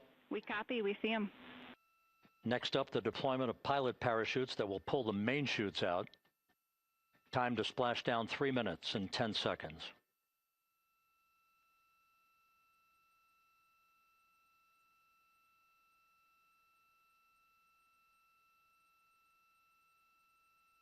Perfect descent rate according to flight dynamics. Good rates on 2 drogues. We see the same on board.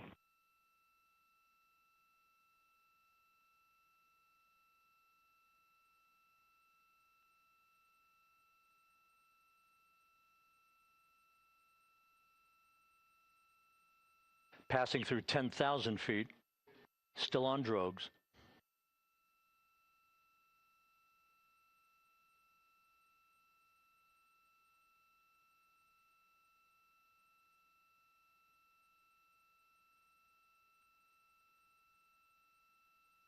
Main chute deploy. We're at 5,000 feet.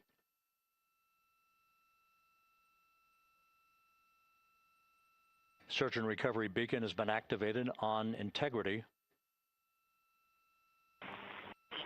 And we have 3 good main chutes. Good 3 main chutes, good reefing, good descent rate. Good rates, and we see 3 good-looking parachutes.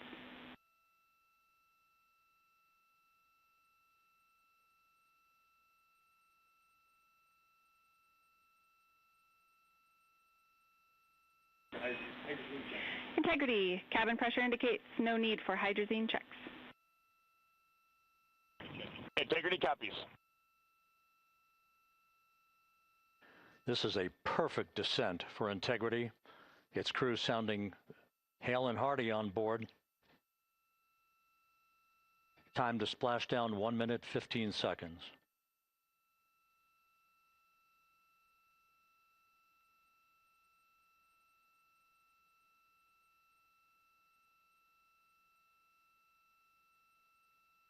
Integrity about to complete a journey spanning 694,481 miles from its launch from the Kennedy Space Center back on April 1st, and a trip around the moon.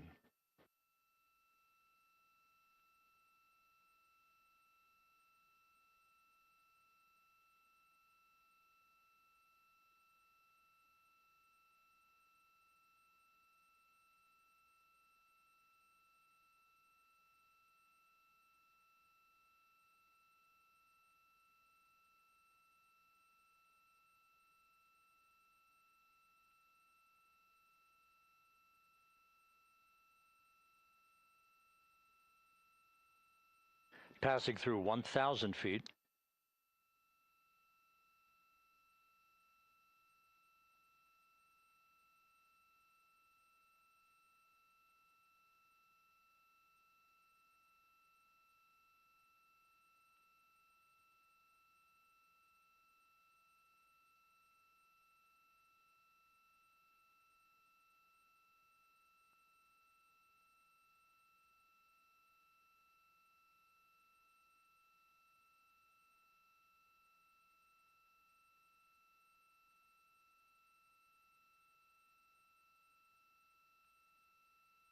Houston Integrity, splashdown, sending post-landing command now. Splashdown confirmed. Copy splashdown, waiting on VLDR. Splashdown confirmed at 7:07 p.m. Central Time, 5:07 p.m. Pacific Time. From the pages of Jules Verne to a modern-day mission to the moon, a new chapter of the exploration of our celestial neighbor is complete. Integrity's astronauts back on Earth.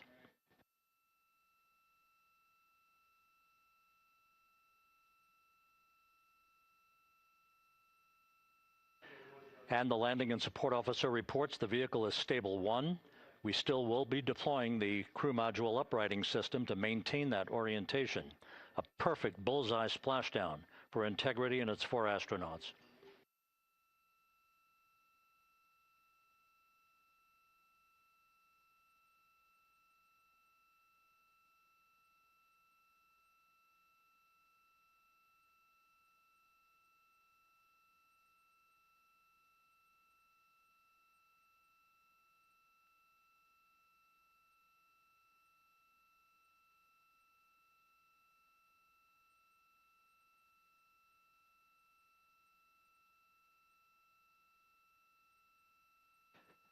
The unofficial splashdown time, 7:07 and 47 seconds p.m. Central Time. We'll get that refined for you.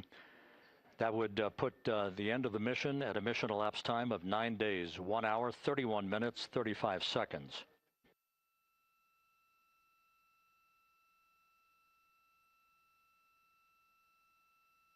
And we're configuring for very low data rate.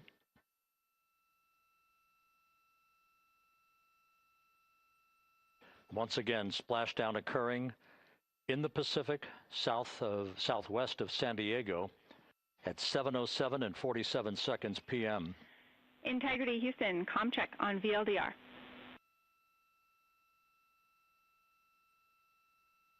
Houston, we have you loud and clear on VLDR. How else?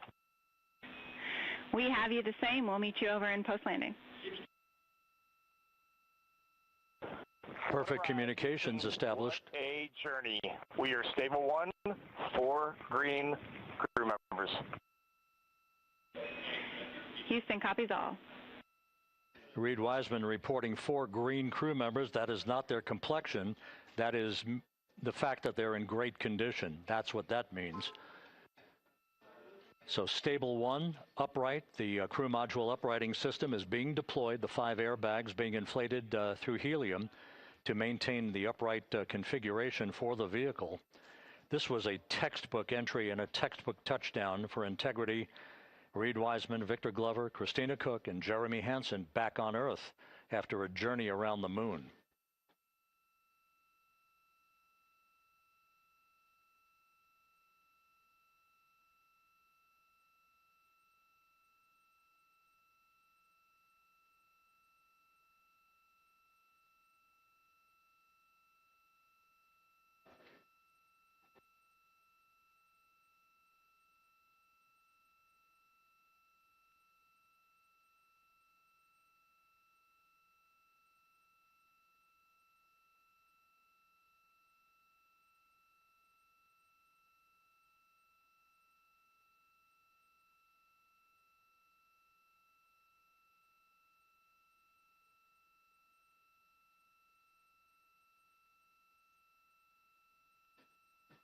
We continue to monitor the functioning of the CMOOS system.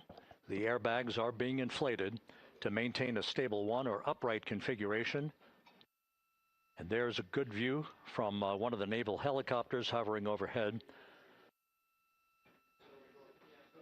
Reed Wiseman reporting 4 green crew members, meaning they're all in excellent shape.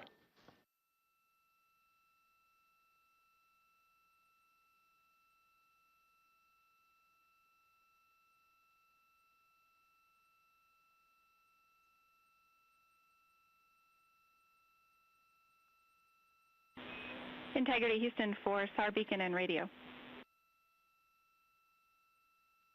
SAR beacon is in for 06, and we're powering the radio now. Go ahead. We see the beacon on.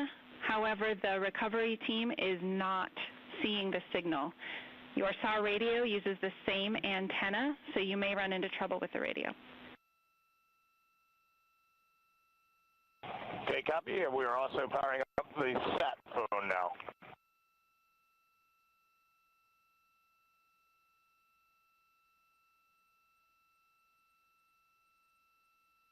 So integrity is in great shape, and as the crew continues its post-splashdown timelined activities on board, Reed Wiseman once again reporting that all 4 crew members are in excellent shape.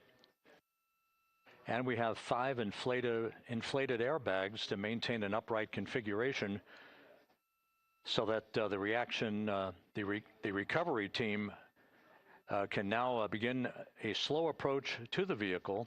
Meanwhile, here in the flight control room, entry flight director Rick Henfling is polling his team of flight controllers for the start of powering down the vehicle after a thorough systems check.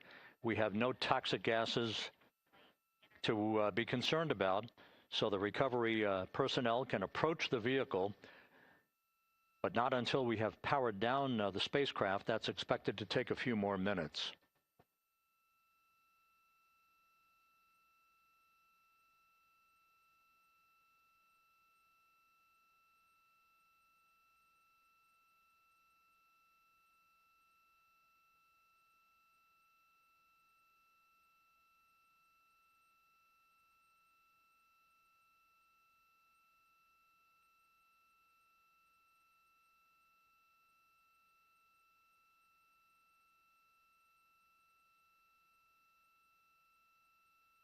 Integrity back on Earth following its historic flyby of the moon.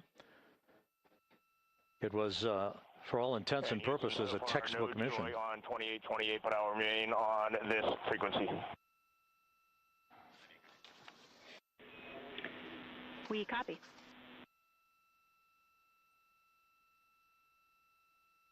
Reed Wiseman indicating some trouble with the SARSAT phone on board, but that's not an issue. What is more important is that the vehicle is solid. No issues as we begin the power down of the vehicle to begin the recovery process.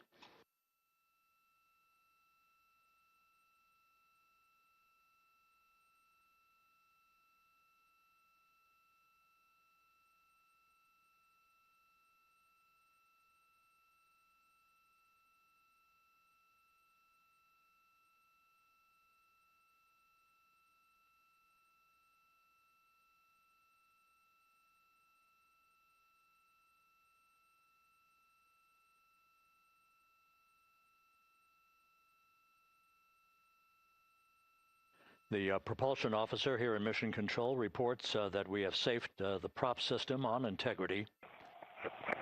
Can you say again, that was very weak and broken?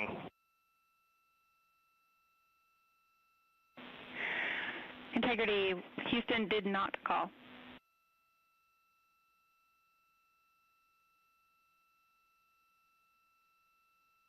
Copy that, Houston. It might have been on the SAR radio. Stand by.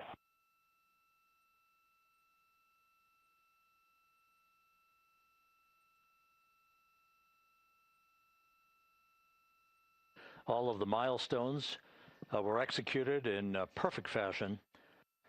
Integrity entering the Earth's atmosphere right on time, reaching its peak speed shortly after a blackout period began. We emerged from the blackout period, but the recovery imagery airborne assets were able to pick up Integrity's descent almost immediately through entry interface, tracking the vehicle all the way down. And finally, you saw the sequence of chute deployments. First, the forward bay cover being pulled off the top of the vehicle by a series of 3 parachutes. Then the drogue chutes were deployed, followed by the 3 main chutes that slowed the splashdown velocity of Integrity to just 19 miles an hour.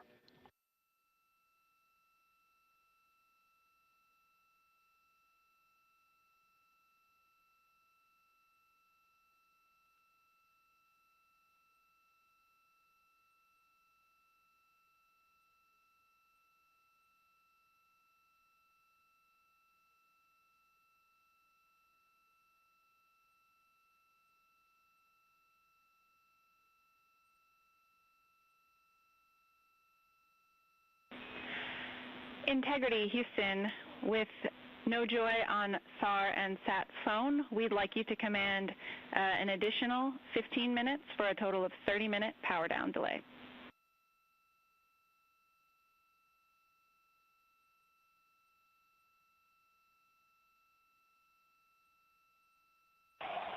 All right, Jackie, we have selected T/D plus 30. No joy on SAR radio or sat phone. And stand by, we have the master diver on SAR radio. Please hold comms. Hey, Lily, excuse me. Hey, Jackie, we just got the master diver on SAR.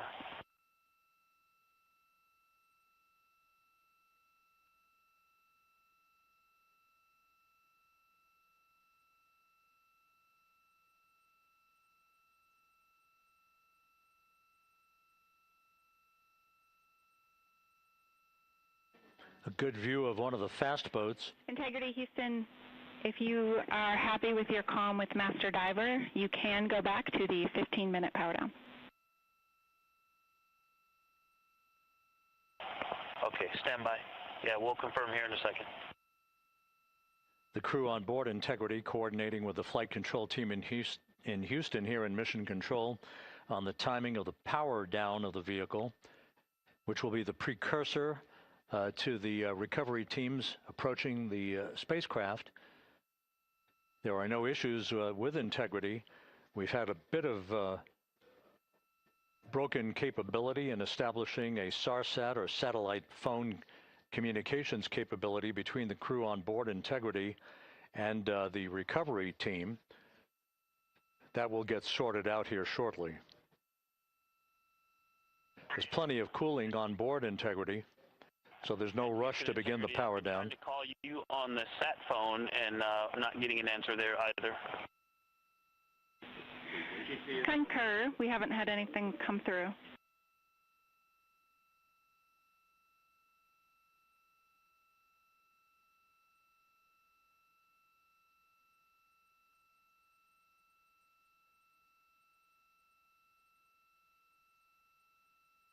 And Houston, if you could relay to recovery that we hear them, but it does not appear as though they are hearing us.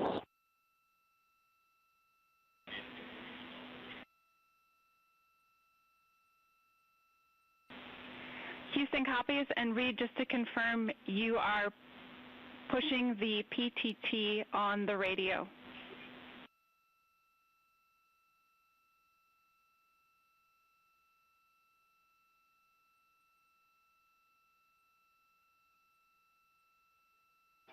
So as we continue to sort out the communications between Integrity and the recovery teams, we are standing by for the initiation of the power down procedures that, as you see, the recovery teams are moving towards the side of the capsule.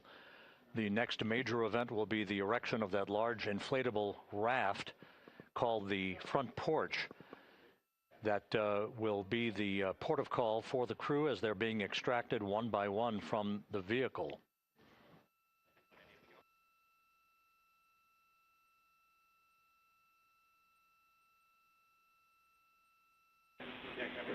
Integrity, Houston, for sat phone, we are going to attempt to call you.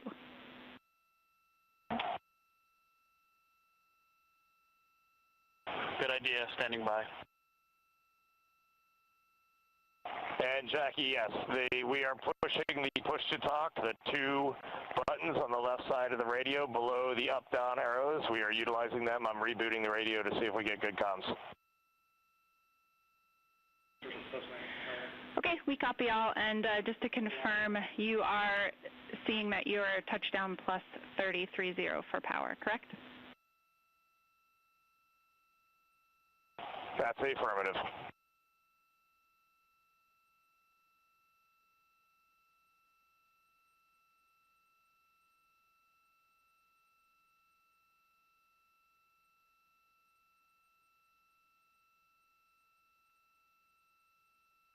We are trying a backdoor approach to have mission control here call the crew on their satellite phone.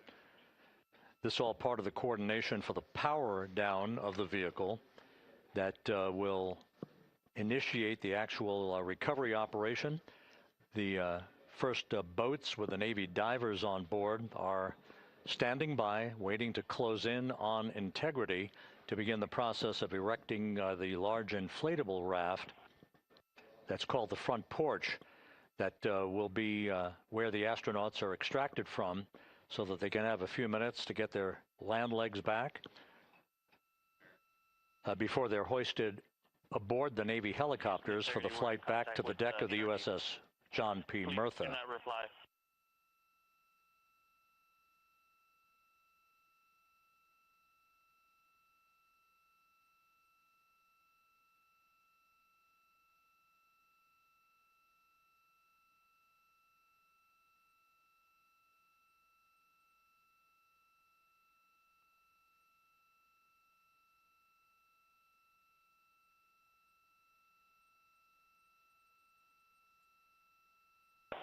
And Houston, please don't reply. NRD, very weak,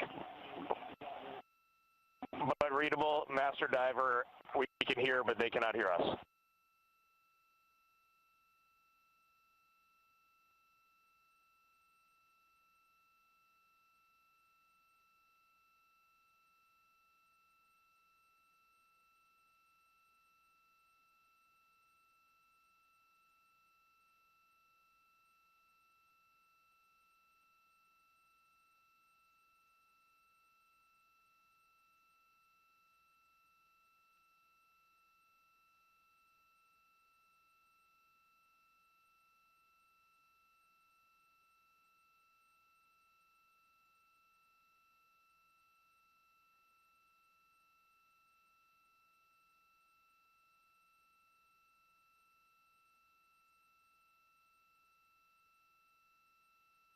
And Houston on OE1, is there any chance to tie us into NRD?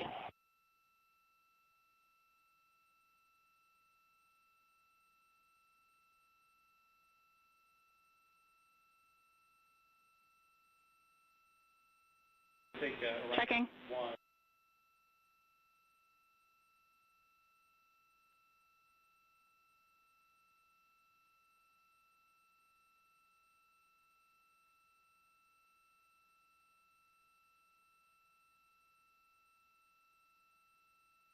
This is Mission Control Houston.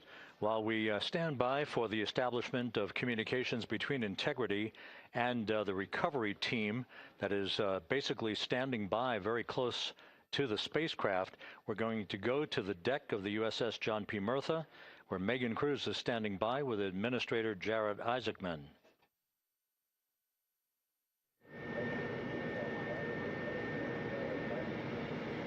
Hey, Rob, yeah, just such an honor to be able to be here on the ship, to be able to share and experience this moment with everyone together. And of course, as you just said, yes, here with NASA Administrator Jared Isaacman. Administrator, how did you feel getting to witness this and seeing NASA at its best? Oh, I mean, I'm honestly, I'm still at a loss for words. I mean, you know, like the childhood Jared right now can't believe what I just saw. I mean, almost been waiting my whole lifetime to see this, and then it's NASA Administrator. I just couldn't be more proud of the entire workforce, the years, the effort, the late nights, all the hard work from across the country that contributed to this incredible moment right now. And yeah, incredibly grateful too for our teams here on the John P. Murtha right now. Yeah, look at them behind us here. We've got everybody. Hey, what do you guys think? We just brought some astronauts back from the moon, huh? Unbelievable.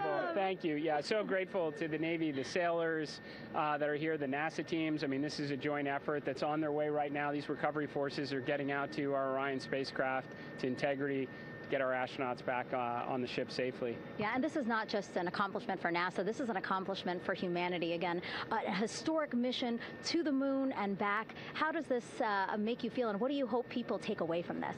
Well, I'll tell you, you know, I think about the crew members that we've all had an opportunity to observe over the last 10 days, right? I mean, they're absolutely professional astronauts. I mean, wonderful communicators, almost poets. But then I think these were the ambassadors from humanity to the stars that we sent out there right now. And I can't imagine a better crew than the Artemis II crew that just completed a perfect mission right now. So yes, it's a huge moment for everybody, right? I mean, we are back in the business of sending astronauts to the moon, bringing them back safely, and to set up for a series more. I mean, this is not a once-in-a-lifetime, which you hear sometimes around here. It's like, this was a once-in-a-lifetime. No, it's not. This is just the beginning. We are going to get back into doing this with frequency, sending missions to the moon until we land on it in 2028 and start building our base. Yeah, are we going to build on the momentum for Artemis III? I mean, it's just around the corner. Absolutely. So, I mean, that's, you know, part of me too. Like, I can't wait to get the crew off of Integrity right now, but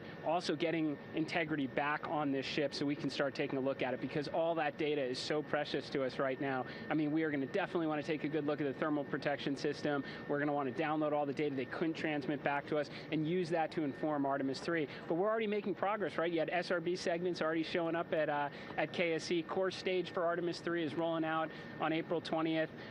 We're getting Mobile Launcher 1 back in vehicle assembly building. So yes, there is a lot to celebrate right now on a mission well accomplished for Artemis II, and at the same time, we got to start getting ready for 3. Amazing. And last question, you know, for people who joined us for all 10 days to see what we can accomplish together with our international partners, what do you think about the fact that we're going to keep doing this more and more and more?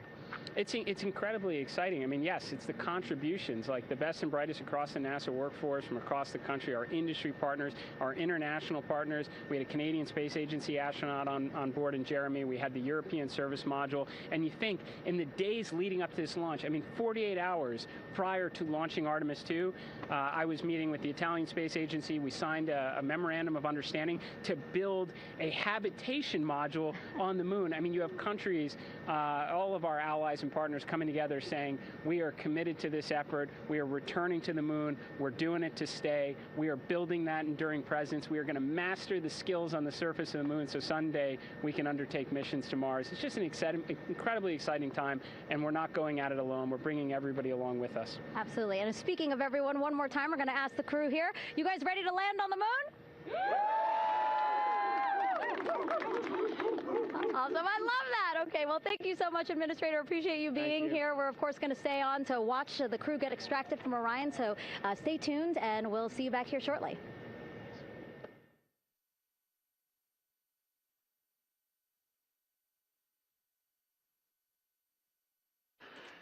Thank you, Megan, and thank you, Administrator Isaacman.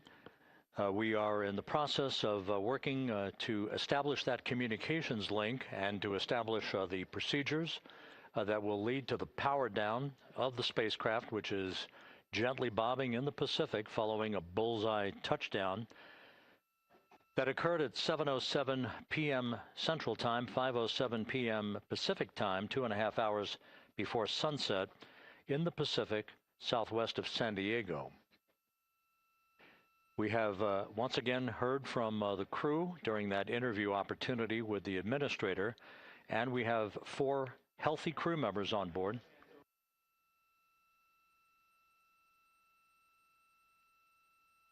We now have confirmation that the vehicle has been powered down as per the procedures. So we have vehicle powered down, and the flight control team here in Houston, Flight Director Rick Henfling, has handed over mission authority to the Exploration Ground Systems team out in the Pacific. Now, we will physically not get off console with this team until the crew has been extracted into the front porch, that inflatable raft that will be erected along the side hatch of Integrity. So we're standing by for that in the next step in the recovery procedures. But everything is in great shape, and we have 4 healthy crew members on board the vehicle.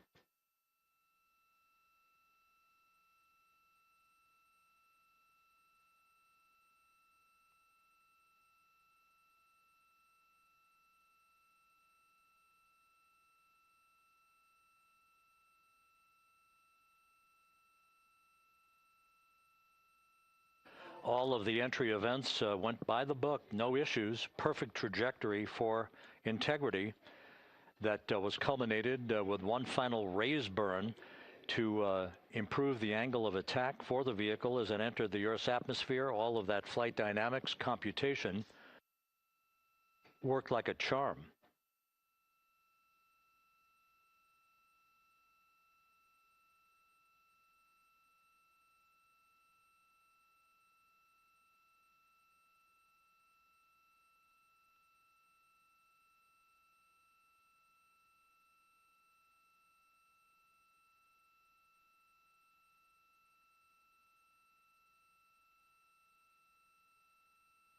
So we are standing by for the recovery team to approach Integrity and begin the process of erecting that inflatable raft called the front porch, which will see the crew members be extracted from the hatch of Orion into that inflatable raft before they're hoisted aboard 2 Navy helicopters in a variety of different configurations. Each crew member will be hoisted in sequential fashion, in alternating fashion, 2 crew members for each helicopter before they turn around to head back to the John P. Murtha. Once on the deck of the ship, they'll be brought into medical bay for comprehensive medical exams. But Reed Wiseman has reported several times that the crew is in excellent shape.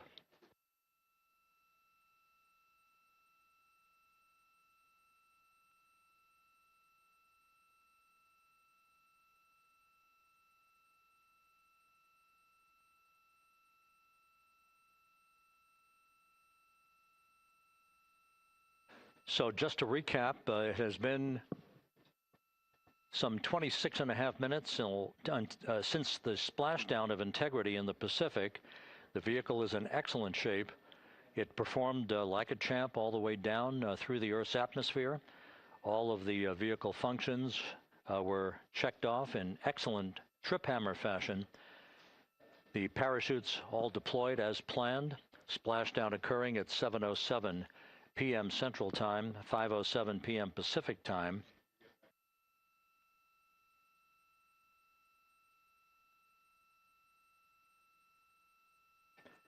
And after a bit of a tussle to try to establish a communications link with the recovery team, we were finally able to run through the procedures for the powering down of the vehicle. We've handed over mission authority to the Exploration Ground Systems folks out in the Pacific, and the recovery team will be approaching the vehicle shortly to erect the inflatable raft called the front porch before opening the hatch to Integrity to bring the crew members onto that raft before they're hoisted onto two Navy helicopters, two crew members for each helicopter, before they're flown back to the deck of the USS John P. Murtha.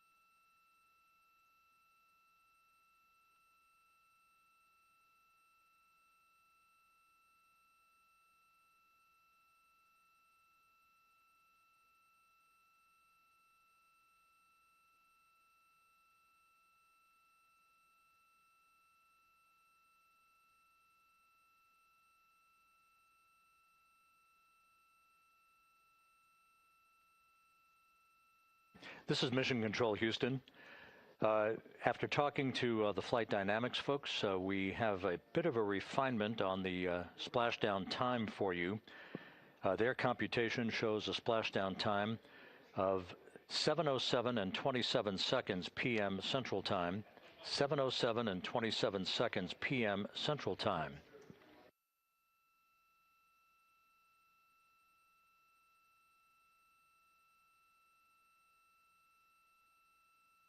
That would equate to a mission elapsed time of 9 days, 1 hour, 32 minutes, and 15 seconds.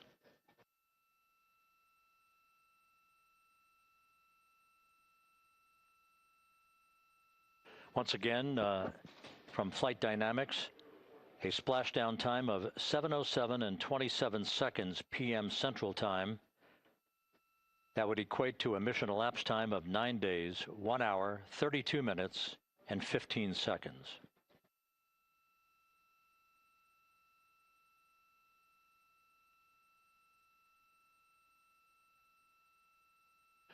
Reports from the Pacific indicate that the recovery team, in communications with the crew aboard Integrity, that the crew remains in excellent shape as they await the approach of the team for a final hazard gas evaluation before they move to the side of the vehicle to erect the inflatable life raft called the front porch.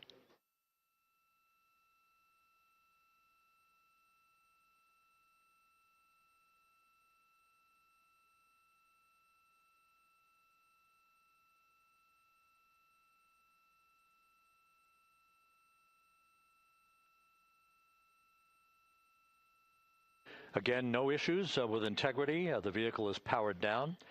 All of its systems are now safed. We have handed over mission authority to the Exploration Ground Systems folks in the Pacific, but we will not stand down and have the entry flight control team depart its positions until that inflatable raft, the front porch, is erected, the hatch open, and the crew having exited the vehicle. So that's the next step in the recovery process that will lead to the hoisting of the crew members. For 2 crew members for each helicopter, they'll be hoisted to a pair of Navy helicopters that will then fly a short distance back to the USS John P. Murtha.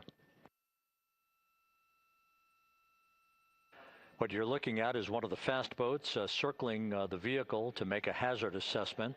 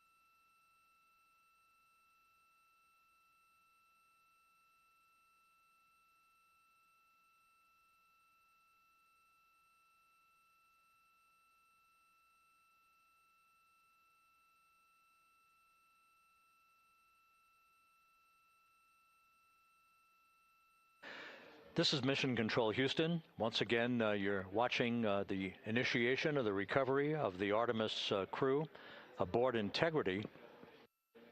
All of the Navy divers and the fast boats are now approaching the spacecraft after conducting a hazard assessment.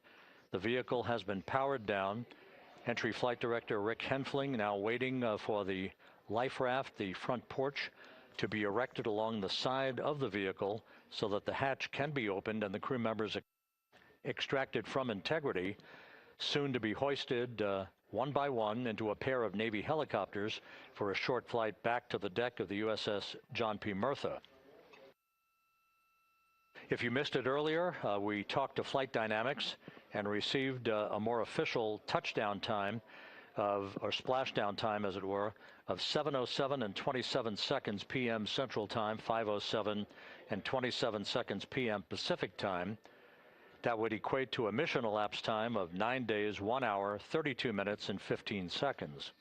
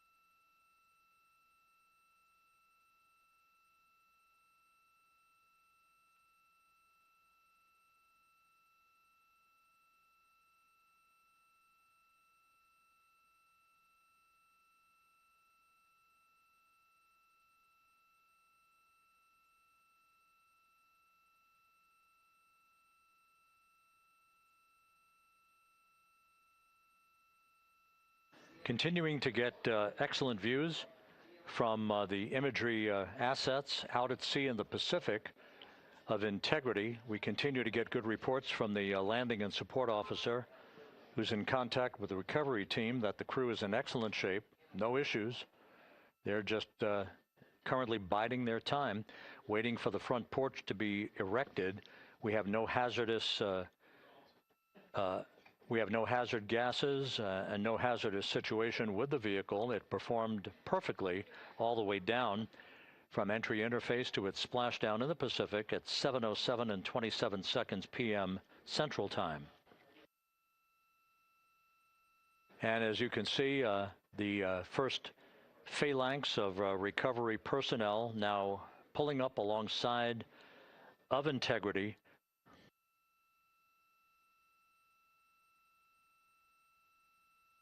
This includes Navy divers, a Navy flight surgeon, and other recovery personnel who have trained for several years for this recovery process.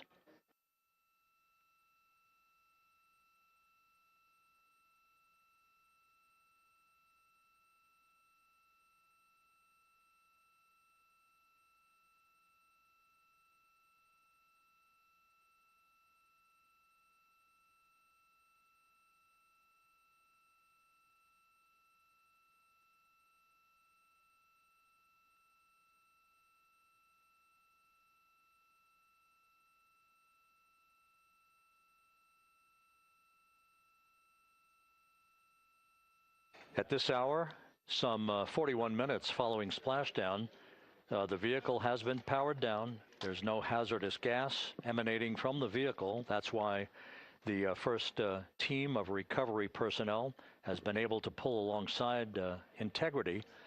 And the reports continue to come in that the 4 astronauts are in excellent shape.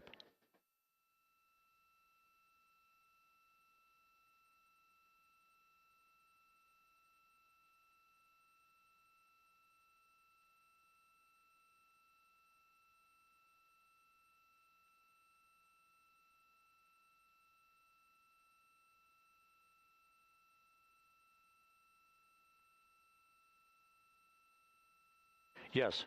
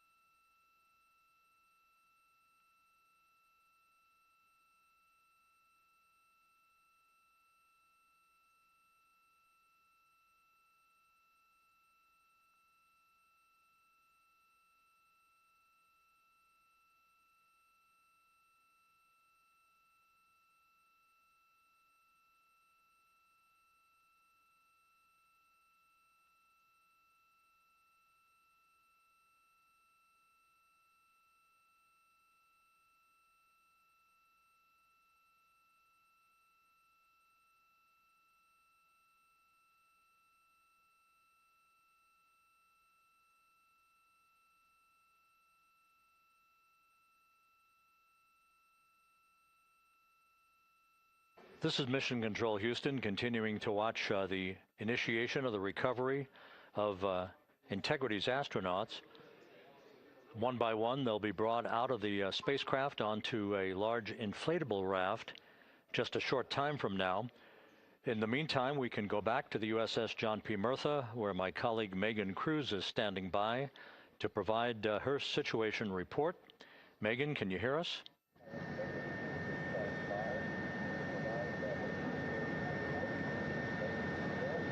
Hey, Rob. Yes, I can hear you. Thank you. Yeah, we're back here on the bow of the recovery ship where there are still plenty of people peering out into the water. We are not very far from the action everyone is seeing on their screen now. The Orion spacecraft, Integrity, in the ocean, surrounded by a number of recovery boats.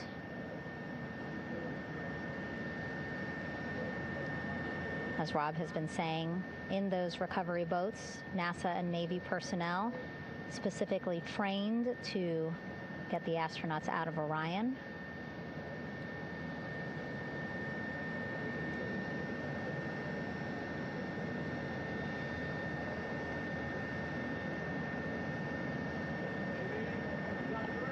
In some of our wide shots, you can probably see that there are 6 boats out in the water. More than 40 people out in the water right now on those boats.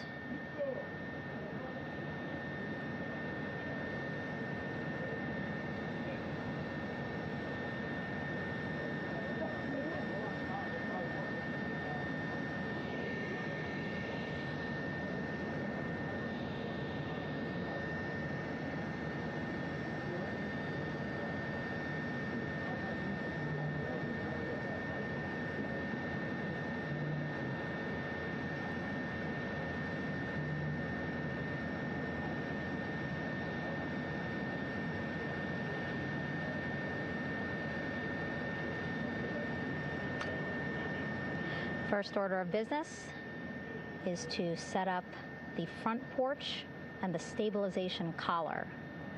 You might also hear it referred to as a stab collar.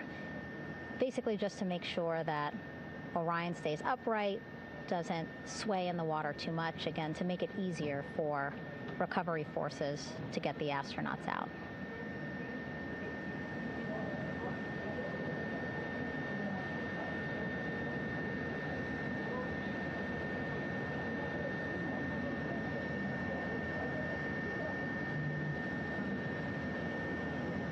Again, we splashed down in the Pacific Ocean just after 5 p.m. Pacific time here. It's a requirement by NASA to be able to get the crew out of Orion within 2 hours of splashdown. So doing great on time so far. Plenty of time. No rush either. You know, I was speaking to NASA flight surgeon Rick Schuring earlier in this broadcast, and he said to me, you know, no rush to get the crew out. Just want to make sure that they're feeling good, and whenever they're ready to take their step out of Orion and onto that large raft, the front porch, folks will be ready.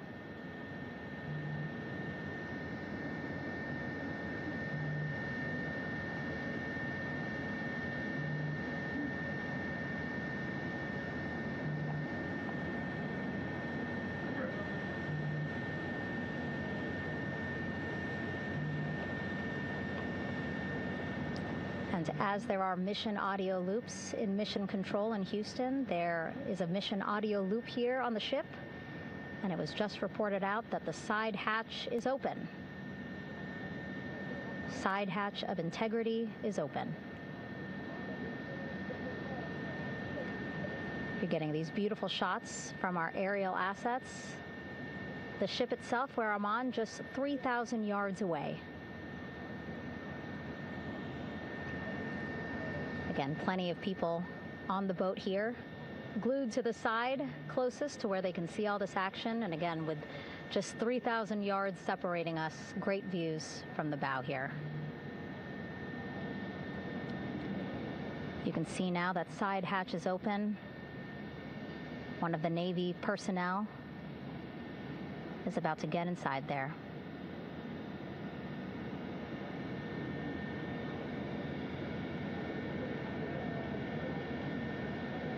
In they go.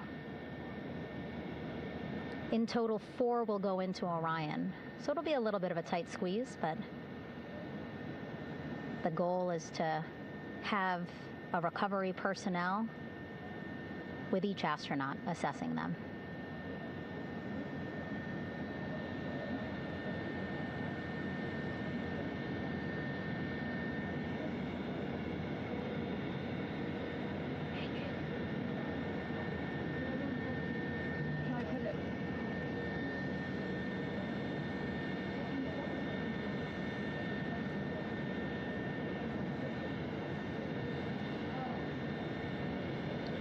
Boat's getting closer now. Again, that one that's right up against Orion, those are the divers that will go in to the spacecraft to check on each of the astronauts. These other boats will begin doing a number of things, putting on that stabilization collar onto Orion, building that front porch. Eventually, they will retrieve the parachutes, as well as tow Orion back to the well deck of the recovery ship here.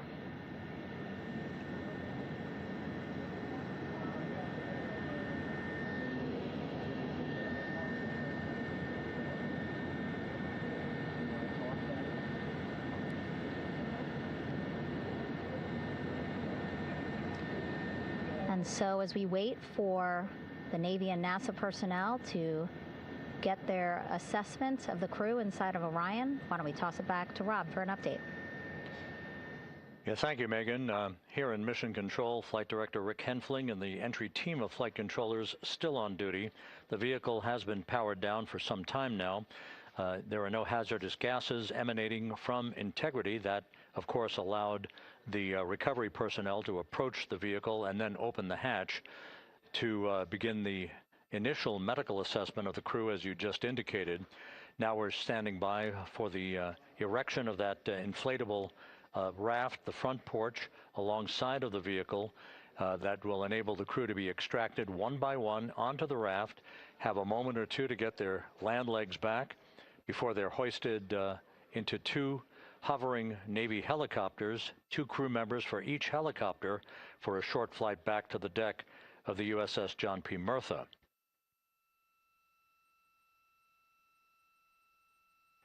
All of Integrity's systems operated flawlessly throughout the course of the approach to the Earth, the entry into the Earth's atmosphere, and all of the key milestones that followed in this high-speed return to Earth for Integrity, a mission that spanned more than 694,000 miles from the vehicle's launch from the Kennedy Space Center atop the Space Launch System back on April 1st.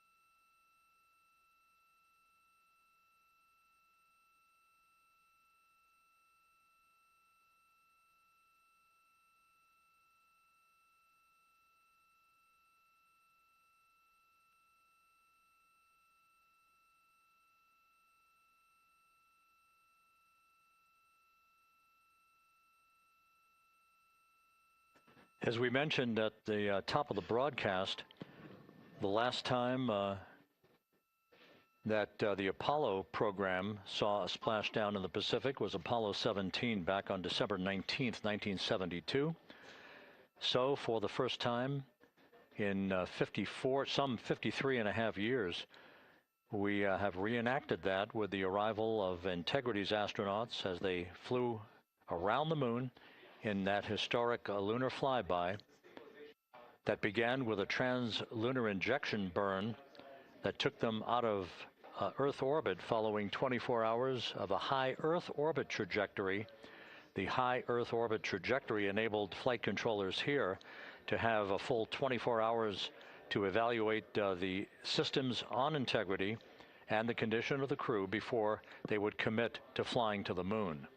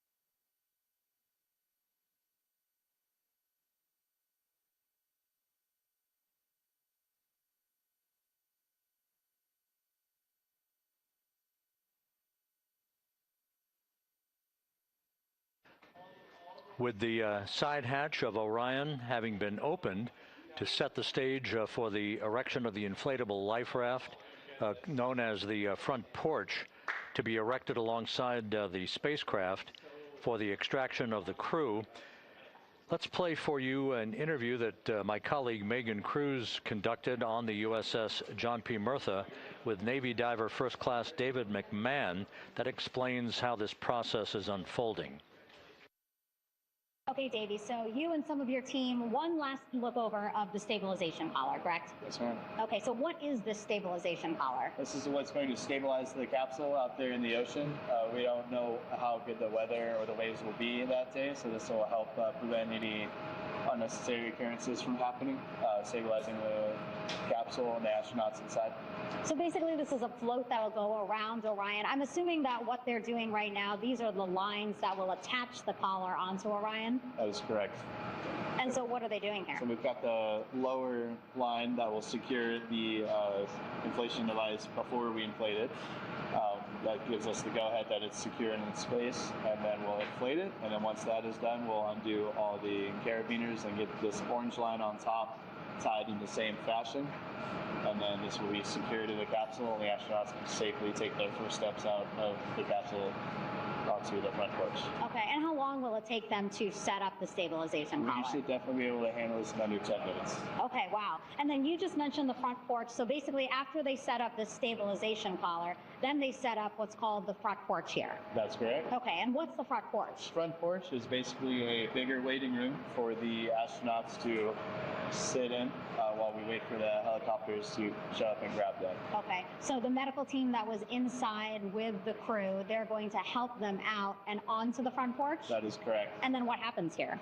We have higher trained medical personnel also on board the front porch that will give them lookovers and just make sure they're okay while we wait for the helicopters to show up. Okay. How does it feel, I mean, your team, you, to be part of a mission that's returning astronauts from the moon in more than 50 years? We all feel extremely honored to be a part of this, as well as a bigger mission for the Navy and joining up with NASA to do great things. Mm-hmm. And do you feel like you and your team are ready? Yes, very ready. Cool. All right, thank you so much. Thank you.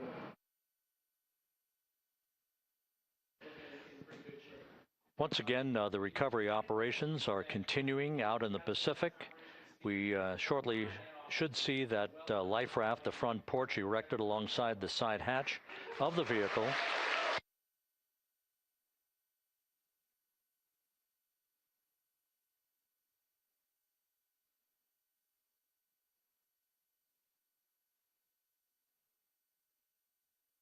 A number of flight controllers have come into the flight control room to receive congratulations from Entry Flight Director Rick Henfling. But we're going to stick with our operations out in the Pacific as we await the extraction of the 4 crew members who are reported to be in excellent condition.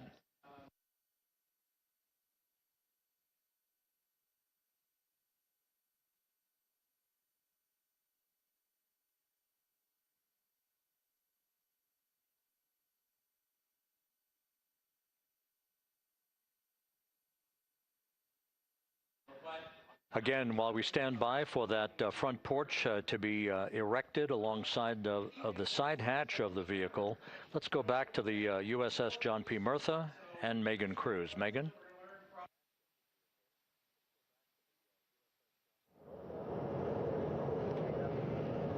Hey, Rob. Pausing now to listen to some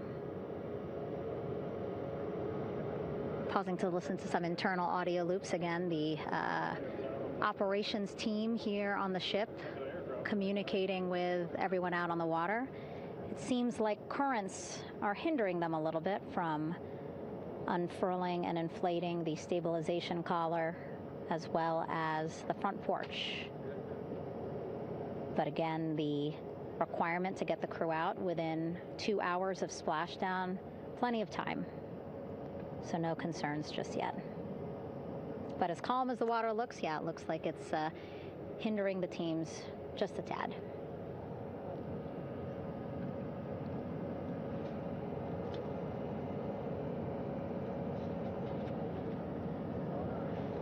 You can see in some of our shots that side hatch still open. Again, inside there are now 8 people inside. 4 divers, Navy divers, all with medical training, each assigned to an astronaut each. Making sure that they're comfortable, feeling good.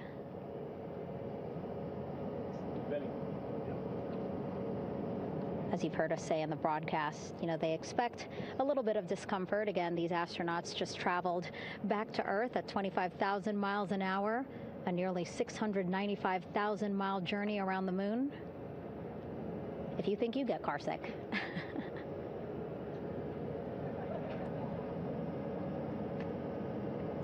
Again, 6 boats out there, lots of gear with them, just in case, right? As we said, the crew reported feeling great, but again, all those folks out there in case they weren't, right? NASA is all about making sure we think about every situation that can happen, and so, of course, wanted to be ready in case any of our astronauts needed more medical attention while out there in the water.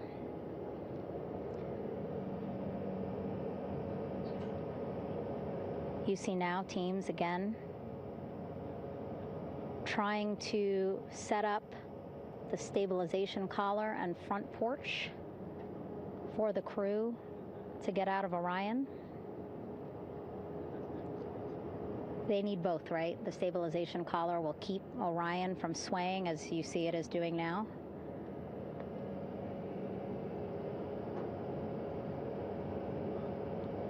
And then they will connect the front porch to the stabilization collar so that the crew can take 2 steps and they will be in the front porch.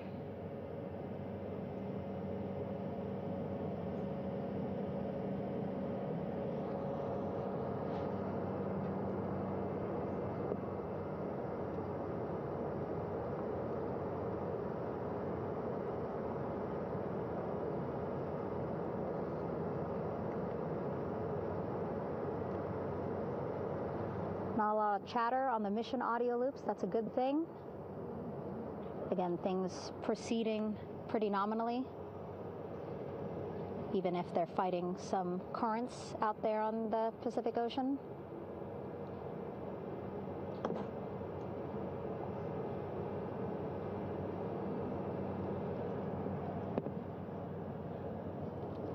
Again, the goal, setting up the stabilization collar and the front porch so that the crew can rest comfortably in the front porch, get placed into harnesses so that 2 helicopters can lift them off the front porch and onto the USS John Murtha here.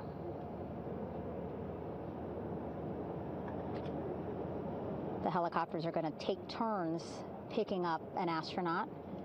So again, Helo 1 and Helo 2.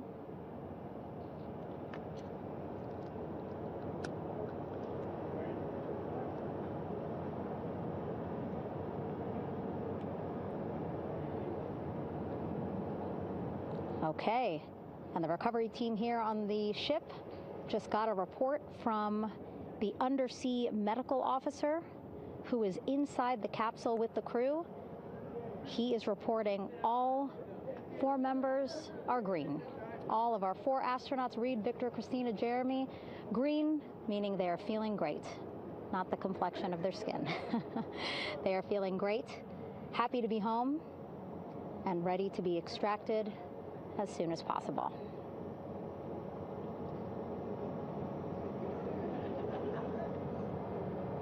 And so, as I was saying, we have 2 helicopters circling the activity you're seeing on the water right now. Each will take turns picking up an astronaut. So Helo 1 will come on in, hover above the front porch, about 40 feet above the front porch. A Navy recovery specialist will be hoisted down into the front porch. The restricted maneuvering doctrine is in effect. We'll connect to the first astronaut, which we're expecting to be Christina. And then Helo 2 comes around, picks up Jeremy, while Helo 1 stays above head, and then Helo 1 will come back in for another astronaut, and then Helo 2 for the last astronaut, and then back to the flight deck here on the recovery ship.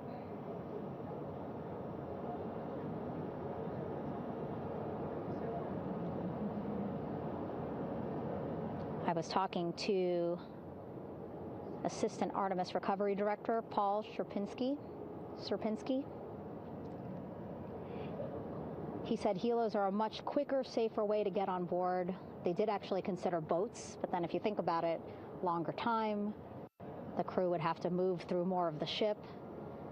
This way the helos will give a more direct, quicker route to the medical bay for our 4 astronauts.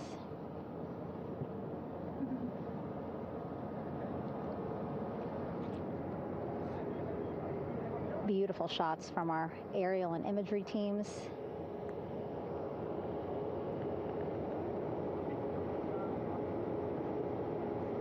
Clouds have dissipated for a clear view from the bow of the recovery ship here.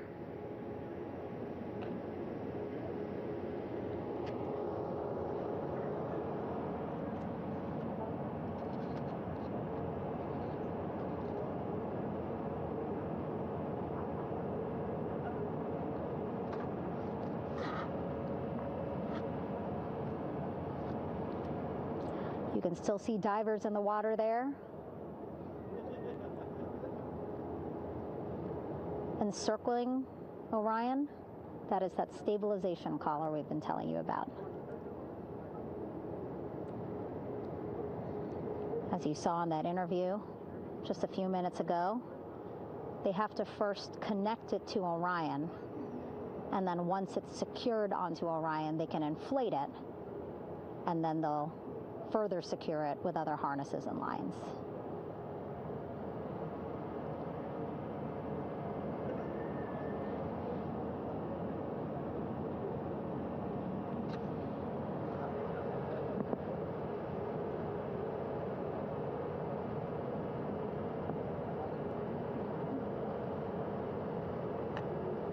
About an hour and 10 minutes since splashdown in the Pacific Ocean here.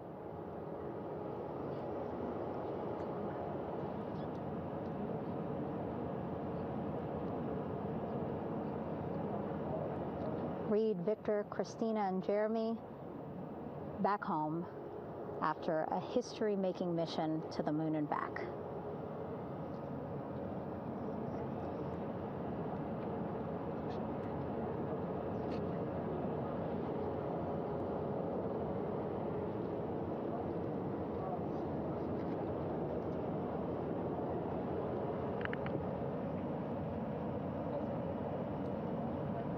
And if you missed what we said just a couple of minutes ago, the undersea medical officer inside with the crew in Orion reporting all 4 crew members feeling great.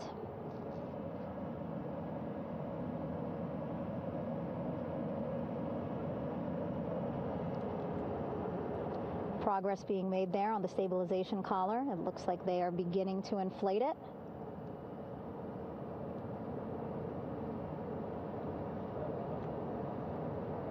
And it looks like they're starting to unfold the front porch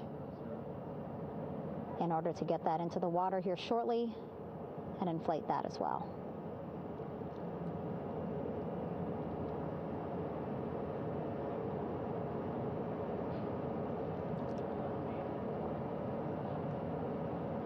Again, more than 40 people out in the water right now. And those Navy and NASA personnel have been in the water for now about 4 hours.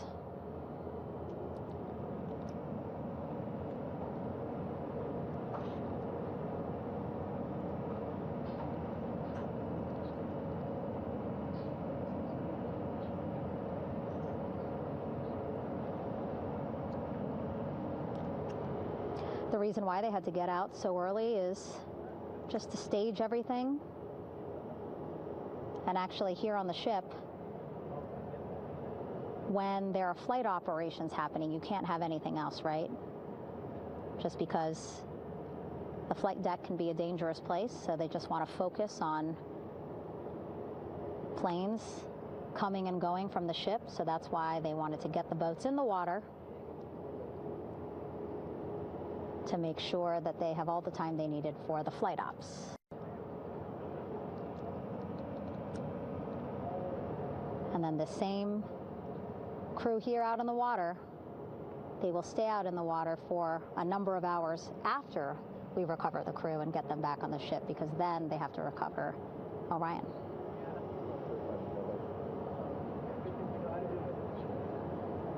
All right, that stabilization collar looking good around Orion. We're now seeing some recovery personnel getting on to that collar. Again, they need to further attach it to Orion to make sure that it can really prop up the spacecraft. It's basically lifting it up off of the water just a tad. Again, so it's not so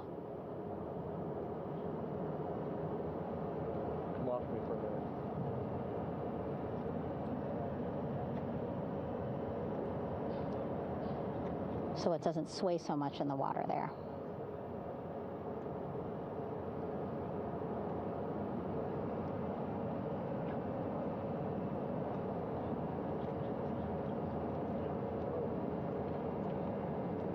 And now that front porch looks like it's nearly fully inflated as well.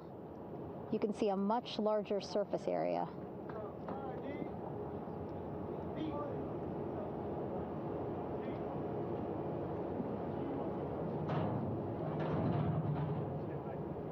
And so once the crew get out of Orion, they can stretch their legs a little bit on this front porch, get some fresh air.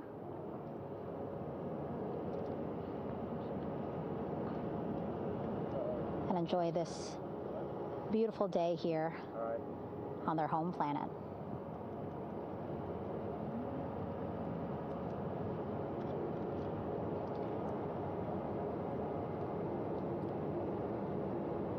It appears teams now are about to connect the front porch to the stabilization collar.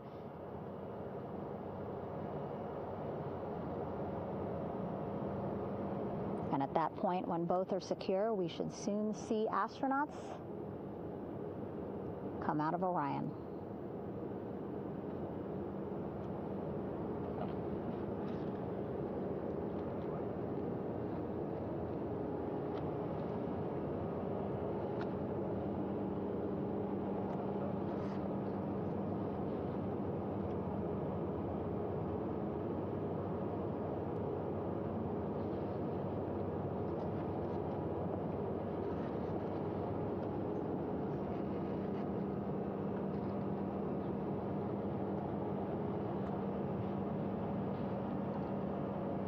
All these views you see also being fed to the Landing Force Operations Center here on the ship. Of course, it is very important for our recovery teams leading the mission to have all the views that you're seeing as well. Again, listening to their communication loop here on the ship. Very quiet, which is a good thing. It means things are going pretty nominally, meaning as expected.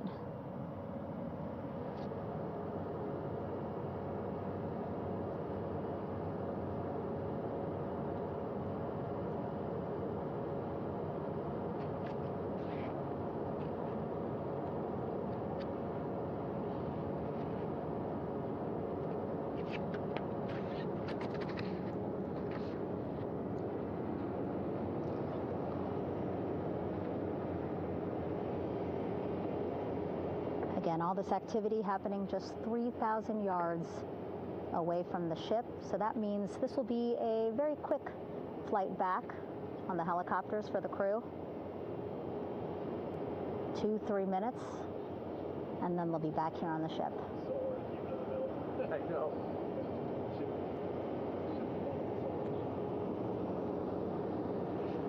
Okay, saw a thumbs up from one of the personnel on the front porch.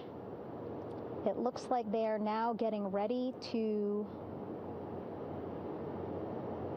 deploy what they call the Air Rescue Vest, ARV. And so this is the harness that each crew member will get into in order to be hoisted into the helicopters.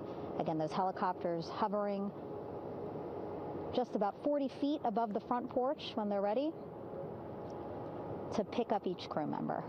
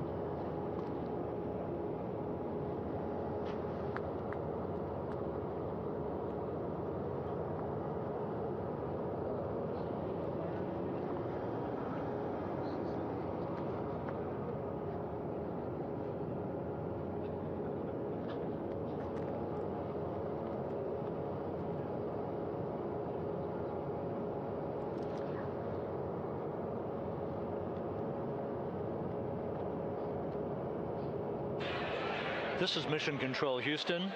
Behind me, a fairly raucous scene as hundreds of flight controllers have poured into the flight control room here. This is reminiscent of the scene after the final shuttle mission of STS-135, although that was the end of a program. This is only the beginning of a program with the textbook splashdown of Integrity and its 4 astronauts.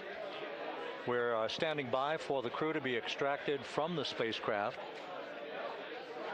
Entry Flight Director Rick Henfling invited all of these flight controllers who have contributed to this mission to enter the flight control room, to have an opportunity to receive well wishes and to share the mutual glow that exists in the wake of a textbook mission for Integrity. On the front screen here in Mission Control, a sign that says "Welcome Home, Integrity," taking humanity back to the moon, going further, and returning safely to Earth. So all of that jubilation, part of the post-splashdown activities, even as we await the crew being extracted from the vehicle to be hoisted onto Navy helicopters for the trip back to the USS John P. Murtha.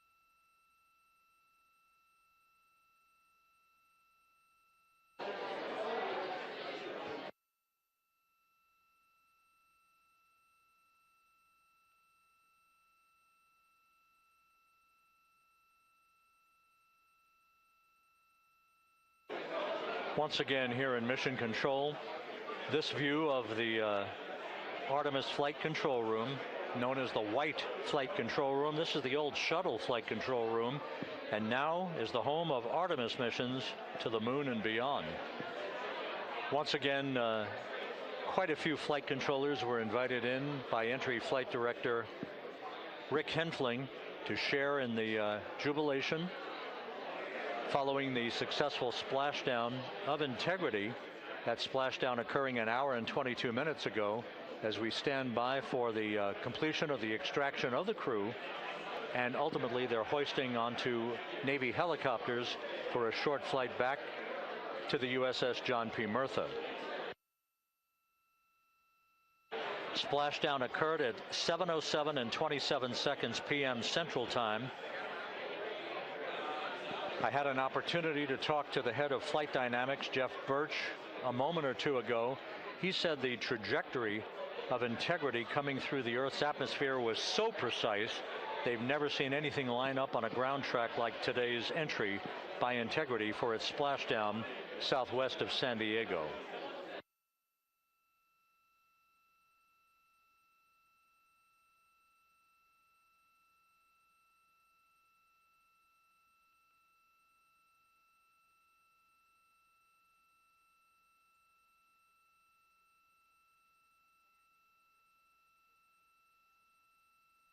And the initial, you can hear it.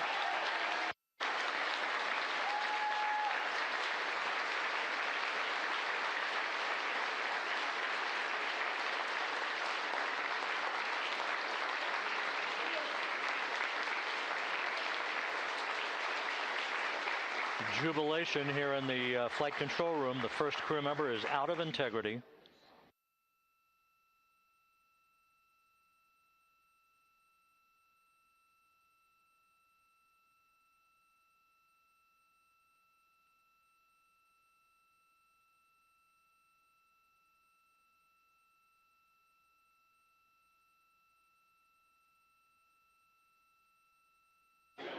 We are expecting the other crew members momentarily to be extracted.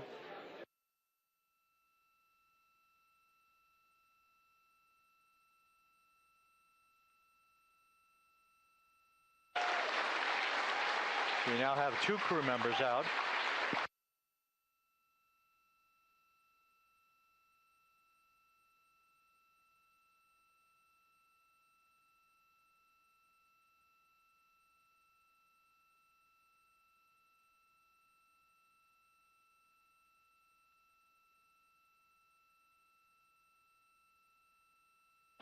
Two crew members out, 2 to go.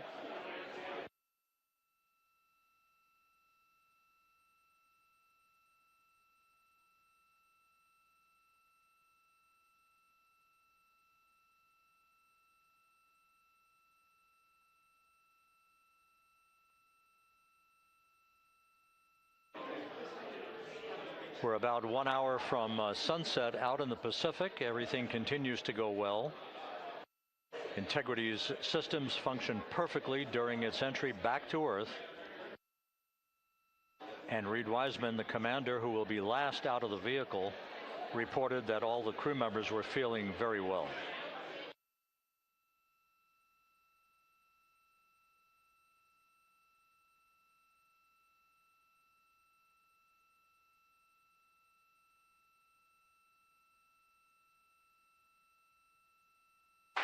Crew member number 3 now out.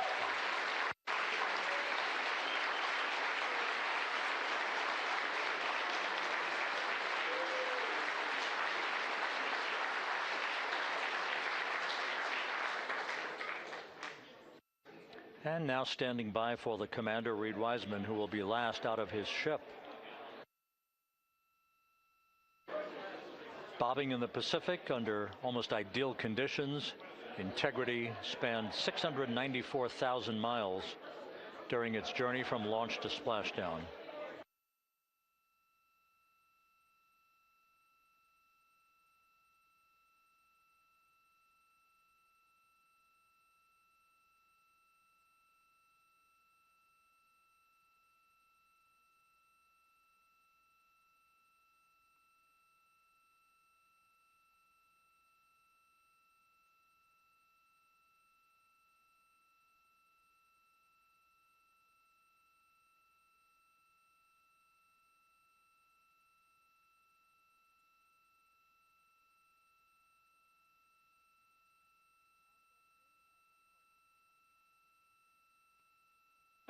And we now have Reed Wiseman out of the vehicle, all 4 crew members now out of Integrity.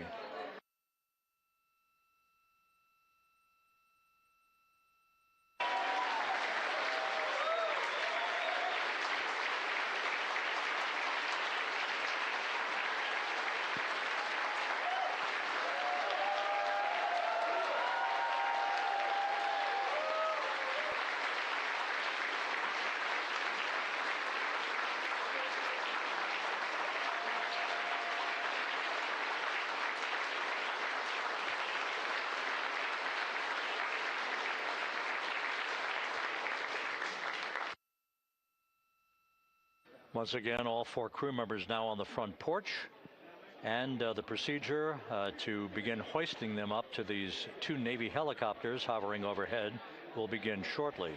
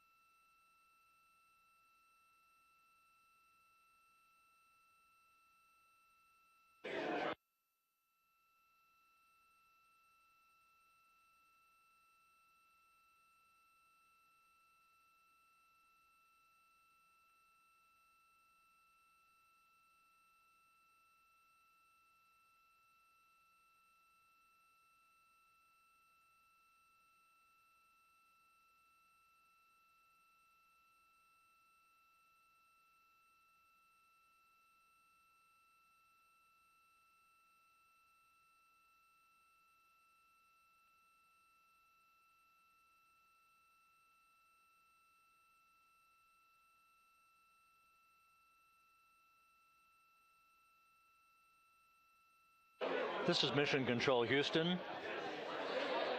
The mission is over, but the melody lingers on as jubilation continues here in the flight control room. We should be expecting NASA's Associate Administrator, Amit Kshatriya, to be joining us shortly for a short interview while the recovery operations continue out in the Pacific. So we'll stand by for that. And then we'll turn it back over to Megan Cruz aboard the USS John P. Murtha.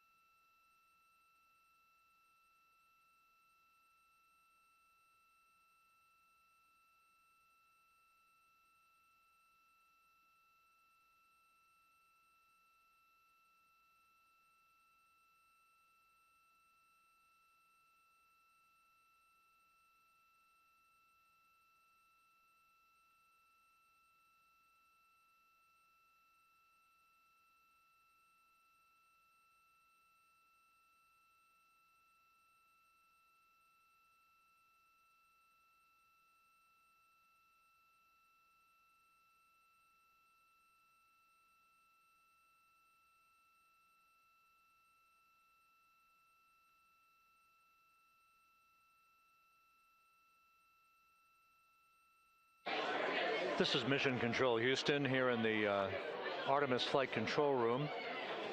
A number of flight controllers basking in the glory of the successful end of this mission that carried 4 astronauts around the moon on a lunar flyby, and the first test flight of Orion with crew members on board.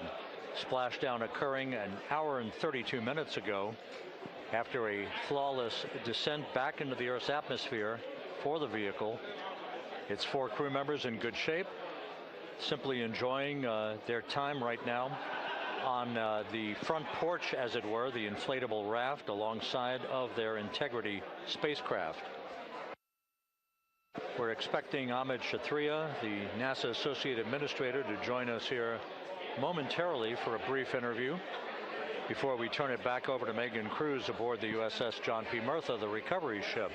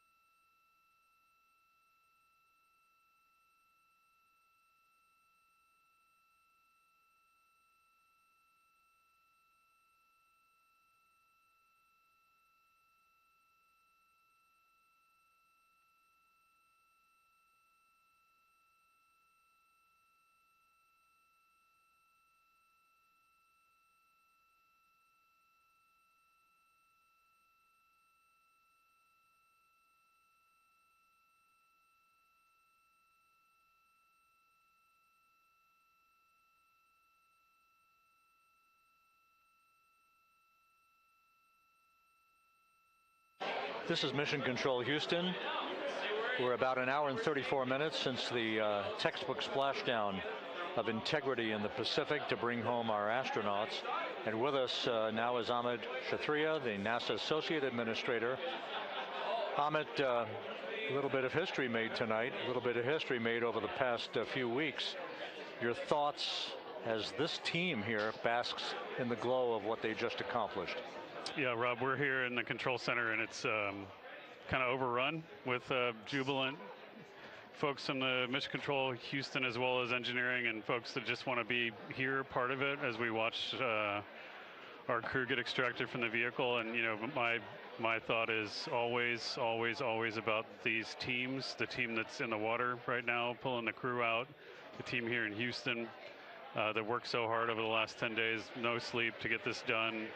You know, we still have some work to do to get the crew to the med bay here on the ship. They all look great coming out, so hopefully that won't be too long. You know, I think we saw the administrator on the boat too, giving his thanks to the Navy team on the Mirtha, which they're just an incredible group of sailors. I was able to visit with them a couple weeks ago. And then if you pull it all the way back to the workers and the folks that joined the rocket at Michoud, that made the heat shield tiles that held together tonight, that stacked the vehicle in Florida, that integrated the vehicle in Denver, that fired the engines in Stennis, that fired the boosters in Promontory. I mean, this is the entire team, you know, coming together and being tested by the environment that this machine went through, and they did it right. The work was good. They did it right.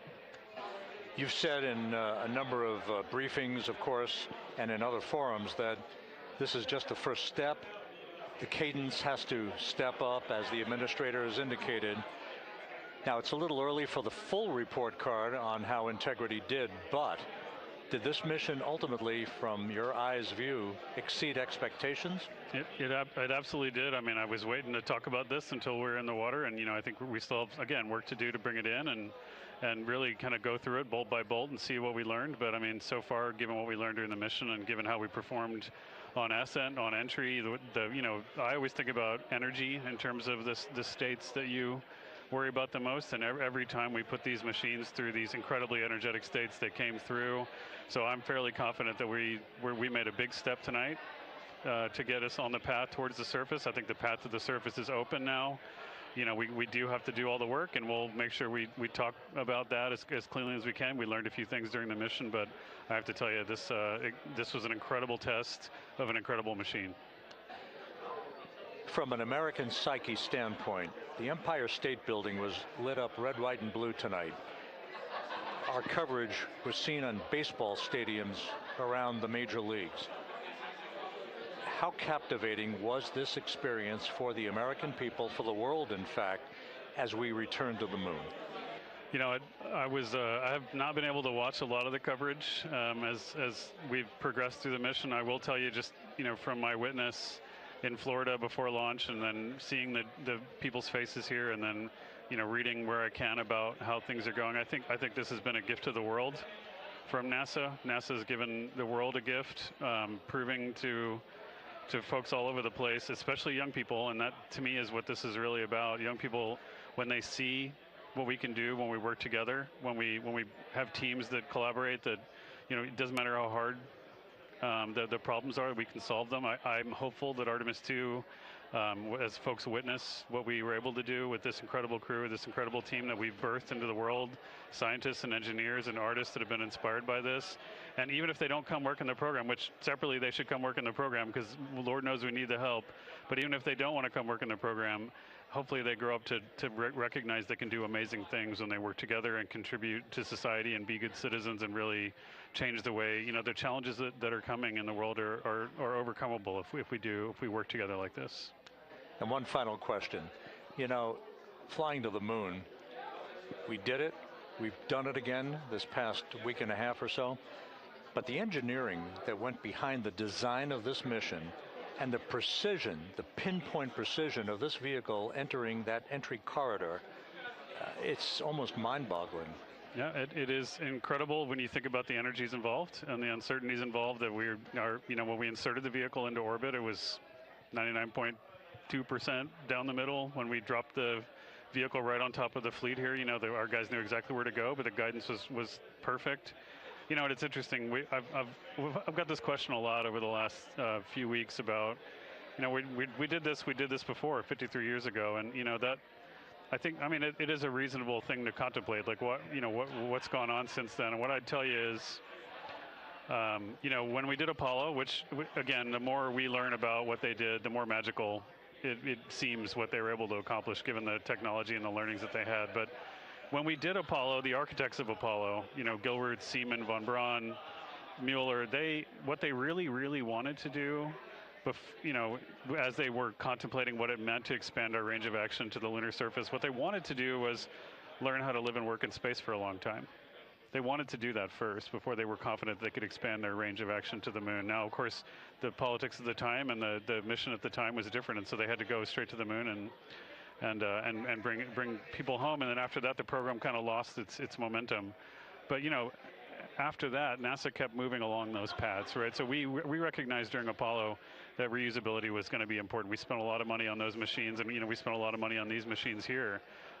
Even though, but we recognized that reusability was important, which is why we built a winged space plane called Space Shuttle, and then we used that reusable machine to build a space station.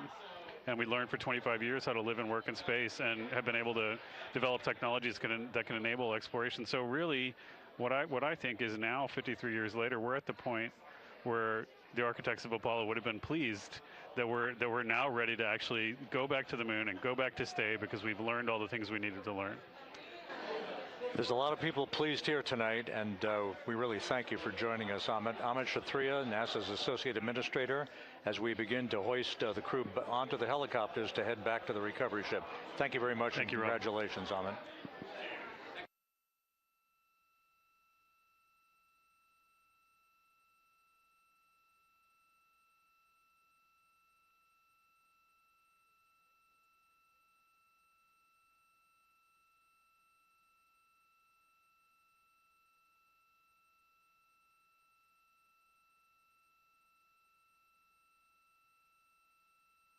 This is Mission Control Houston, with the crew members now beginning to be hoisted aboard the Navy helicopters. Let's go to Megan Cruz aboard the USS John P. Murtha, who will take it from here.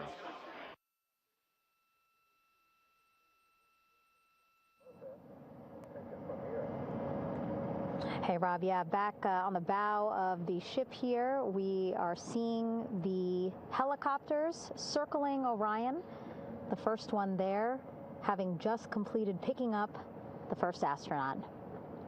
Kilo 2 now, hovering just 40 feet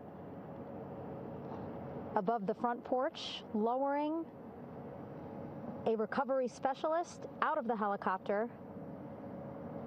That person will touch down in the front porch just there.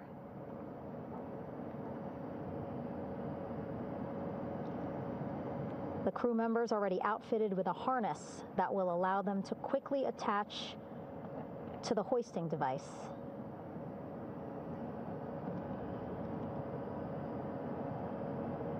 Look at the power of those blades throwing water out at the center there, the front porch, with now 3 astronauts and the recovery specialists. Again, crews already outfitted with a harness vest. And here we go. Second astronaut now off the front porch, getting hoisted into the second helicopter.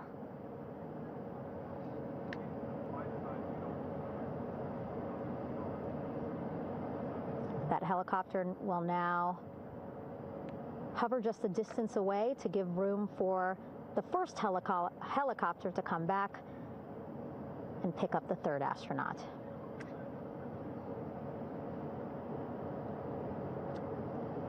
As we wait for that helicopter to come back, make its way back around, just want to mention that the President of the United States called our NASA administrator today while he was on the ship, just minutes after we interviewed him live on our coverage, and congratulated him and NASA on this history-making moment tonight.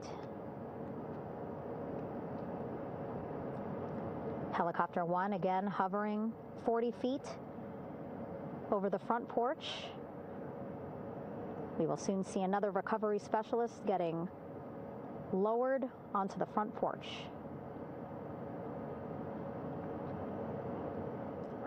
Wow, imagine sitting on that front porch, the wind, the water.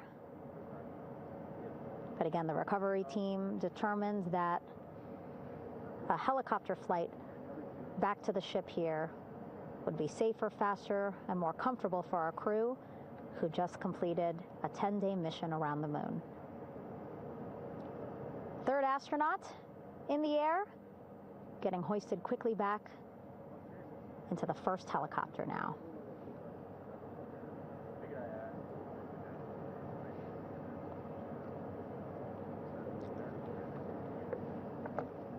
That first helicopter now on its way back to the ship here. We will soon see it land in just a few minutes. Again, all this action happening just 3,000 yards away from us, so a very quick flight back to the flight deck. And now the only person left on the front porch, Commander Reed Wiseman. That second helicopter now making its way back over to the front porch. Here it comes.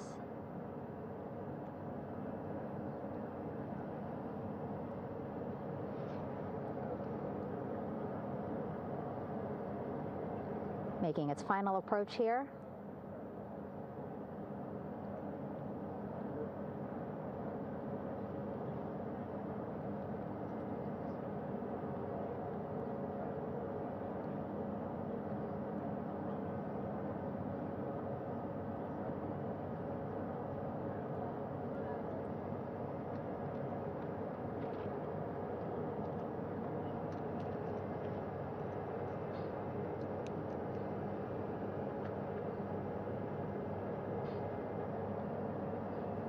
The last astronaut, Commander Reed Wiseman,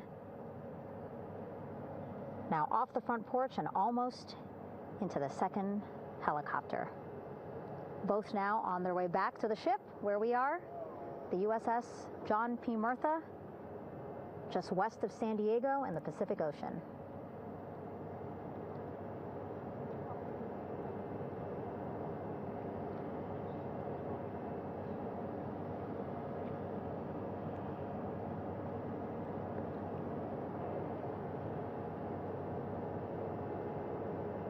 Exciting to see our 4 crew members minutes away from landing on the flight deck here on the recovery ship. 550 people on this ship, excited, ready, anxious, looking forward to welcoming this crew aboard.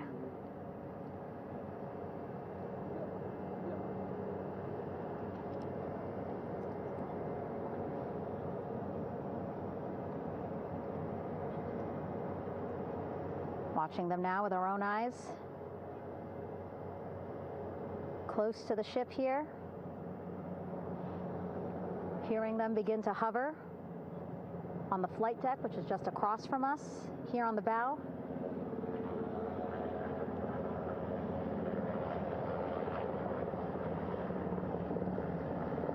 The first helicopter coming in.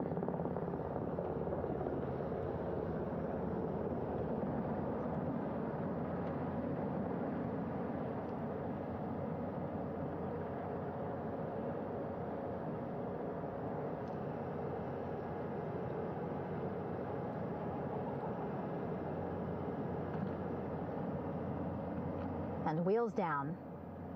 Wheels down of the first helicopter carrying 2 of our Artemis II crew.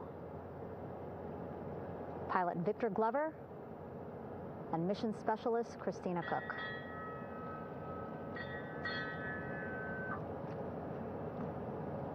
Kilo 1 on deck reported on the recovery loop. Again, the mission audio loops that the recovery team are using here to communicate with one another. And an announcement just made on the ship, integrity incoming. 2 more helicopters on their way to the flight deck, one carrying the crew, the other, one of our imagery helicopters. Again, kudos to our imagery and aerial teams for giving us these beautiful views of history in the making. Set amid a gorgeous, soon-to-be sunset here in the Pacific Ocean.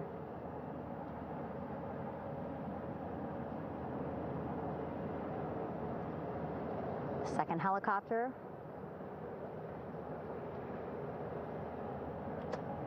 making its approach of the flight deck.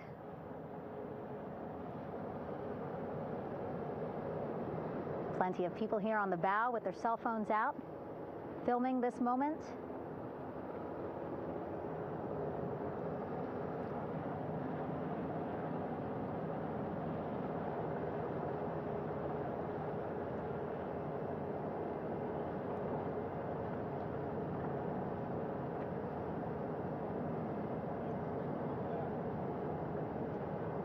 Some impressive flying here by the Navy,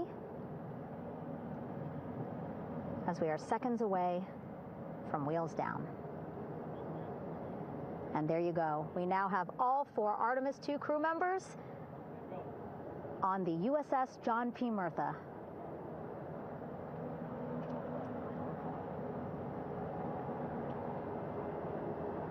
I'm sure they're happy to be out of the water and on this recovery ship with, again, 550 people on board, ready to welcome them home. But first, as we've been saying throughout the broadcast, just making sure the crew feel good. We reported that they were feeling good when they were in Orion, but those were just initial, quick, verbal assessments of how they're feeling. Their destination tonight, the medical bay here on the ship, right after we power down the helicopters here.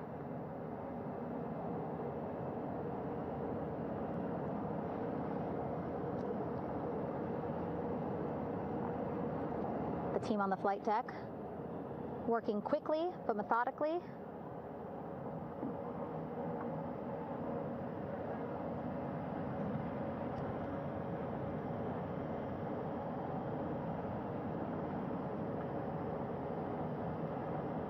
Waiting for just one more helicopter to touch down.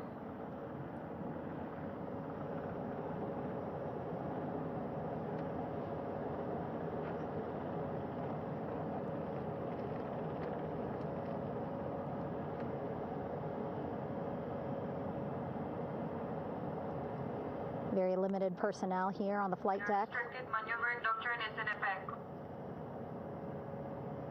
As that third helicopter touches down.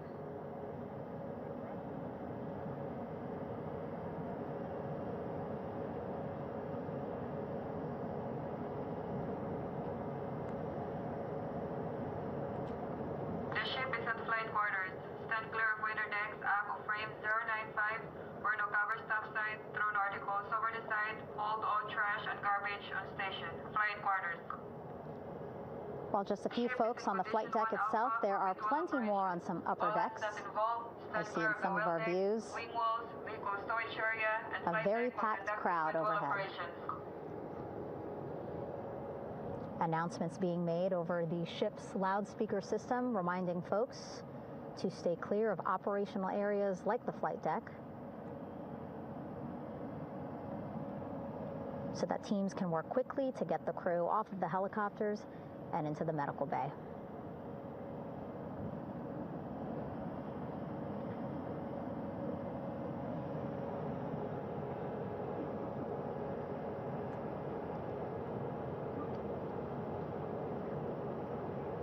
Splashdown today, 5:06 p.m. Pacific time. We are within 2 hours of that splashdown time, and already we have all 4 crew members on the flight deck of the USS John P. Murtha.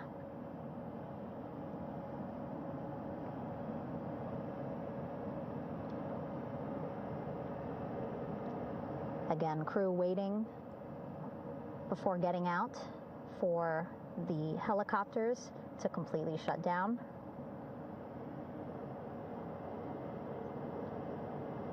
Safety, of course, very important to NASA and the U.S. military.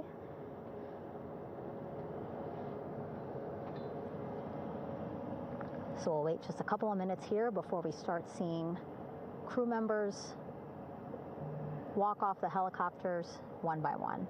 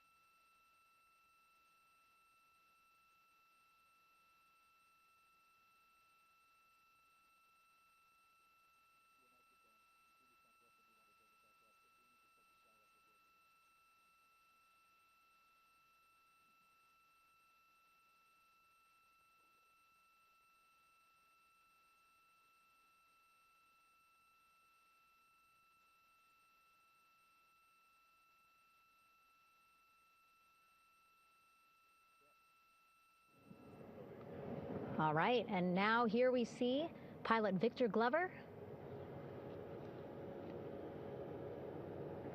and mission specialist Christina Cook sitting on the edge of one of the helicopters, looking in great spirits.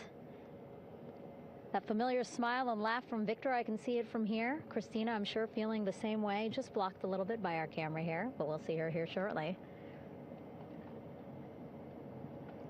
A photographer taking their pictures.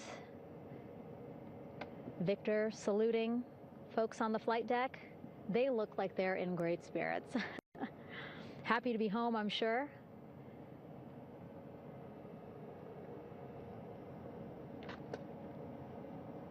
If you're sitting at home, I hope you too are wondering, what would you want to ask them if you got a chance to talk to them, because that is what I'm thinking about. Getting the opportunity to talk to or ask questions of these 4 astronauts who just made history as the first crew to return to the moon since 1972.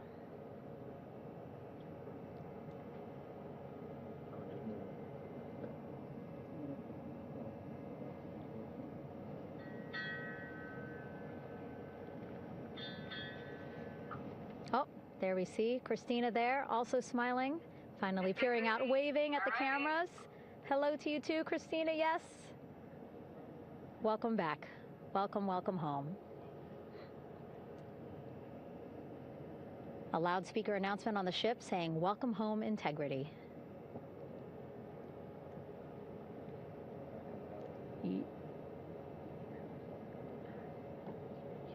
Victor in great spirits. I can't see who he's talking to, but I kind of think that he might be talking to his other 2 crew members. Shouting from across the flight deck, congratulations to one another.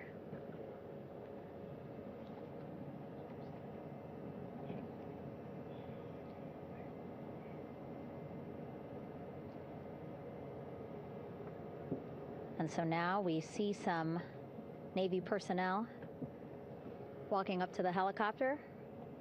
This is again the first helicopter carrying pilot Victor Glover and mission specialist Christina Cook. Both have taken off their helmets now.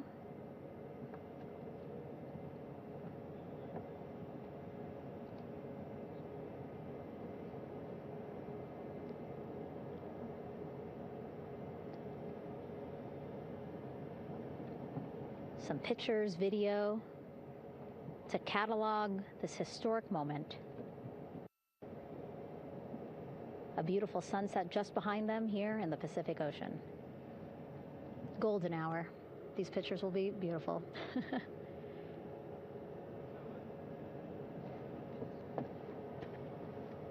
Now we see NASA Administrator Jared Isaacman. He is on the flight deck, as well as Flight Surgeon Rick Schuring walking over to Victor and Christina first. We saw the administrator walk over to the other helicopter, which is carrying Commander Reed Weissman and Mission Specialist Jeremy Hansen.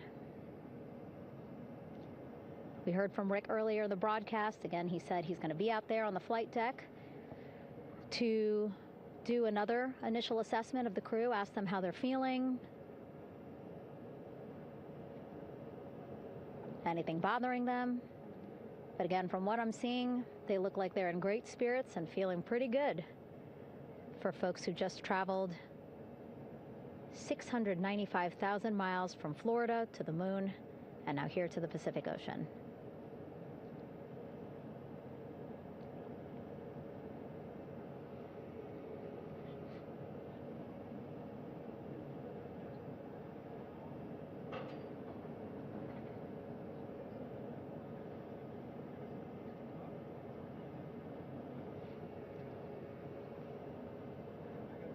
We're now seeing NASA Administrator Jared Isaacman walking across the flight deck. He had been talking to Reed and Jeremy, now approaching Victor and Christina.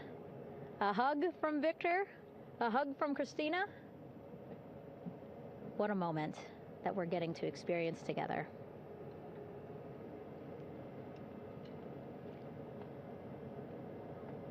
I'm sure congratulatory words. You know, we got to speak to the administrator live on this broadcast as well, and he said the kid in him right now, giddy, absolutely giddy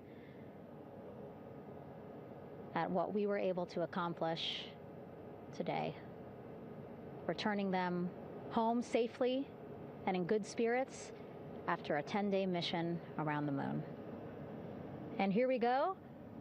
We're seeing Jeremy walking, waving across the flight deck, now on his way to the medical bay.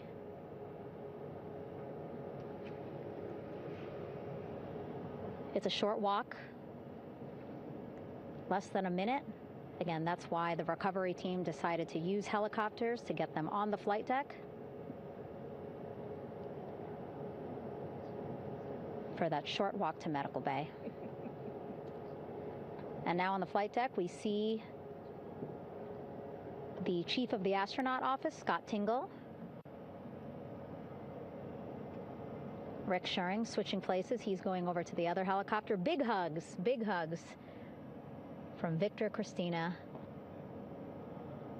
to Scott. Again, a gorgeous sunset setting the stage for this recovery tonight.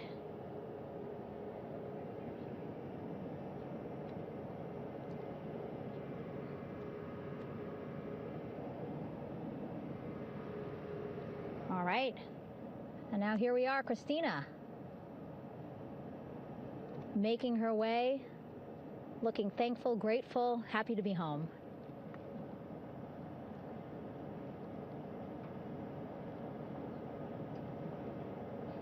You can see she's looking up. Again, lots of people, just a few levels up off the flight deck, welcoming her home.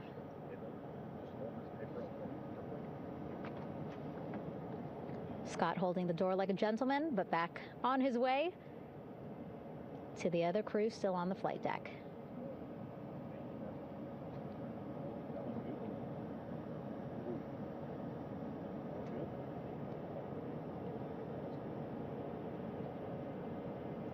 So still on the flight deck, Victor Glover and Reed Weissman. It looks like Victor will be the next one headed to medical bay. More hugs, more hugs. He's a hugger.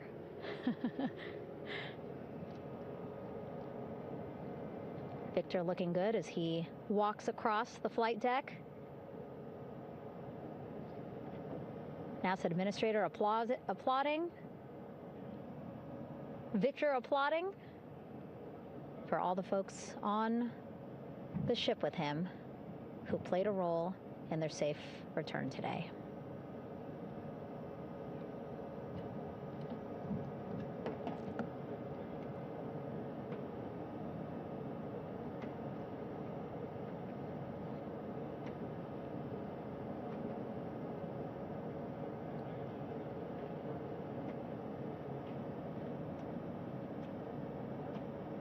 And finally, just one Artemis II crew member left on the flight deck, Commander Reed Weissman.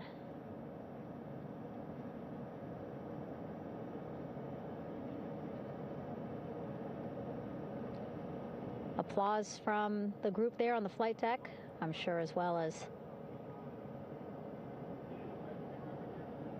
on the level just above them, packed with people. Reed looking good as he takes his steps towards the medical bay.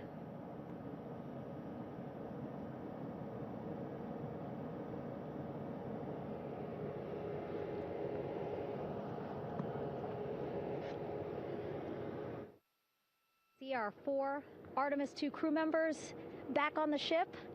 Again, now they will head into medical bay, where they will be assessed by flight surgeons from both NASA as well as the Canadian Space Agency. A more in-depth assessment. When they get to medical bay, they will each have their own nurse. They will be helped out of their suits. And then again, we'll check to see that they're feeling good. Make sure it's not just adrenaline, but that they are feeling good from their long journey back from the moon. Beautiful shot of that sunset, illuminating our flight deck.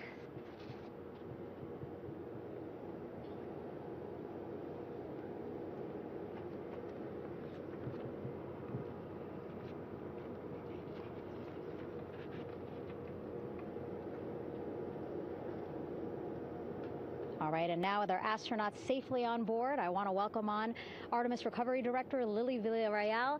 Lily, I don't know how you must be feeling right now. Ecstatic, relieved? I'm so ecstatic, relieved. Of course, we still have to bring the capsule into the well deck of the ship, but this is a major milestone to have the crew here on the ship and in medbay. You know, our team has been preparing and working really hard, and I'm just so proud of them all. Everything went very well, just as planned. Our teammates in Houston, the flight control team was just amazing. We were able to have great conversations and communications about everything. And I don't know what else to say. I'm just so ecstatic. It's such a wonderful feeling to get to this point. Again, we still have to get the capsule, but this is huge for all of us in landing recovery, and I couldn't do this without my team, and of course the full support of the U.S. military. There's going to be lots of, high fives when we get the capsule back in, and I'm so happy that the crew's doing well, Orion's doing well, and thank you for everybody watching. Yeah, it was great to watch the crew come back to the ship with you. How were you feeling when you were seeing them looking so happy to be home and feeling really good? The funny thing is that we had video of them from inside the Orion vehicle. They were like that from the beginning. When we opened the hatch, they were already out of their seats, having a good time, waiting for us to open the hatch. And they opened the hatch, and of course we did the first medical assessment. Everybody was doing very well, and they were just having such a great time with the medical team that was inside the capsule.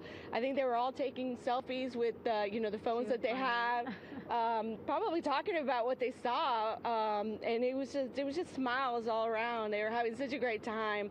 And then we put them on the front porch when we were ready to put them on the front porch. And again, you could see they were just so ecstatic to be home and talking to everybody. So we were very happy to see all of that in the control room of the LFOC.